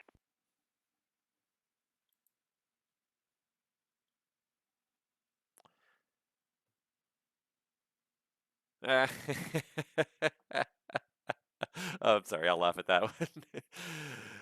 You started typing and then you forgot you were tabbed into MSFS, so instead you started slewing. Yep. Oh, I've been there. I've hit the wrong button. I wonder if that's what muted me earlier. I wonder if that's what muted my audio. If I had the wrong window in focus, and so I started typing, or I hit a button and it slid the volume to 0 instead of typing something I meant to type. That's probably what happened. I bet. I bet that's what happened to my volume control because for some reason it went to nearly silent. I don't know how long it was silent for, 10 or 15 minutes maybe. Hopefully not that long. All right, these guys are slowly working their way out of my airspace, but not too quickly here. Yeah, I just can't stay here for this Speedbird guy, unfortunately.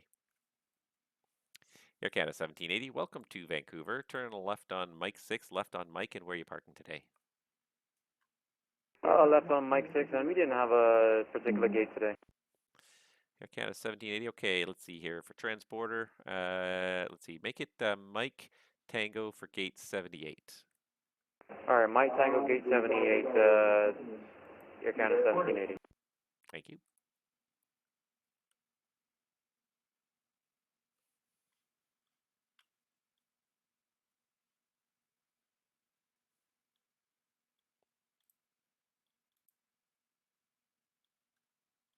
All right, let's just see if I can find a better fix. Get this guy off the route, and that will help the guy catching up behind here, because, yeah, he's starting to catch up. It's starting to notice that he's catching up.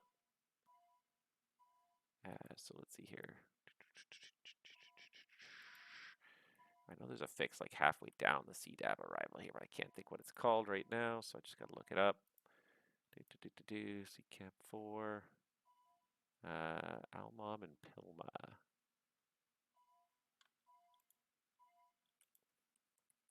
Vancouver Centre. We're going to have to stop climb here at 230 for Speedbird 11. Currently our number 1 engine is not responding as we wish. We'll let you know in a couple of minutes how it goes. Speedbird 11. Okay, Speedbird 11, level off is, flight level 230 is approved. Let me know what you need. Roger, level off 230 approved. Speedbird 11, thank you. Air Canada 242, vectors for traffic, turn left 20 degrees.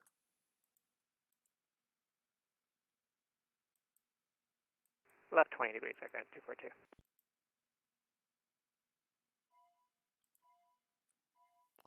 Yep, he's descending now. Okay.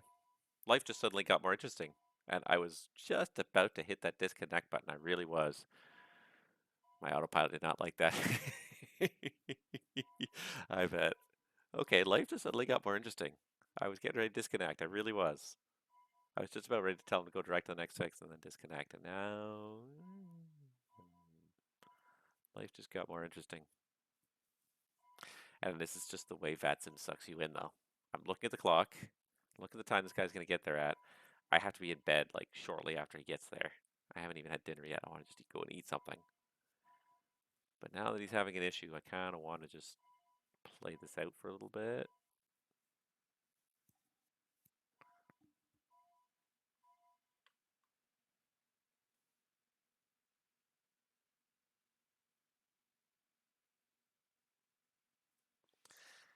All right, he's over the traffic now. Air Canada 242 Vancouver, thank you for the help. Proceed direct Vidri on course, and your speed restriction is cancelled.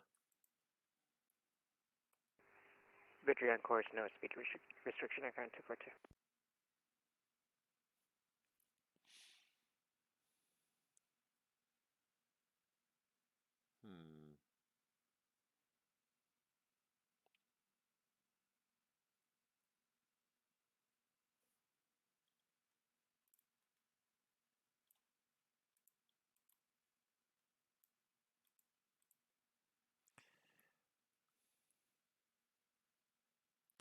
Speedbird 11 Vancouver, just aid your planning and awareness there.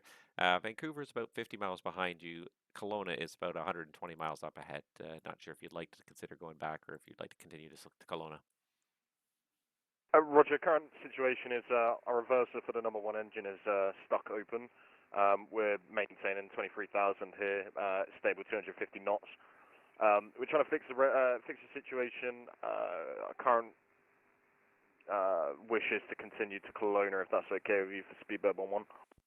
Speedbird 11, not a problem with me. Just thought I would offer that reference point for you. And let me know how it goes. When you're able, you can proceed direct to... let's see, proceed direct Pilma on the arrival, just to shortcut it a little bit for you. Yeah, Roger, proceed direct Pilma, for Speedbird 11, thank you. There we go. Get him a little closer to the destination at least.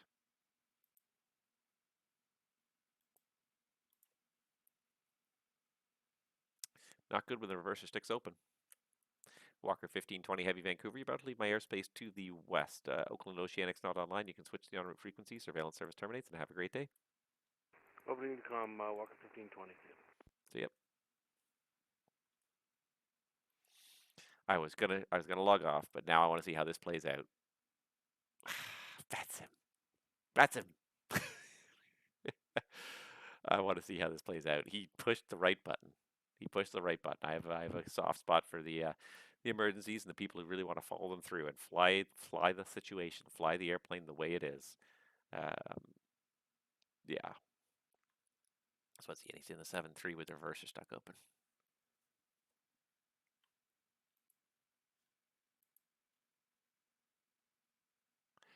Doesn't say if he's using V-Pilot or not.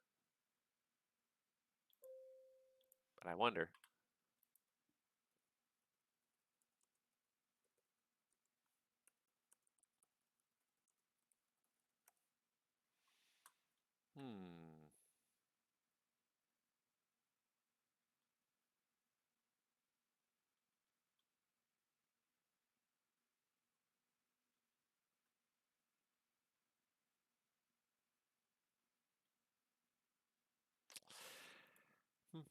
All right, so it seems like he got Pilma, which is good.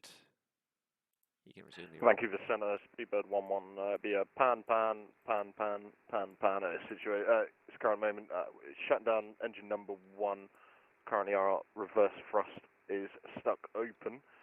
we still are able to maintain altitude and adequate speed at flight level 230, and we wish to proceed to Kelowna as planned, please. Speedbird 11. Okay, Speedbird 11, that's all understood. The Pan is acknowledged. For Kelowna, the winds have been kind of light and variable all day. About the last hour, they've really started picking up more solidly out of the north. Currently indicating 310 at 14. So we're switching around to runway 34 in Kelowna. It's information Juliet. Are you able, the RNP, to runway 34?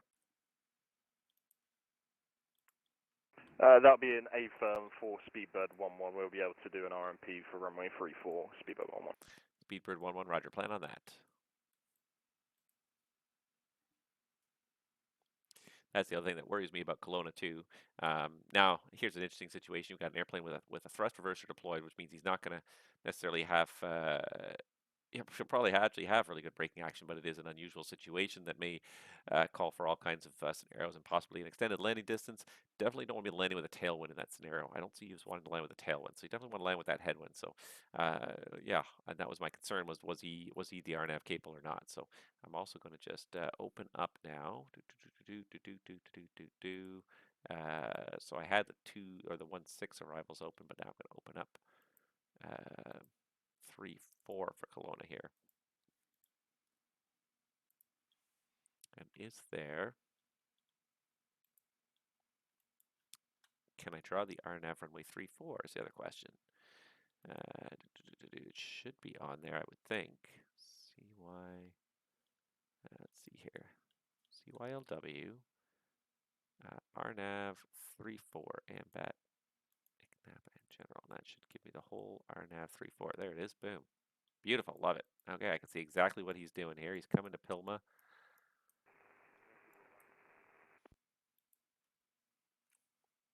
Sorry, last call for Vancouver Center was very weak. Say again. Walker 1520 is the microphone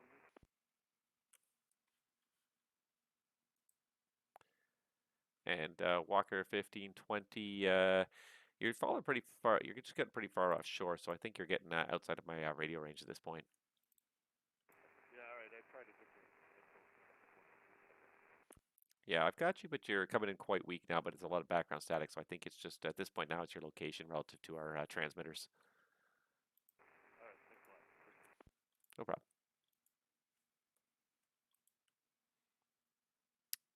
Reverser stuck, must be PMDG. See, and this is my thing too, like that's what I'm thinking. I'm thinking he's got the PMDG 37. It's advertised in 800, but anyways, yeah. I'm not sure. I'm curious. I actually went and Googled it to see if there was a list of failures available in the PMG 737. I don't think anyone's actually published a full list of the ones that are available. We know that they're all listed in the FMC if you want to see them, but thrust reverser stuck open could very well be one of them. So yeah, interesting. But yeah, the idea of him having to do a tailwind landing, especially with the winds now starting to approach the neighborhood of 14, 15 knots all evening, it was 3 knots here from the north, 3 knots from the south. It was back and forth all over the place. So I kind of left it on 1-6 because it's the better approaches. And then of course it becomes a question of, in Kelowna, can you do the RNP RNAV runway 34, because that's the only approach you can do to runway 34. It's a bit awkward when the winds are out of the north. And it's not so bad if everything's functional, but especially if you have a malfunction like this, then it just makes it even more functional. So I like it, Pan.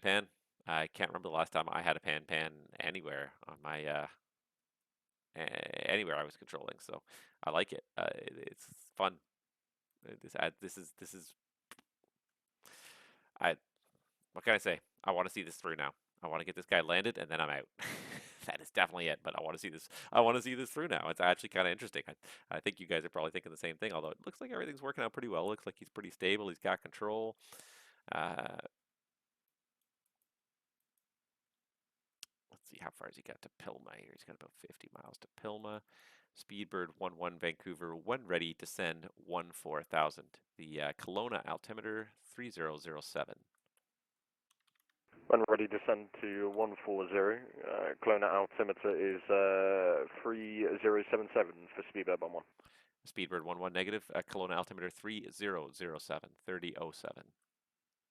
Yeah, Roger. Sorry, Kelowna altimeter 3007, 3007, speedbird 11. Do I detect just a little tone of stress in his voice?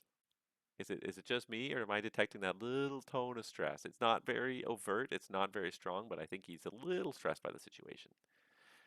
All the more reason to just maintain that calm controller voice, that calm demeanor. Because it's amazing how you can influence other people, and if you are calm, you will spread calm to other people. If I start to sound all panicky and excited because he's called declared a pan, I am excited. I'm having fun. I mean, this is to be as exciting. Obviously, if this was a real situation, I'd be very concerned and I'd be calling my manager over to deal with it. But yeah, I at this, but I'm very I'm trying to maintain that calm demeanor so that it calms him down. Uh, and it's funny to listen to different emergency calls, and sometimes the pilots are getting very panicky. And one that comes to mind right off the bat, because I was talking about it the other day too, is again the miracle on the Hudson.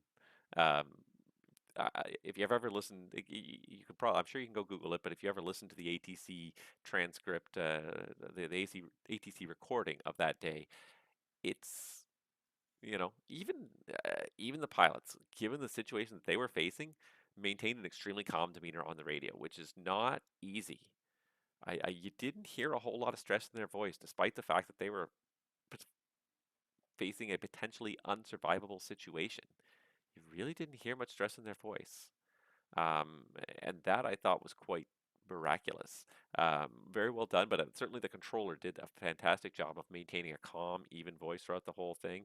Although I'm sure on the inside he was kind of wondering what was going to happen here too. Um, I know from having read about it that the first reaction was the controller thought he said he had an engine failure. And so we thought, okay, we're going to vector him around for a landing in LaGuardia. Didn't realize right away, or didn't hear, or didn't comprehend right away that he had dual engine failure. Two engines failed. Um, both engines failed. The airplane had no power.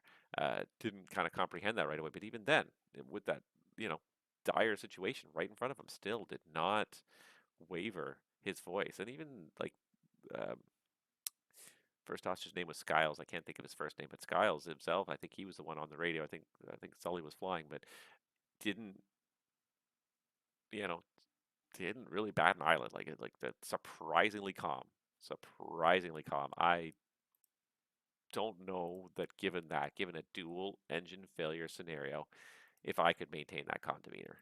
Yeah, I try to. I try to. Whenever something goes wrong, I try to maintain that level of calm, control, measured voice. But that is just an almost unthinkable situation.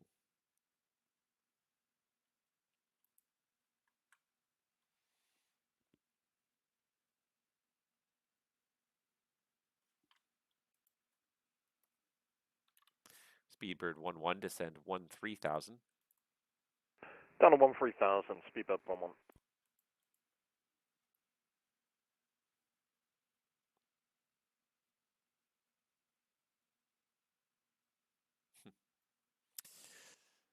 All right.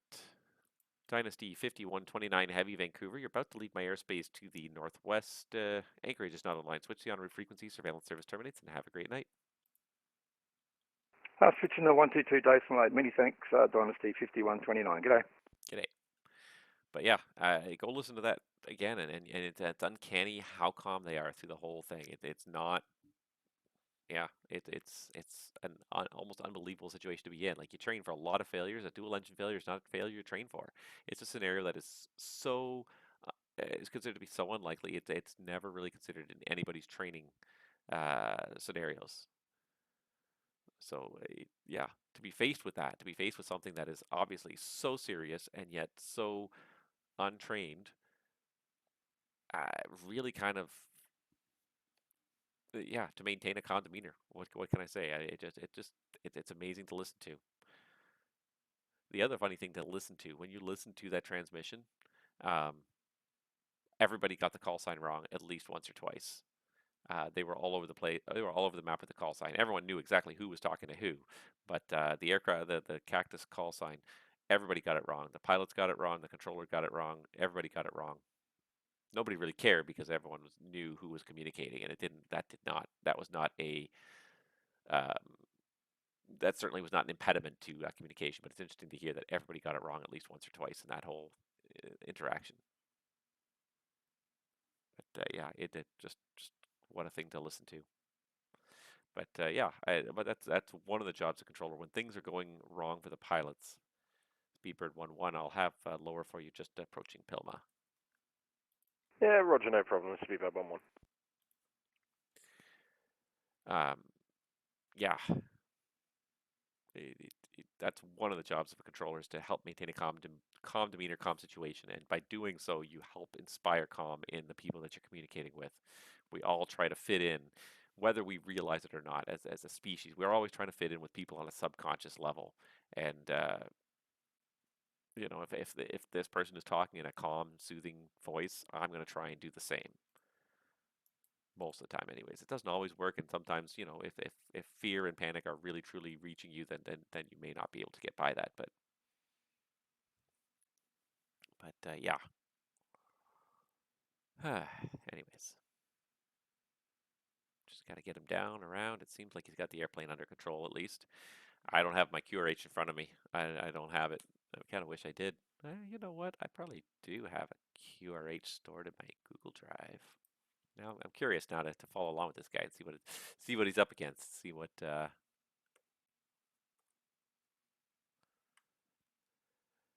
I would think an unstowed thrust reverser, most likely I think it's going to lead you to shut it down. I think, but I'm really not certain. So I'm going to look. I don't see it there.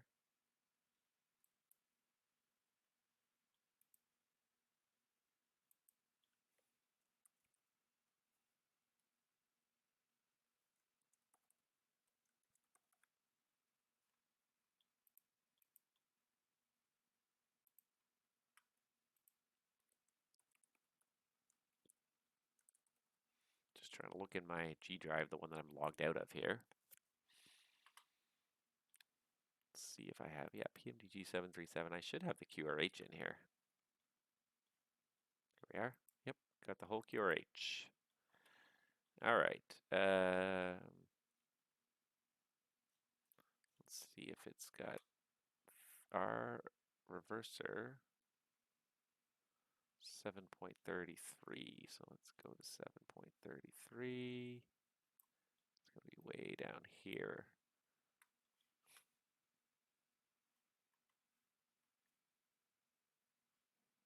Canada 242.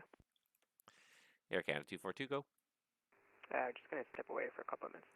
Air Canada 242, roger. Thanks. All right.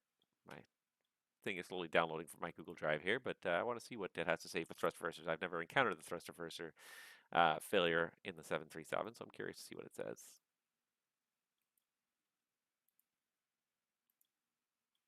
It's being very slow to download, though. Doesn't help that I'm streaming all of this. Oh, went way too far. Oh no, don't, nope, nope. And then I closed it by mistake. Don't make it download again. Ah. I didn't mean to, but it closed a little bit. All right. Loss of thrust on both engines. Interesting, we were talking about that earlier. APU fault, APU overspeed, engine control.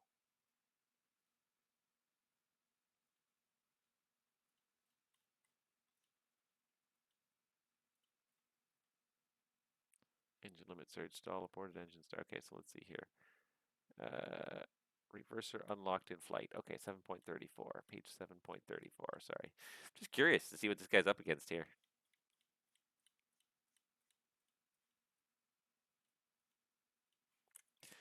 Speedbird 1-1, descend 8,000. Down to 8,000, Speedbird 1-1. All right, so 7.34, reverser unlocked in flight. The amber reverse indication shows with uncommanded reverse thrust. Only multiple failures can allow the engine to go into reverse thrust. Unstowed reverser sleeves produce buffet, yaw, roll, and increased airplane drag. 1. Check movement of the forward thrust lever on the affected engine. The EECs prevent power above idle if the related thrust reverser has moved from the stowed position. Warning, do not actuate the reverse thrust lever. 2. Choose 1. Engine responds to forward thrust lever movement and no buffet or yaw exists. Continue normal operation. 2. Or 2. Engine does not respond to forward thrust lever movement or buffet or yaw exists. Go to engine failure or shutdown checklist on page 714. So if the engine does not respond to forward thrust lever movement or buffet or yaw exists, we go to 714. Otherwise, they continue normal operation. So it's not given as a shutdown. If they think it's not actually, if it's unlocked but it hasn't actually opened, I guess is kind of the thought, then continue using it normally.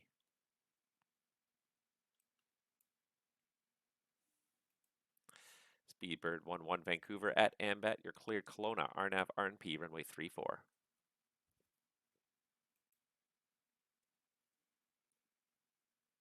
Was that from Vivek for Speedbird 11? Speedbird 11 affirmative, and then at the end of the star Ambat, you're cleared the RNAV RNP, runway 34. Roger, at the start of Vivek, we're clear for the RNV for runway 34, Speedbird 11. I'm not going to make a big deal out of it. He's got enough on his plate. Air Canada 242 back. Air Canada 242, thank you. And Speedbird 11 Vancouver, if you're able, just actually stand by. And Speedbird 11, it looks like you're turning the wrong way there towards the RNF. Can you proceed direct Ambat at this time? Sorry, stand by. We're having some issues with the FMC as well. Would it be applicable if you could give us some vectors, if that's okay? Yeah, Speedbird 11, turn right heading, let's make it 160. Roger, right 160, Speedbird 11. And Speedbird 11, when able, just proceed direct Ambat, and at Ambat, you're cleared for the RNAV RMP34. Roger, proceed direct Ambat when able, and clear for the RNV for runway 34. Speedbird 11, thank you.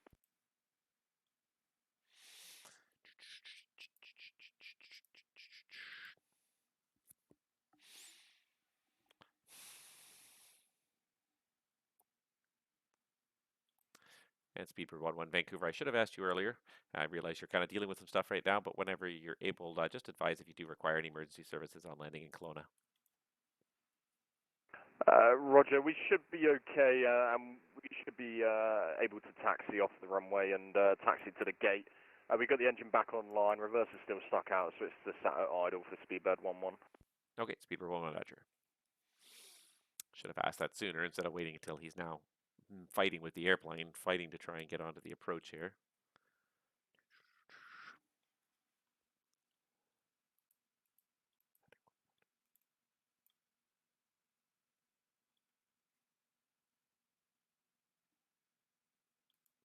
Speedbird 11 heading 170, I'll put you direct to Ambat.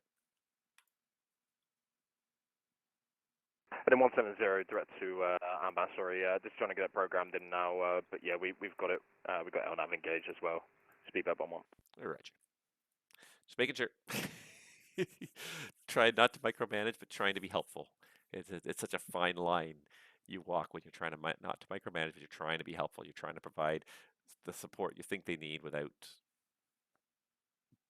interrupting and interfering too much. And that's the other thing two controllers have kind of sort of, especially in an urgent situation, that could be a real challenge too, is walking that fine line of I need information and I'm here to help you with whatever you need and I offer whatever I can, but without trying to bother you too much, knowing you've got to go through checklists and talk to company in the back end, all this stuff. Like there's so much going on with an airplane when there's an emergency. You want to let them know that you're there to help without getting in the way. Oh, and then there's somebody on the ground in Kelowna here too. We're not sticking around for this one. We'll get this guy landed, taxiing in, and I'm out. I've done my duty for VATSIM for the day. Sorry, WestJet 311. Wish I could help, but oh, I'm just looking at the clock. Oh, it's getting late. It's getting late. Come on, buddy. Round you go. He's probably about 4 minutes from landing, I would say, right now. By the time he gets around this whole approach, he should start down pretty much at Ambat, I believe. And it's a continuous descent R&P approach here. I've done this one, but I haven't done it for a little while. Ambat mandatory 8,000. Yeah, Pendo 7, Zudvo 5. Yeah, down to Pando 7, Zudvo 56, Botet 5,000, Zubom 4,400, Rokta 38, Savup. Vancouver Center, speedboat 110. We clear to proceed with the descent profile for the R&W for free fall. Speedbird 118 affirmative, you're cleared for the full approach, RNAV, RMP, runway 34, descent and all. Roger, clear for the full approach, RNAV, RMP for runway 34, speedboat 11, thank you. It's one of those ones where you got to start down pretty promptly too, or you're in a real rush because it's a continuous descent profile down to the runway. 3.1 degrees. Once you get past Rokta, it's 3.1 degrees, or at least past Voback anyway. So if he starts down now, he should be okay. It's kind of shortcutting a little bit, but he should be able to get back on track here. Especially with one engine operating only at idle, he should be able to reduce power and get back on track.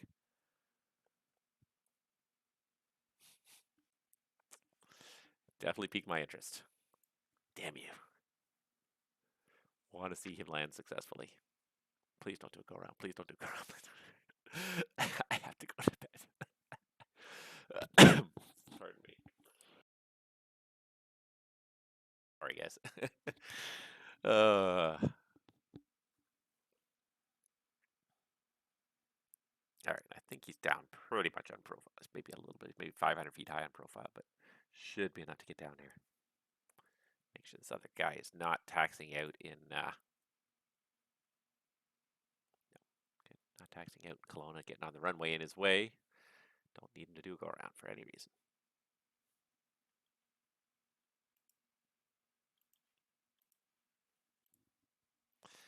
Okay. All right. What am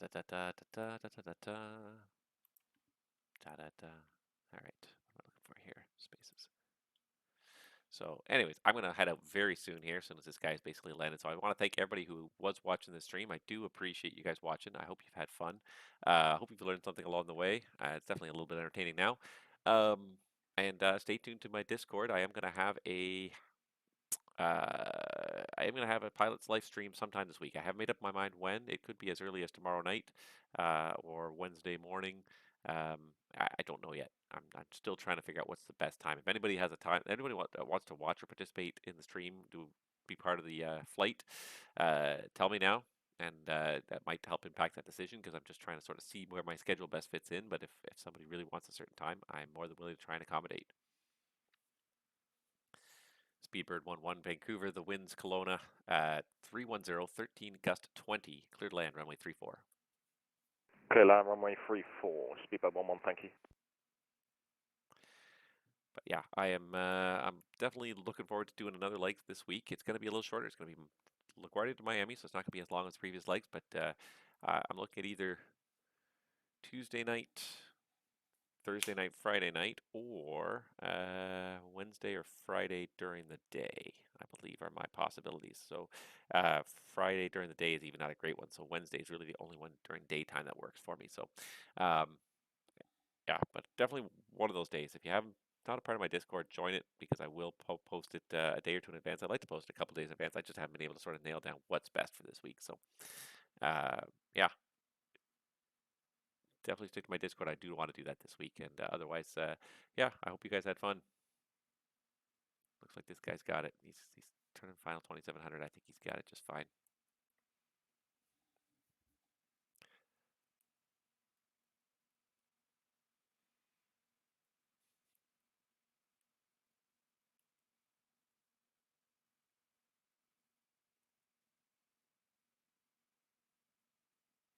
Probably a little bit of a scramble to get it down, but looks like he's got it pretty well established here. 170 knots. Everything looks good.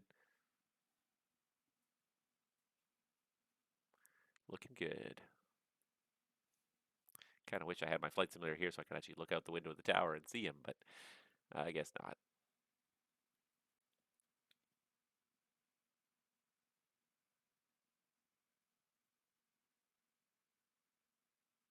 Any moment now over the threshold.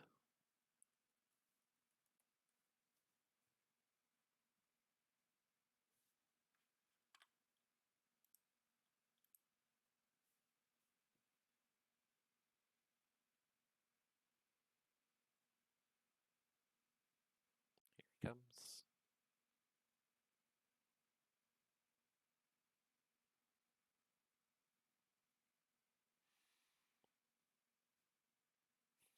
Everyone in the tower's got the binoculars out watching this guy land. See if he's got it. All right. 137 knots. Looks like he's got this. Yeah, well, he's doing. Deceleration appears pretty good. Positive deceleration.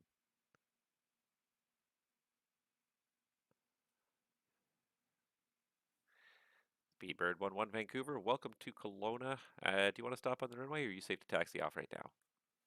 Yeah, we're safe to taxi off. We can vacate our next turn on the left and hold at whiskey. Sorry, 1 whiskey is it, or holding point Alpha for Speedbird 11?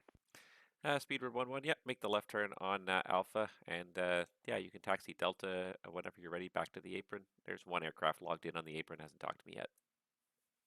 Roger. Left onto Alpha, then onto Delta, and taxi back to the apron for Speedbird 11. I really appreciate help, and yeah, we're safe on the ground. Thank you.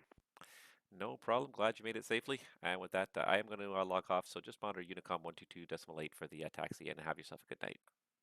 Yeah, Roger. You too, mate. You too. Over to Unicom 1228 for Speedbird 11. Take care. Air Canada 242 Vancouver. You're just leaving my airspace to the east. Actually, stand by. Edmonton's back online. Stand by. And Air Canada 242, contact Edmonton now on 3502. Have yourself a good night. 3502 to Edmonton, Air Canada 242. Thanks, Rob. Have a good one. Good night. Who's that? Somebody who knows me. That's Jaden. Didn't even realize that was you. Didn't even recognize the voice. All right. Anyways, thank you guys so much for watching. Have yourselves a good night. I'm gonna grab myself something to eat and grab myself some shut eye. But it was tons of fun. Glad we got to do that. And stay tuned to the channel for more streams soon enough. Have yourself a great night, everybody.